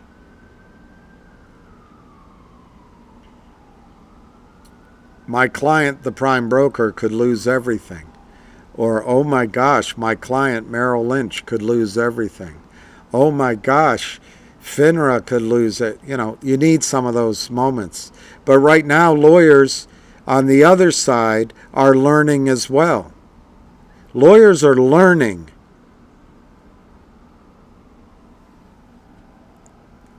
Broker-dealers mostly don't know or understand. FINRA doesn't understand. SEC doesn't understand. So I think there's more learning to do. And then there's going to be the knee-jerk arguments from the bad guys' side that it's our fault. We were just greedy. We were just looking for a squeeze. Hey, Your Honor, our guys are good. They knew the stock was worthless. They didn't know it was a fraud, but they knew it was worthless. They knew they're protecting the innocent little deers in the investor market from the greedy CEOs. They're going to try all those arguments. They're going to try, hey, Your Honor, why do we owe more than just returning people's money, Your Honor? They're going to try, Your Honor, let's just give everybody $12 back because that way everyone get. And then they're going to say, well, why don't we just get everybody their money back for some time? Why don't we just settle at $20, Your Honor? Your Honor, why don't we just give them $5 back and make NextBridge pay them a dividend for the next 5 years, Your Honor? They're going to do everything they can think of. The bad guy lawyers going to do everything to put it on the good guys. What's lucky for you is the good guys have a lot of money, and the good guys have some righteously pissed off men that are going to fight for you and themselves. None of that's going to happen. None of that's going to settle. None of that's going to happen. The good guy attorneys, after they figure it out, because they don't understand it yet. And good guy attorneys are not going to allow me with my drawings and my understanding of what, that's not evidence. They're going to want evidence. What's the evidence? Why did the stock price go down? Obviously, the stock is telling us the oil assets aren't worth anything. And that's a non sequitur. But they're going to have to be dissuaded of that. They're going to have to get engineering reports. They're going to have to get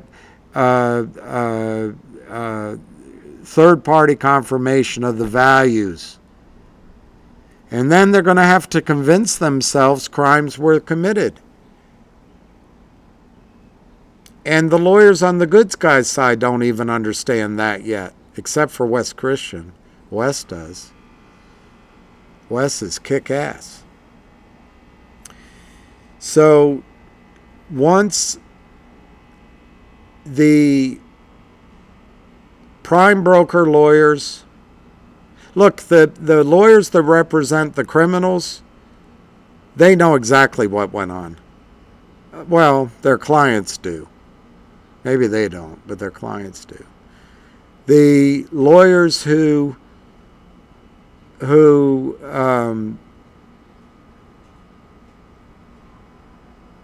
represent the broker-dealers, I don't know. But at some point, one or two of them are going to realize, oh my gosh, we better settle this.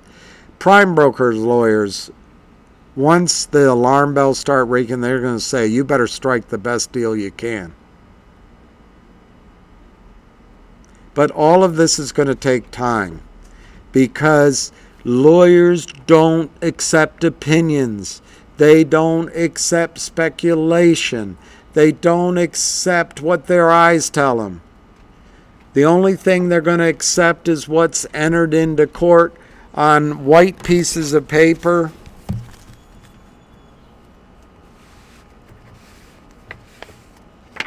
That look like this. Only things that are in here will be accepted as evidence if the judge approves it as evidence. Otherwise, everything else is meaningless to a lawyer. Once it gets in, and there's enough evidence in the system that everyone, hundreds of lawyers, coalesce around the fact that, oh my Lord, this is a $2.5 trillion problem. We better see what we can do. Then you're going to have motivated lawyers on the bad guy's side ready to agree a deal with the lawyers on the good guy's side. The lawyers on the good guy's side are going to become billionaires. They're going to agree a deal. Bad guys are not going to jail. But you're going to get rich. That's my judgment. That's my assessment of where we are in MMTLP. I don't see anything happening soon. Unless they get scared on the other side. And they're not scared yet. That's my assessment. They should outlaw naked shorts, but they have a problem defining what a short is. What's a naked short? What's a short? What's a rehypothecation? What's blah, blah, blah, blah, blah, blah, blah. The way I would do it, Hams is right. It's in every part of our market. The way I would do it, make a cutoff at 10 billion or something. Or just separate NASDAQ and over-the-counter. Don't allow toxic notes. Don't allow warrants and tranches. Don't allow putting shares at and Mark Belisle understands this. He came up with a solution. But don't put these shares at the transfer agent that just dilute the hell out of companies. Stop all this. Make it a responsibility. If you're a brokerage firm or a firm that finances a company in the over-the-counter space, you have a responsibility to make a true market. A true market. You have a responsibility for research. And you can only be paid in cash, not warrants, not shares. That'd be how I'd start it out. Southeastern Pressure, which one did I work? I forget how you worked me up, but you didn't. It's all right. You didn't. I think it's my problem, not yours. So you don't have to apologize. I don't remember what you asked me. So don't worry about it. I blame myself for getting worked up. I'm not trained how to, so I blame myself. You're more than welcome.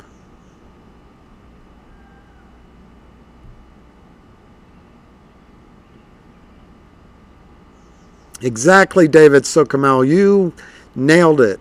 Why is it okay for the counterfeiters to be greedy? Why? I say it differently. Why should the counterfeiters get to benefit from the share imbalances that they create illegally when we do our due diligence, see the imbalances, see the opportunity, and we're not allowed to benefit? Not so average honesty. 10% of the asset value is upwards of $500 million. $500 million. 10% of the asset value is $500 million. I must be missing. I don't know how that fits. I want to buy more GTII. I want to buy more of all of these. Rocky, what's going to stop the shorts from killing logic? Oh, I see, Southwestern. You asked me that. No, I didn't mean, I wasn't worked up. I've just answered it several times.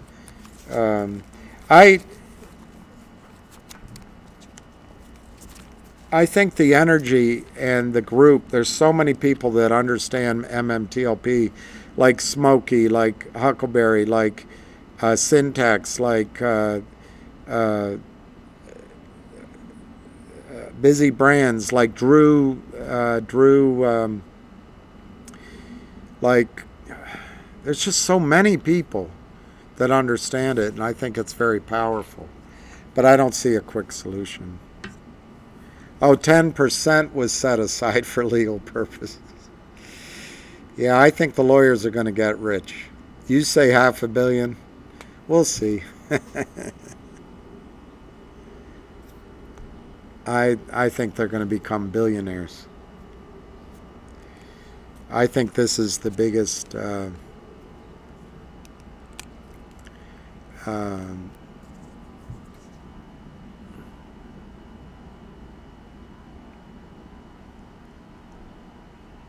that's true, Rosie. But anyway, let me just tell this gentleman. Well, no, I'll answer your question. What's going to keep the shorts from shorting logic? One, they don't have any financial interest in logic anymore. So they're not going to do what the Kurt Kramer cha-cha. There are shorts. There's they're all over the country, in Boston, New York, Miami, Chicago, San Francisco, elsewhere. There are these big rooms full of high testosterone men, mostly, who are day traders. They are taught to trade. They have a 2, 3, 4 year apprenticeship, and they get ever increasing amounts of money to trade. They are taught to trade both long and short. When they see a stock like Logic go up like it did to 75 cents, they look at the S1s and the S4s. They see, they've got a corporate event. They're distributing. So what's left is a shell. They know shells can be driven down. Who's going to support a shell? So right now, Logic is going into data logic, and to these day traders who they don't care about the story. They don't care about you. They're just in it for what? A day trade, which might turn into a week, might turn into a month. But they're just there, in and out. Okay, It's at 70 cents. Why don't we sell it down? There's not going to be, it's just going to be a shell. 50 cents, sell it down. 40 cents, sell it down. 29 cents. They don't seem to want to sell it much lower than 29 cents because they think it's going to go to 10 or 15 cents. They're doing it with the house's money. They get huge percentages of the trades they make, and that's what they're doing. That's why the stock's down. Why don't they keep doing ever again? What's going to keep in the future from selling? Why don't the shorts short every stock out there? They do. They're not always right. The difference is going to be this.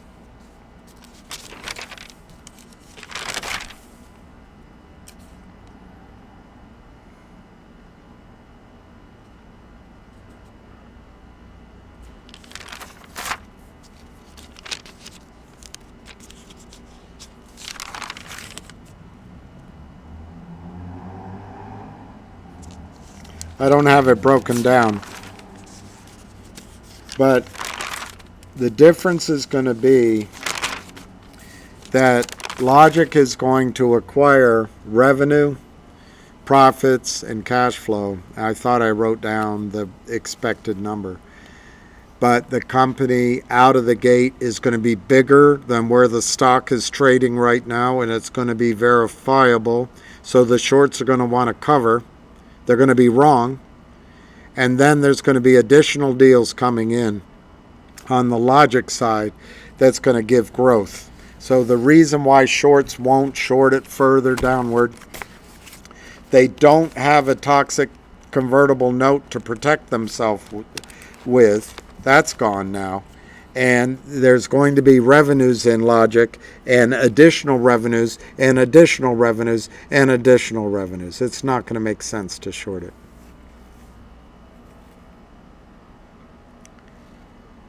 All right, Jenny, I'll do that. I just got to finish up on Logic, and then I'm going to go. I'm in on Go Logic, and then I'm going to go on Go Logic, and then I'm going to go for Crossbones.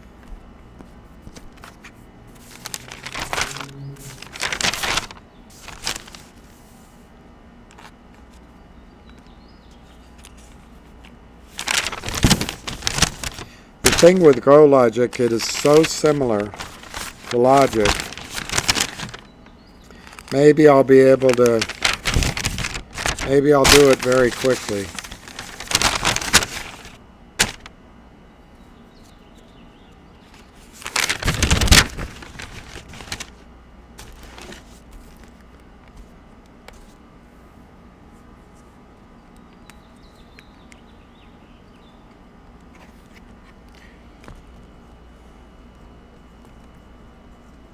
It's all announced. I mean, you could look this up.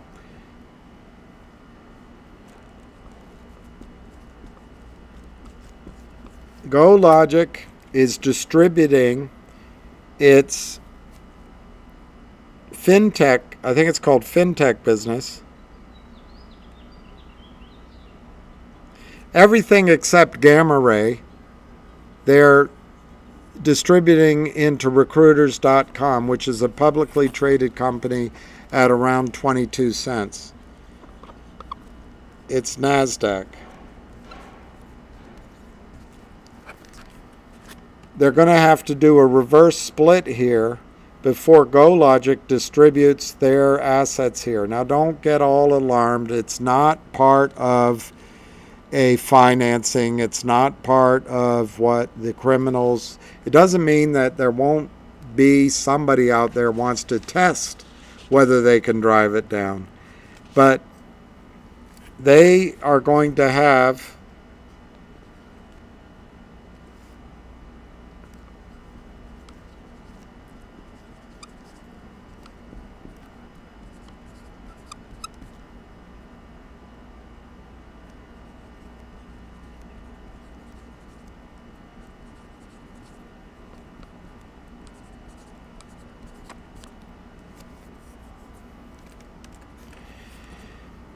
they are going to have 125 million in revenue in 2024.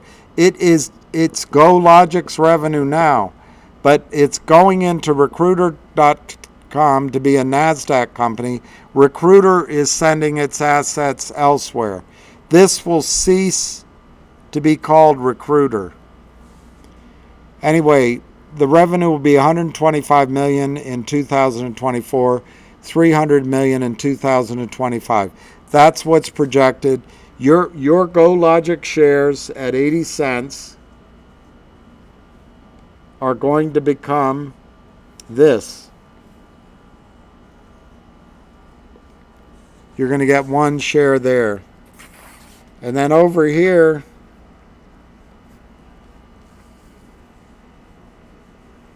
I don't know what they're going to call it. And I'm really not sure what they're going to call it. But over here you're going to have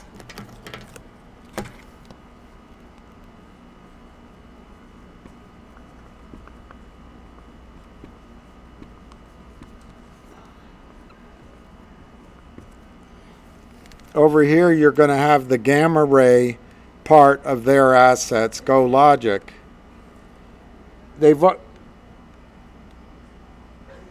It's my understanding they already have 3 deals to add in here. And in both cases, they're screening dozens of deals. So this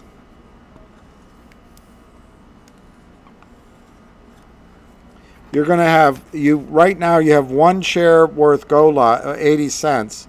You're going to have two pieces of paper. It's not as clear cut yet because this is still happening, but it's all going to happen. I'm going to guess instead of September 1st, maybe you're looking at October 1st for sure to have all this done. What's it worth?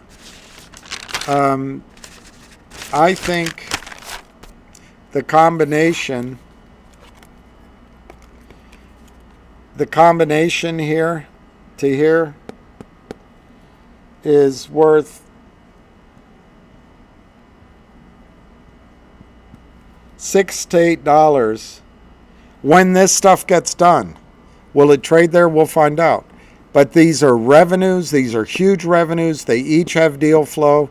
This is Southeast Asia. This is your GoLogic story. I'll try to do better with it. Maybe I'll do a video. But if you're selling at 80 cents, I think you're going to regret it. If you're thinking, oh my gosh, the stock price is telling me I'm wrong, I think you're going to regret it. Gamma Ray is almost $1 billion of assets under management. Over here is 300 million in revenue coming in the next 2 years. These are impressive growth stories. So you can believe what the criminals want you to see, or you can trust in the fundamentals.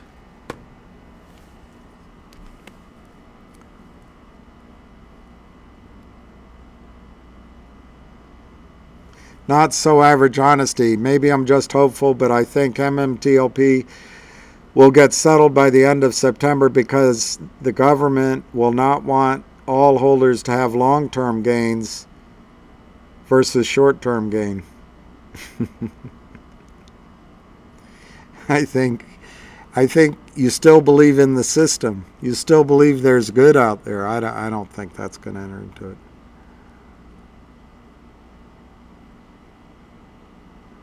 Jack, I think logic. Look, after the deal's announced, after you get the record date, I suppose we'll have to read the record and effective date. It'll probably be very quick, but I think you made the right deal. Jenny L. Finger closed 297. That's somewhat a victory. Jenny L, you're gritting your teeth. It's not worth it. Breathe.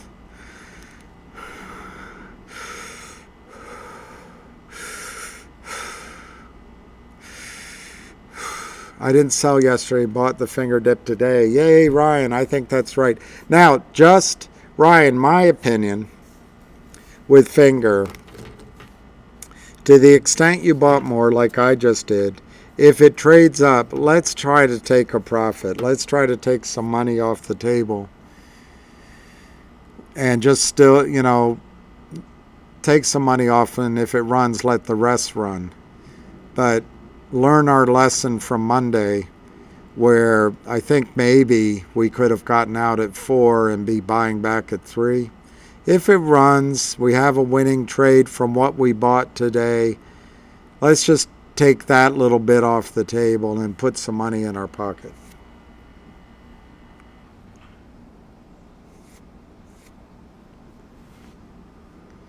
Jenny's wonderful. She says, I got to get going. I sent you the West letter.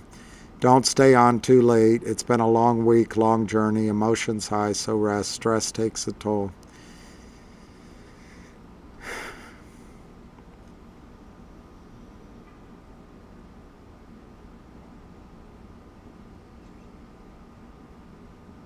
If you guys all think of it,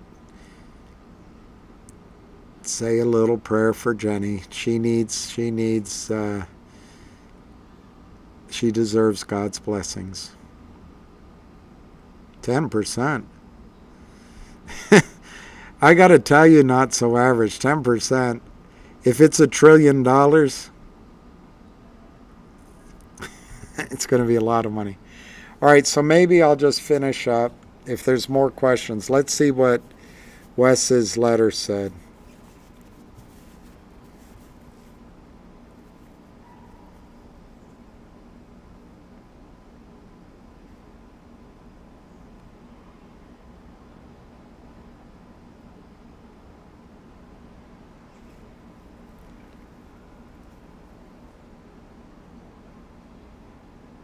You know what? I'm going to see if I can print it.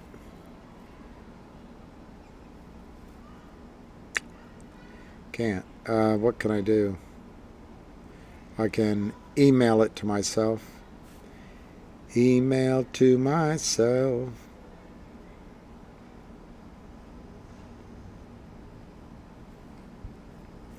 It's just going to give me the same thing.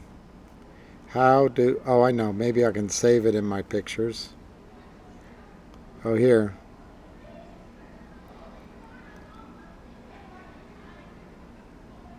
I'll save photo.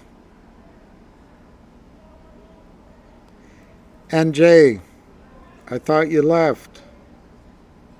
I was sitting here sad and lonesome. 10 a.m. West Christian. Maybe I'll get up and do that.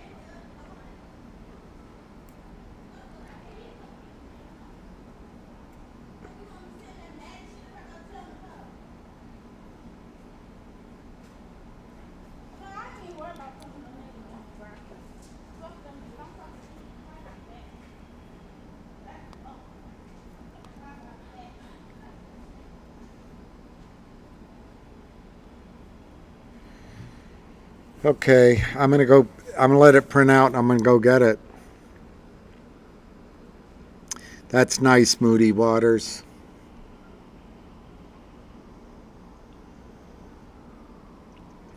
I hope you're right, by the way, not so average honesty. I hope it gets done by September. Your dad was listening to me while you were having a drink and feeding your chickens. Let me picture that. So you're out with a bag of feed in one hand, a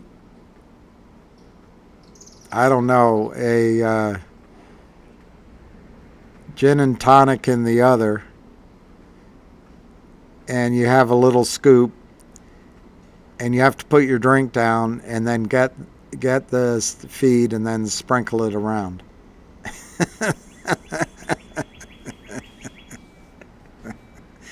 At least you don't have to hit a target.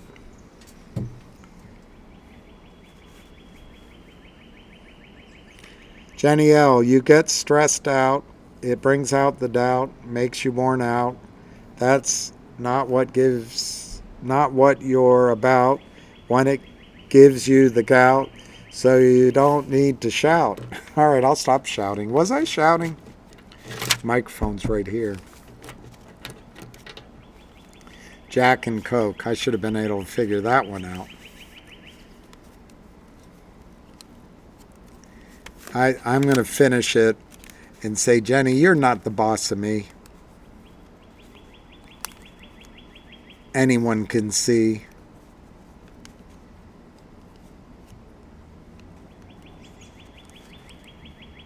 That when I'm out of control, that I'm not out of control, I'm just on a roll.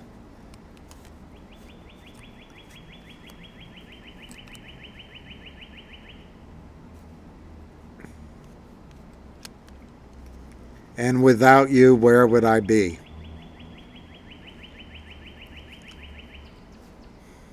See, I came up with a poem. I am gritting my teeth. You know, I feel for the fact that all these stocks are down, number one. Number two, I'm starting to believe that because I'm talking about them, they drive them down. Number three, I do recognize the damage done, so I don't think there's quick answers here. I just don't. And number five, I really don't think we should be trading in the over-the-counter markets at all anymore. Now, that's the negatives. The positives are, I believe, in the case of all of these stocks, we have information that gives us an edge. And I think we're going to be okay. We're in that period, and this is going to be hard to understand, but I bet, particularly now that Wall Street is all about managed money, sell in May and go away. So it's quite possible everything we have is going to take until sell in May and go away, and then you come back in September. It's going to take until September. That's all right. It's only a couple of months away. Feed chickens, go to the beach, drive trucks. Time's going to go by anyway. I'm not upset. Jenny, don't worry. I made up a poem just like that, and it wasn't mean to you.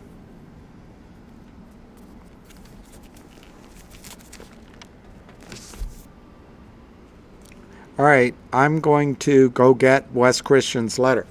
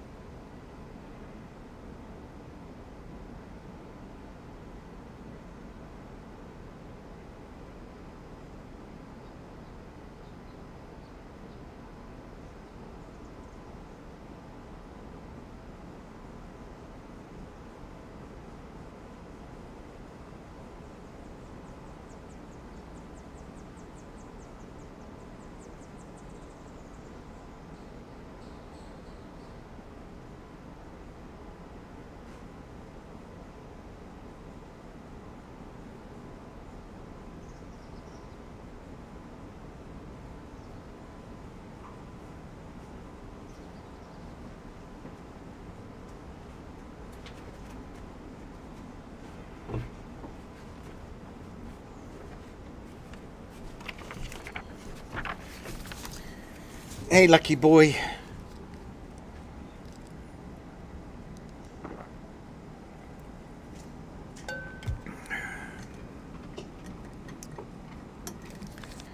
Who's better than Lucky Boy? Is there anybody better than Lucky Boy? Let me get my light.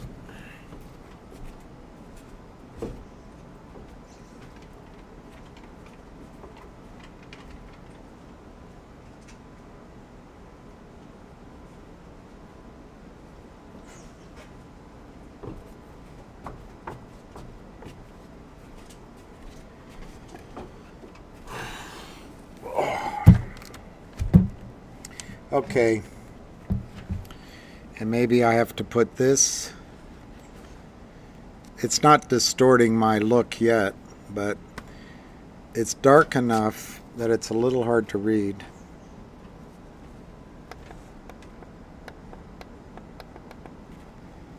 It distorts me a little, but we'll fix that later. Okay. This is Wes Christian's letter to the editor. Let's highlight. You're such a good boy. You know that? You know that?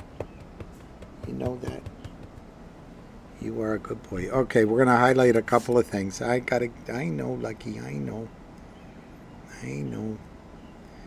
There you go.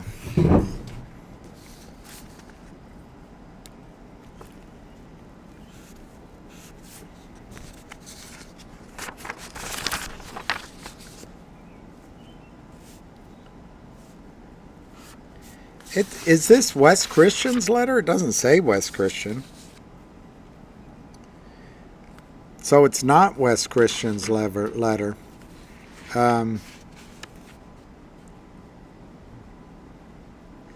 You don't do that. What you do is you give him something else to play with. Don't tell him don't. Tell him how much you love him. All right.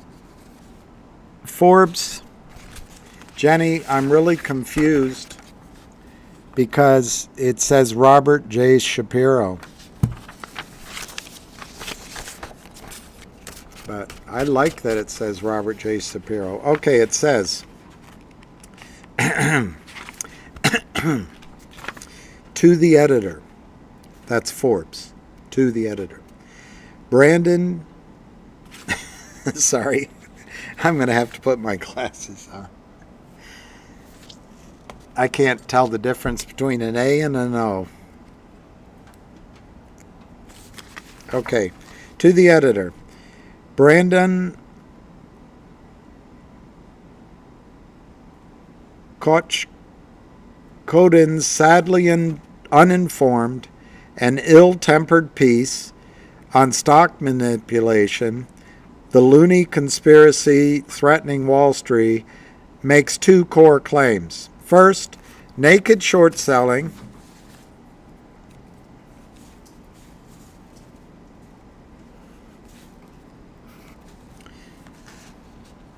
which the SEC has found repeatedly to be a form of stock manipulation, does not exist.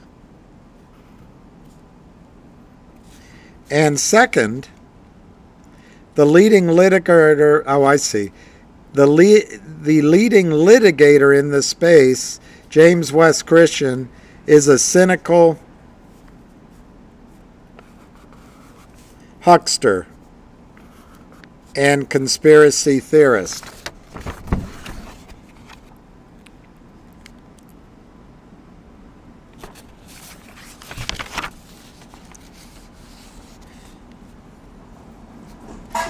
As to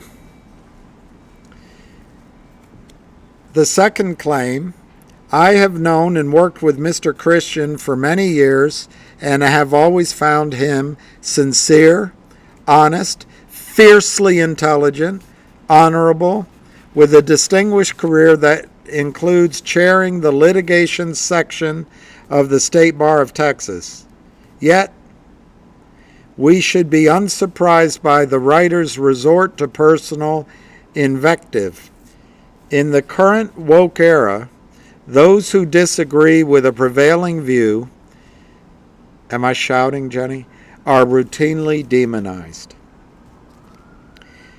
This is also a period when writers are too often judged and rewarded based on their clicks, and character attacks attract clicks. Equally dispiriting, the writer provides virtually no data to support his claims.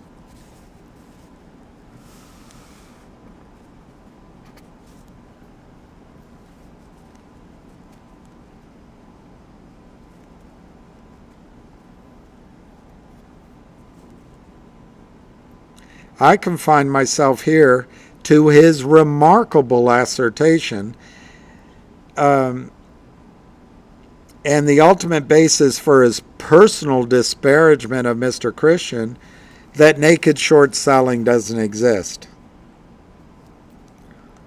The most basic public data on naked short sales, the Reg Show threshold lists, wholly refute this claim. Reg Show threshold lists are those with persistent fails to deliver, trades in which a buyer pays for shares that the seller fails to deliver, equal to at least 10,000 or 0.5% of the company's outstanding shares.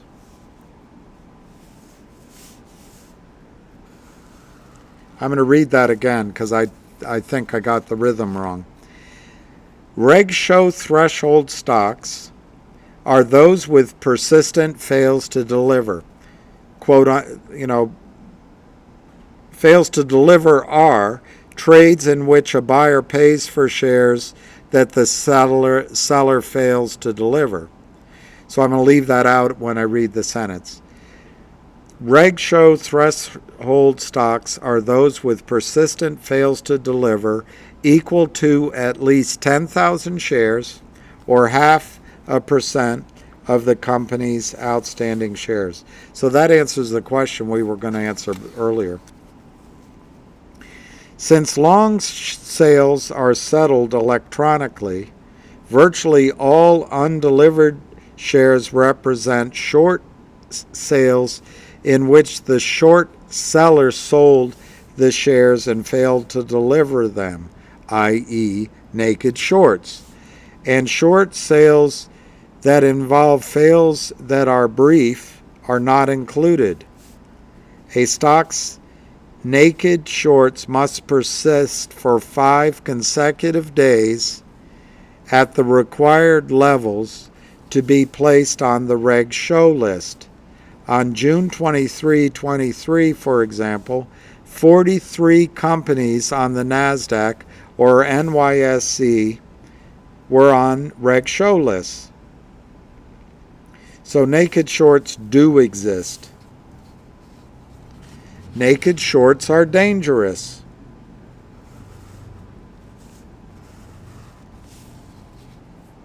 As the SEC has noted repeatedly, because an unscrupulous player who does not borrow and deliver shares that he sold short can drive down a stock's price with little cost.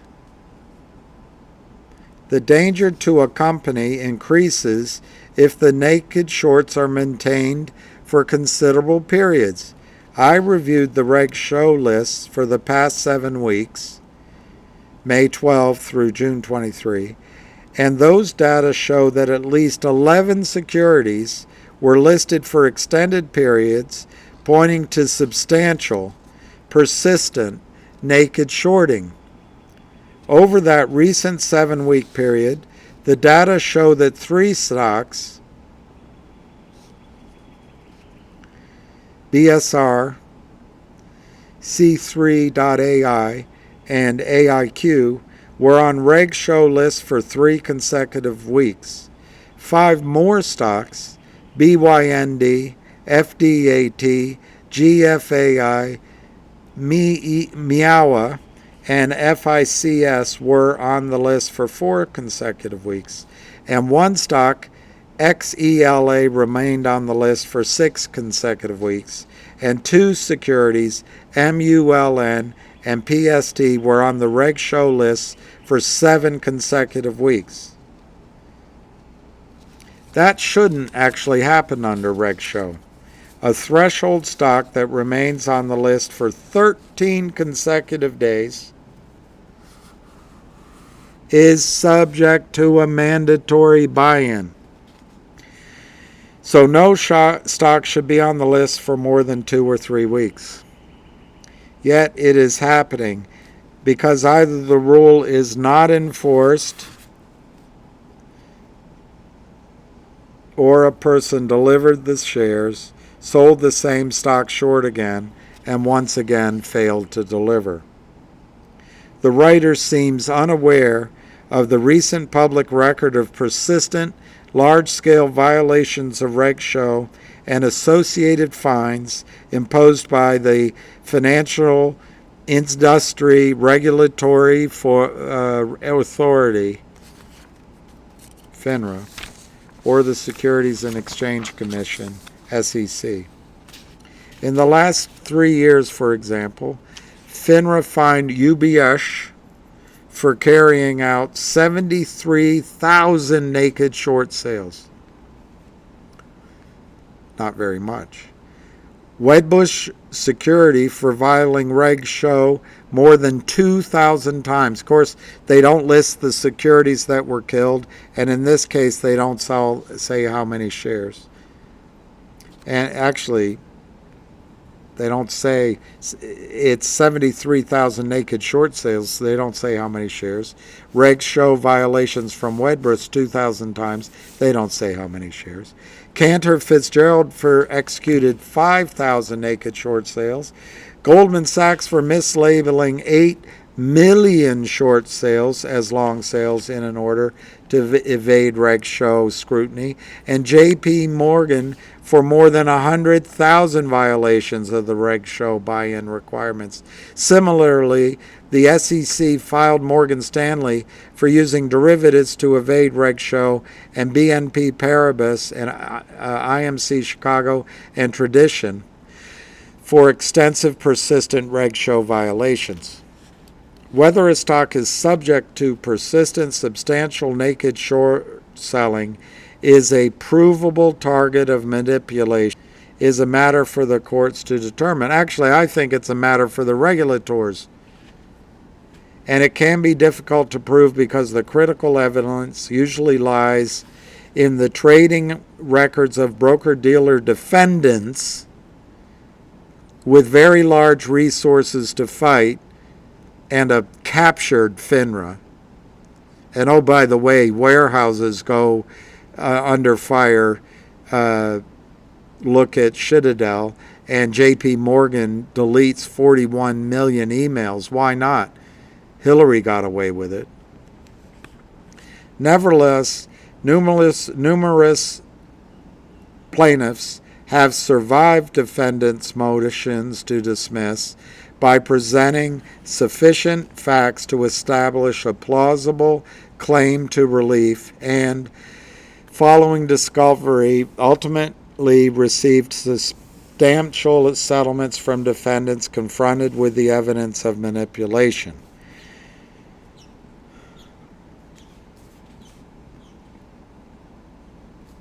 The public records show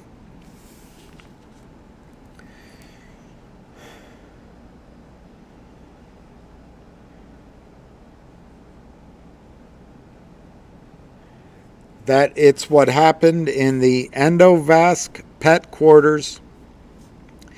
Equaltech, wow, Hyperdynamics, I know that company. Sedona, know that company. From Ham, Taser, Razor, and First Empire cases, as well as the Overstock case. Full disclosure, I served as a damage expert in that case. Since the record of naked short selling as a means for manipulation is well established, I expected that Forbes would insist on some evidence for its writer's facile denial of naked short selling, especially since such Extensive information is publicly available. I also hope that Forbes would have restrained its writers of personal attacks on those who disagree with him. Robert J. Shapiro, Senior Fellow, George University Center for Business and Public Policy, Chairman of Sonicon LLC, and former Undersecretary of Commerce for Economic Affairs.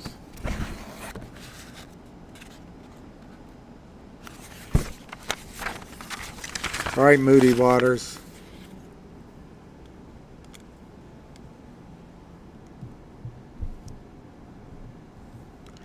All right, Moody Waters.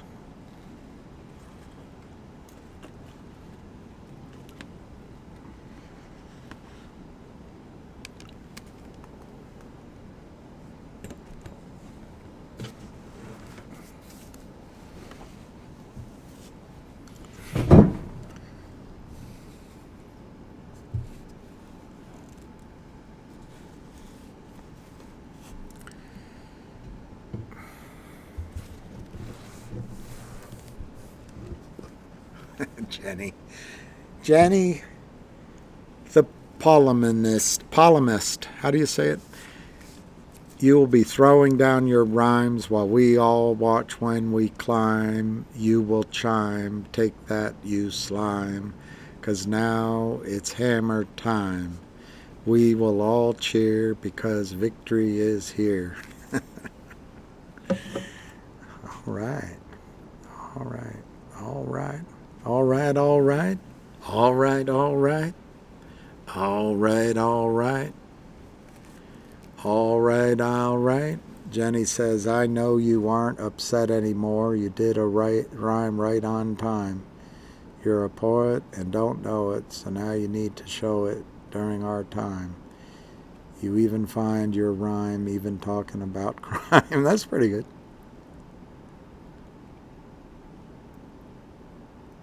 That shouting is fine. Oh, Lordy. So I was shouting. This was to correct the Forbes article and give that. Yeah, it's great. Sunday was your birthday. Happy birthday. So you're a Cancer. That's fun to play blackjack. My mother went to a casino on her 80th birthday to play blackjack. Wes Christian wrote one. Where's Wes's? Is there... Jenny, can you find the letter that Wes wrote? I'll go by Forbes if it's in Forbes.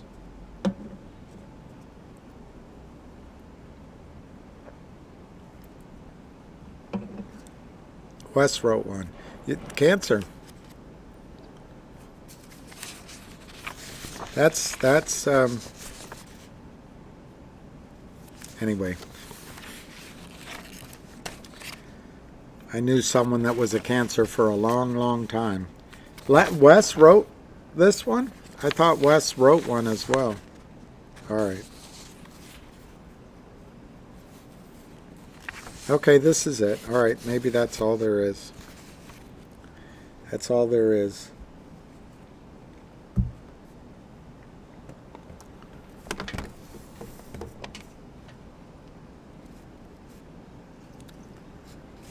Okay. So, he called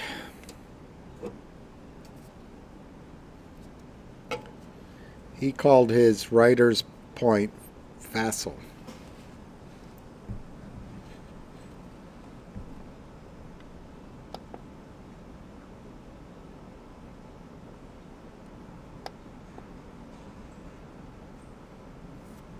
That works. Hey, JP. I just wanted to say you're incredible, unbelievable stamina. Thank you. I don't know.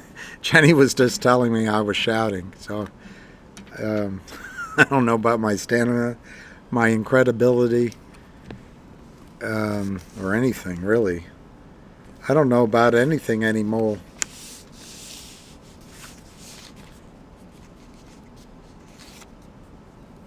I didn't see the Patrick Byrne article. I know that's true. It's true, NJ. But anyway, I know a lot of your characteristics. Maybe.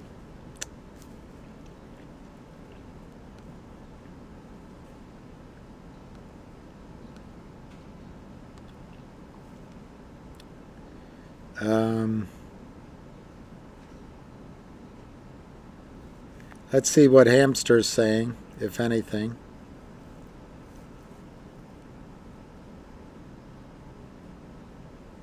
Yeah, I'd like to see Patrick Byrne's article, but I don't know. I don't know how you guys have time to find all this.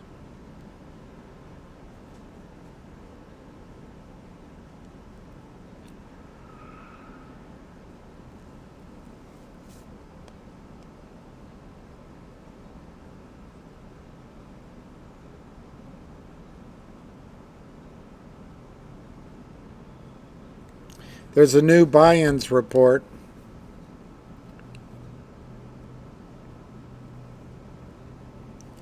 New buy-ins report.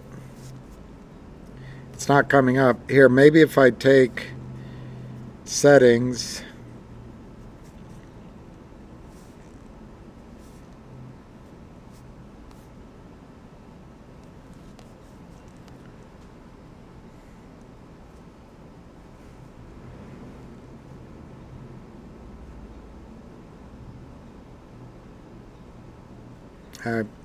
It's not, for some reason, it's not coming up.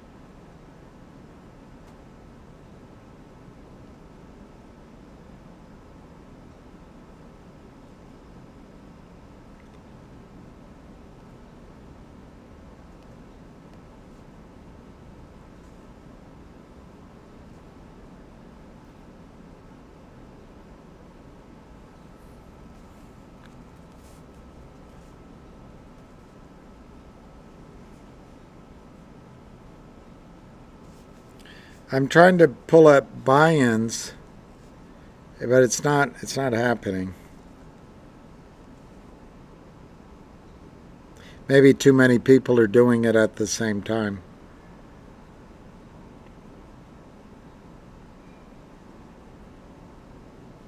It's going very slowly.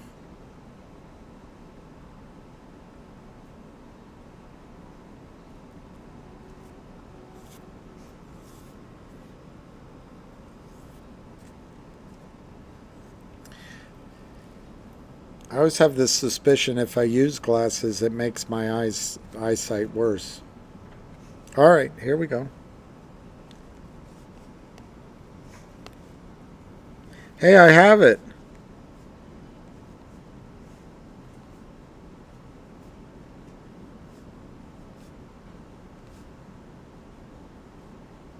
It's 187 pages long.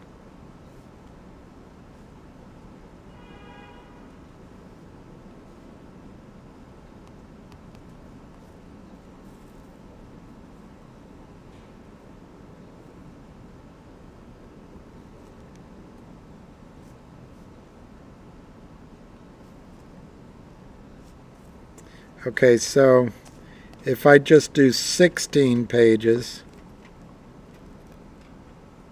hey boy, I love you. If I just do 16 pages,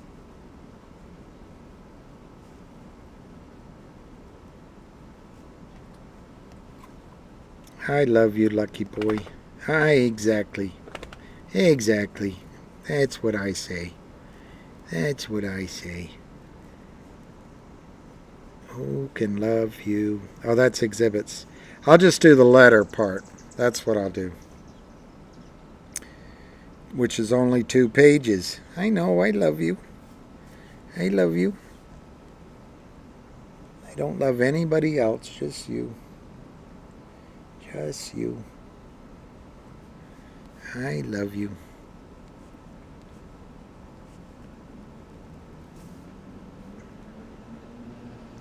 Even though you have really doggy breath. All right, I'm going to read you Wes Christian's letter. The Patrick Byrne article. Wow.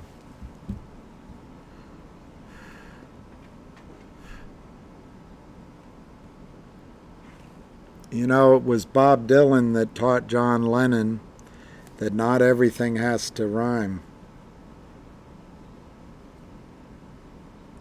I think they were getting stoned when he taught him that.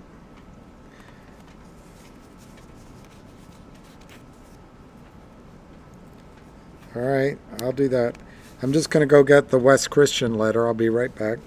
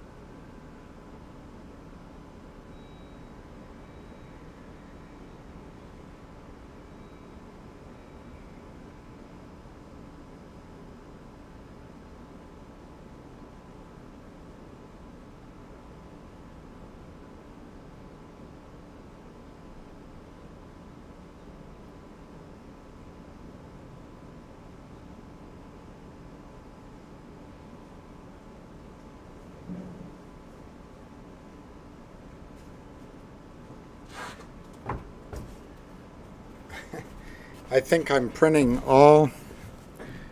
I don't know if I can cancel it. I think I'm printing 180 pages. I don't want that.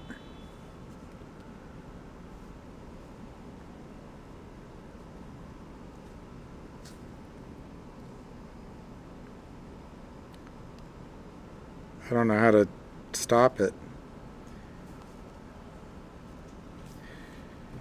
Let me just turn off the thing.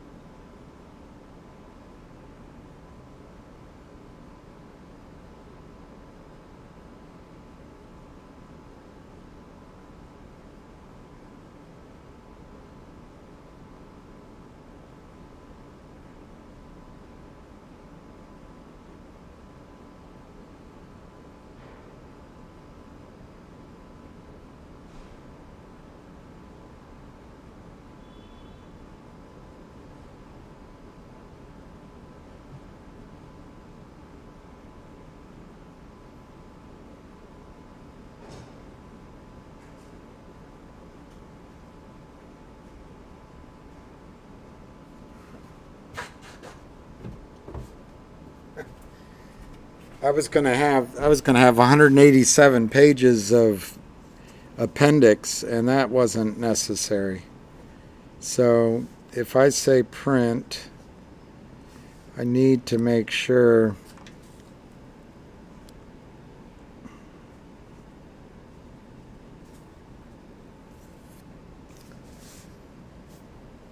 Oh, it's got to load up. Okay. 1, 2.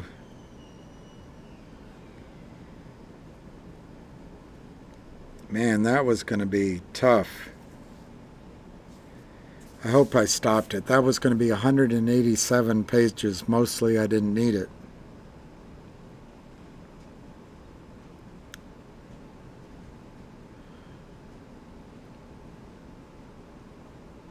All right, I'll be right back.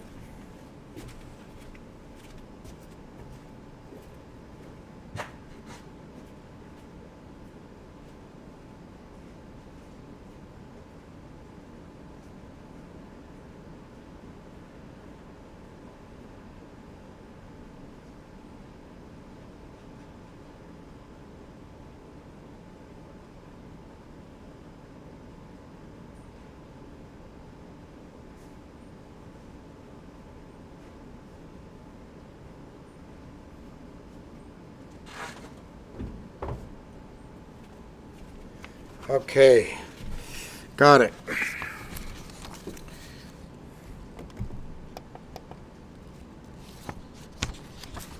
This is West Christian, June 28th, to the editor.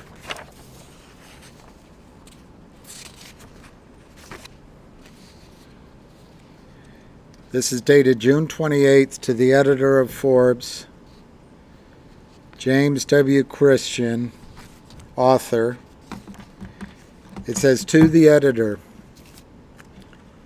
I write in response to Brandon Kochkoden's article, The Looney Conspiracy Theory Threatening Wall Street.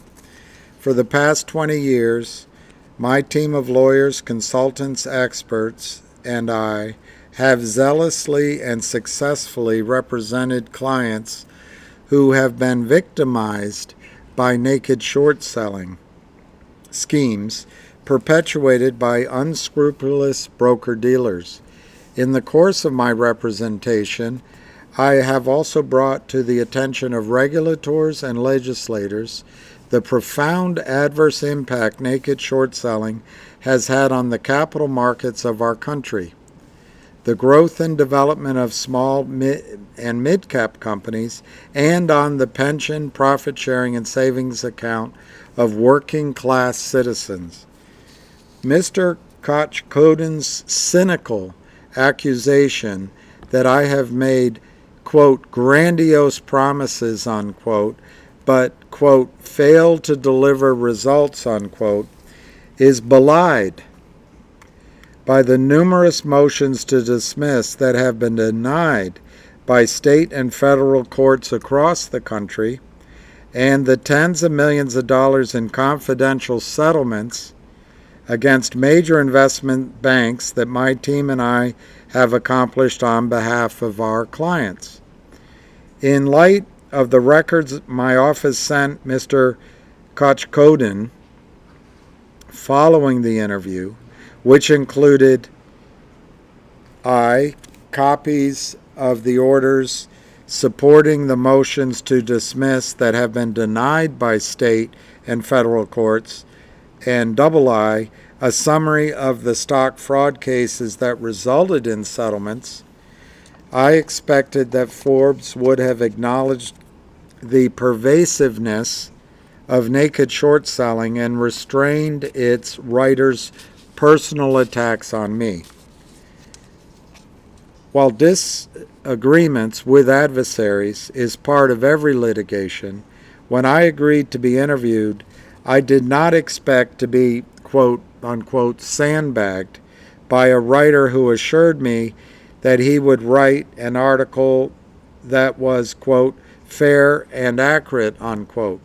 Sadly, Mr. Kochkoden's article is a shameless example of irresponsible journalism by a writer who has ignored publicly available documents, data, and regulatory enforcement actions that categorically refute the basic premise of his article, that naked short selling does not exist. The present-day pervasiveness of naked short selling is clearly and unambiguously demonstrated by the recent enforcement actions imposed by FINRA and SEC for persistent large-scale violations of Regulation Show and associated rules. Since Mr. Koch-Kodin appears to be unaware of these recent enforcement actions, I have enclosed the following. That was what I was about to print out. 1. Exhibit A. FINRA's letters of acceptance, waiver, and consent, as well as SEC orders for enforcement actions for Reg Show violations that occurred within the past 3 years. There are many other reported decisions of Reg Show violations from January 1 to 2019 that Mr. Koch-Kodin could have found had he been interested in publishing a truthful and accurate story. By claiming that it is doubtful that naked short selling exists anymore, Mr. Koch-Kodin has clearly demonstrated that 1. He neither thoroughly researched nor fully understands the topic of naked short selling, or 2. He is a shill, I love it, for those brokerage firms who have made millions by manipulating companies through naked short selling. And 3, he is a writer who cannot be trusted to be fair, objective, thorough, and even-handed. Finally, the evidence of present-day naked short selling is well established and readily available to anyone who wants to learn the truth about this form of market manipulation. Apparently, however, Forbes does not care about publishing well-researched and truthful articles or holding its writers to the highest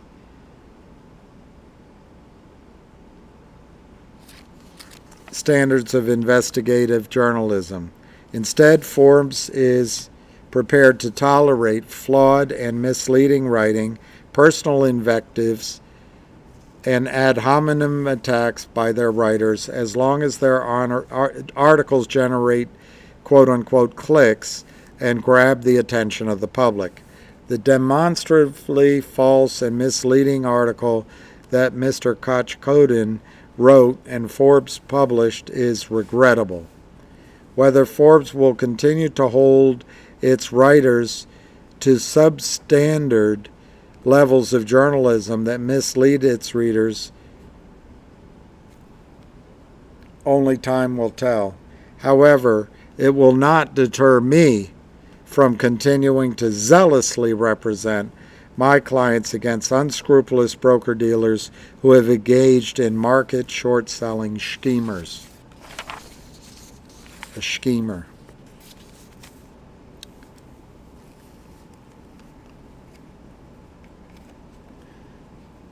Wow, I didn't realize Wes called the writer a shill. That's based.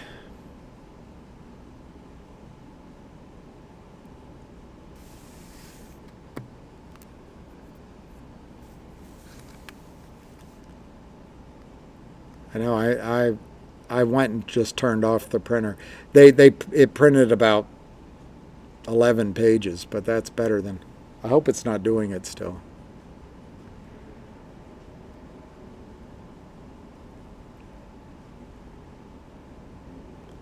So I have to find the Patrick Burns article. I don't know if I'll do it right away. There's not that many people watching any longer, so if there's some questions, great. Otherwise, maybe I'll close it in a minute at 9 o'clock. I don't know. Thoughts? What are your thoughts, Hobson?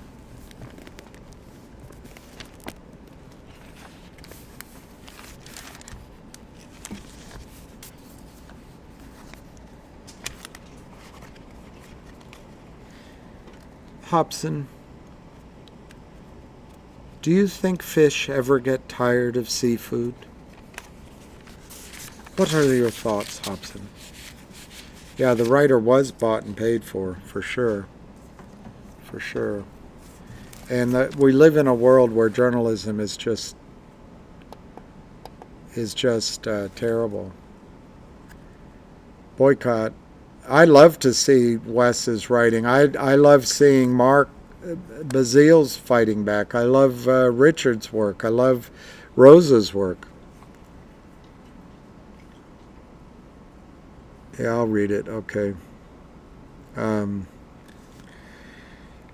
Let's see if there's any more.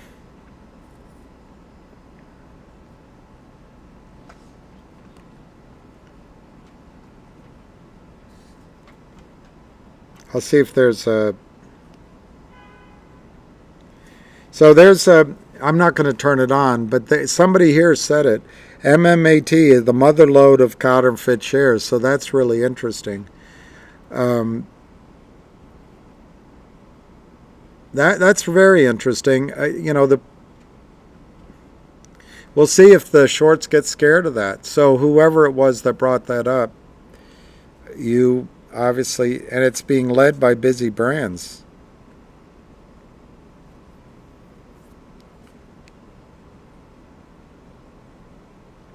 We could listen to it for a little while. Campers. And so what do? They're vindictive and evil, and so they're making Meta pay for putting them in this position. I've watched it as they've drove the price down. It's punishment. They're not going to make... People that want to make money shorting, they want to drive the stock from $2 to 50 cents and make $1.50, not a penny. So, it's an evil, vindictive punishment against metamaterials because they're pissed off because they know that George and John and this is about MMAT for that gentleman. We'll see what they say. We don't have to listen long. He's always wanted to torch the shorts. He's always wanted to make the shorts pay. And this is their payback against Meta for that mentality. I've always thought that. I've always felt that. I've watched it as the stock's been driven down. Yeah, let's do that. I think I'll go watch. These people are evil. I think I'll go walk Lucky. Even William if that's has said how evil they are. Even William. They don't care. And they Even don't William care if is. they drive Bowman down. They don't care about GTII. They don't care. They wash GTII. Who is this? Mike They Hughes. do the same thing with Meta. They do it with all these stocks. But they have a All right, Lucky, we're going to go. Meta. They do. They have a serious grudge. And I have said it to Kamenowski. Okay, so I'll say emails. I said, you're messing with people. I really out wish to get... each of you They really love, are. peace, They've and been happiness, in and it since the especially beginning, to since TRCH, and they don't Richard. care, and they've been vindictive. For tonight, and I'll hateful, the say that whole because 9 yards. And so, when they go actually, I want to jail, say it for I'm your gonna- mother. I'm I hope gonna be one I'll say it happy for man her. when it Okay, catches up to the criminals. It may both not of be you. the front end, but we'll get So resolution, anyway, but the DOJ and we'll FBI see and all all that you just tomorrow, I investigate guess. something And for Jenny, nothing, and they just please don't let tell you everyone know stuff I'm sorry for if I nothing. got shouting and There's clenching something teeth and in worked there, up. and I'll I try hope to they do all better. rot in I'll jail. try to I do can't better. help it because they're This guy's evil great. vindictiveness All right. to Meta, which is a good company. Buenos with Aires. Great things from glucose-wise to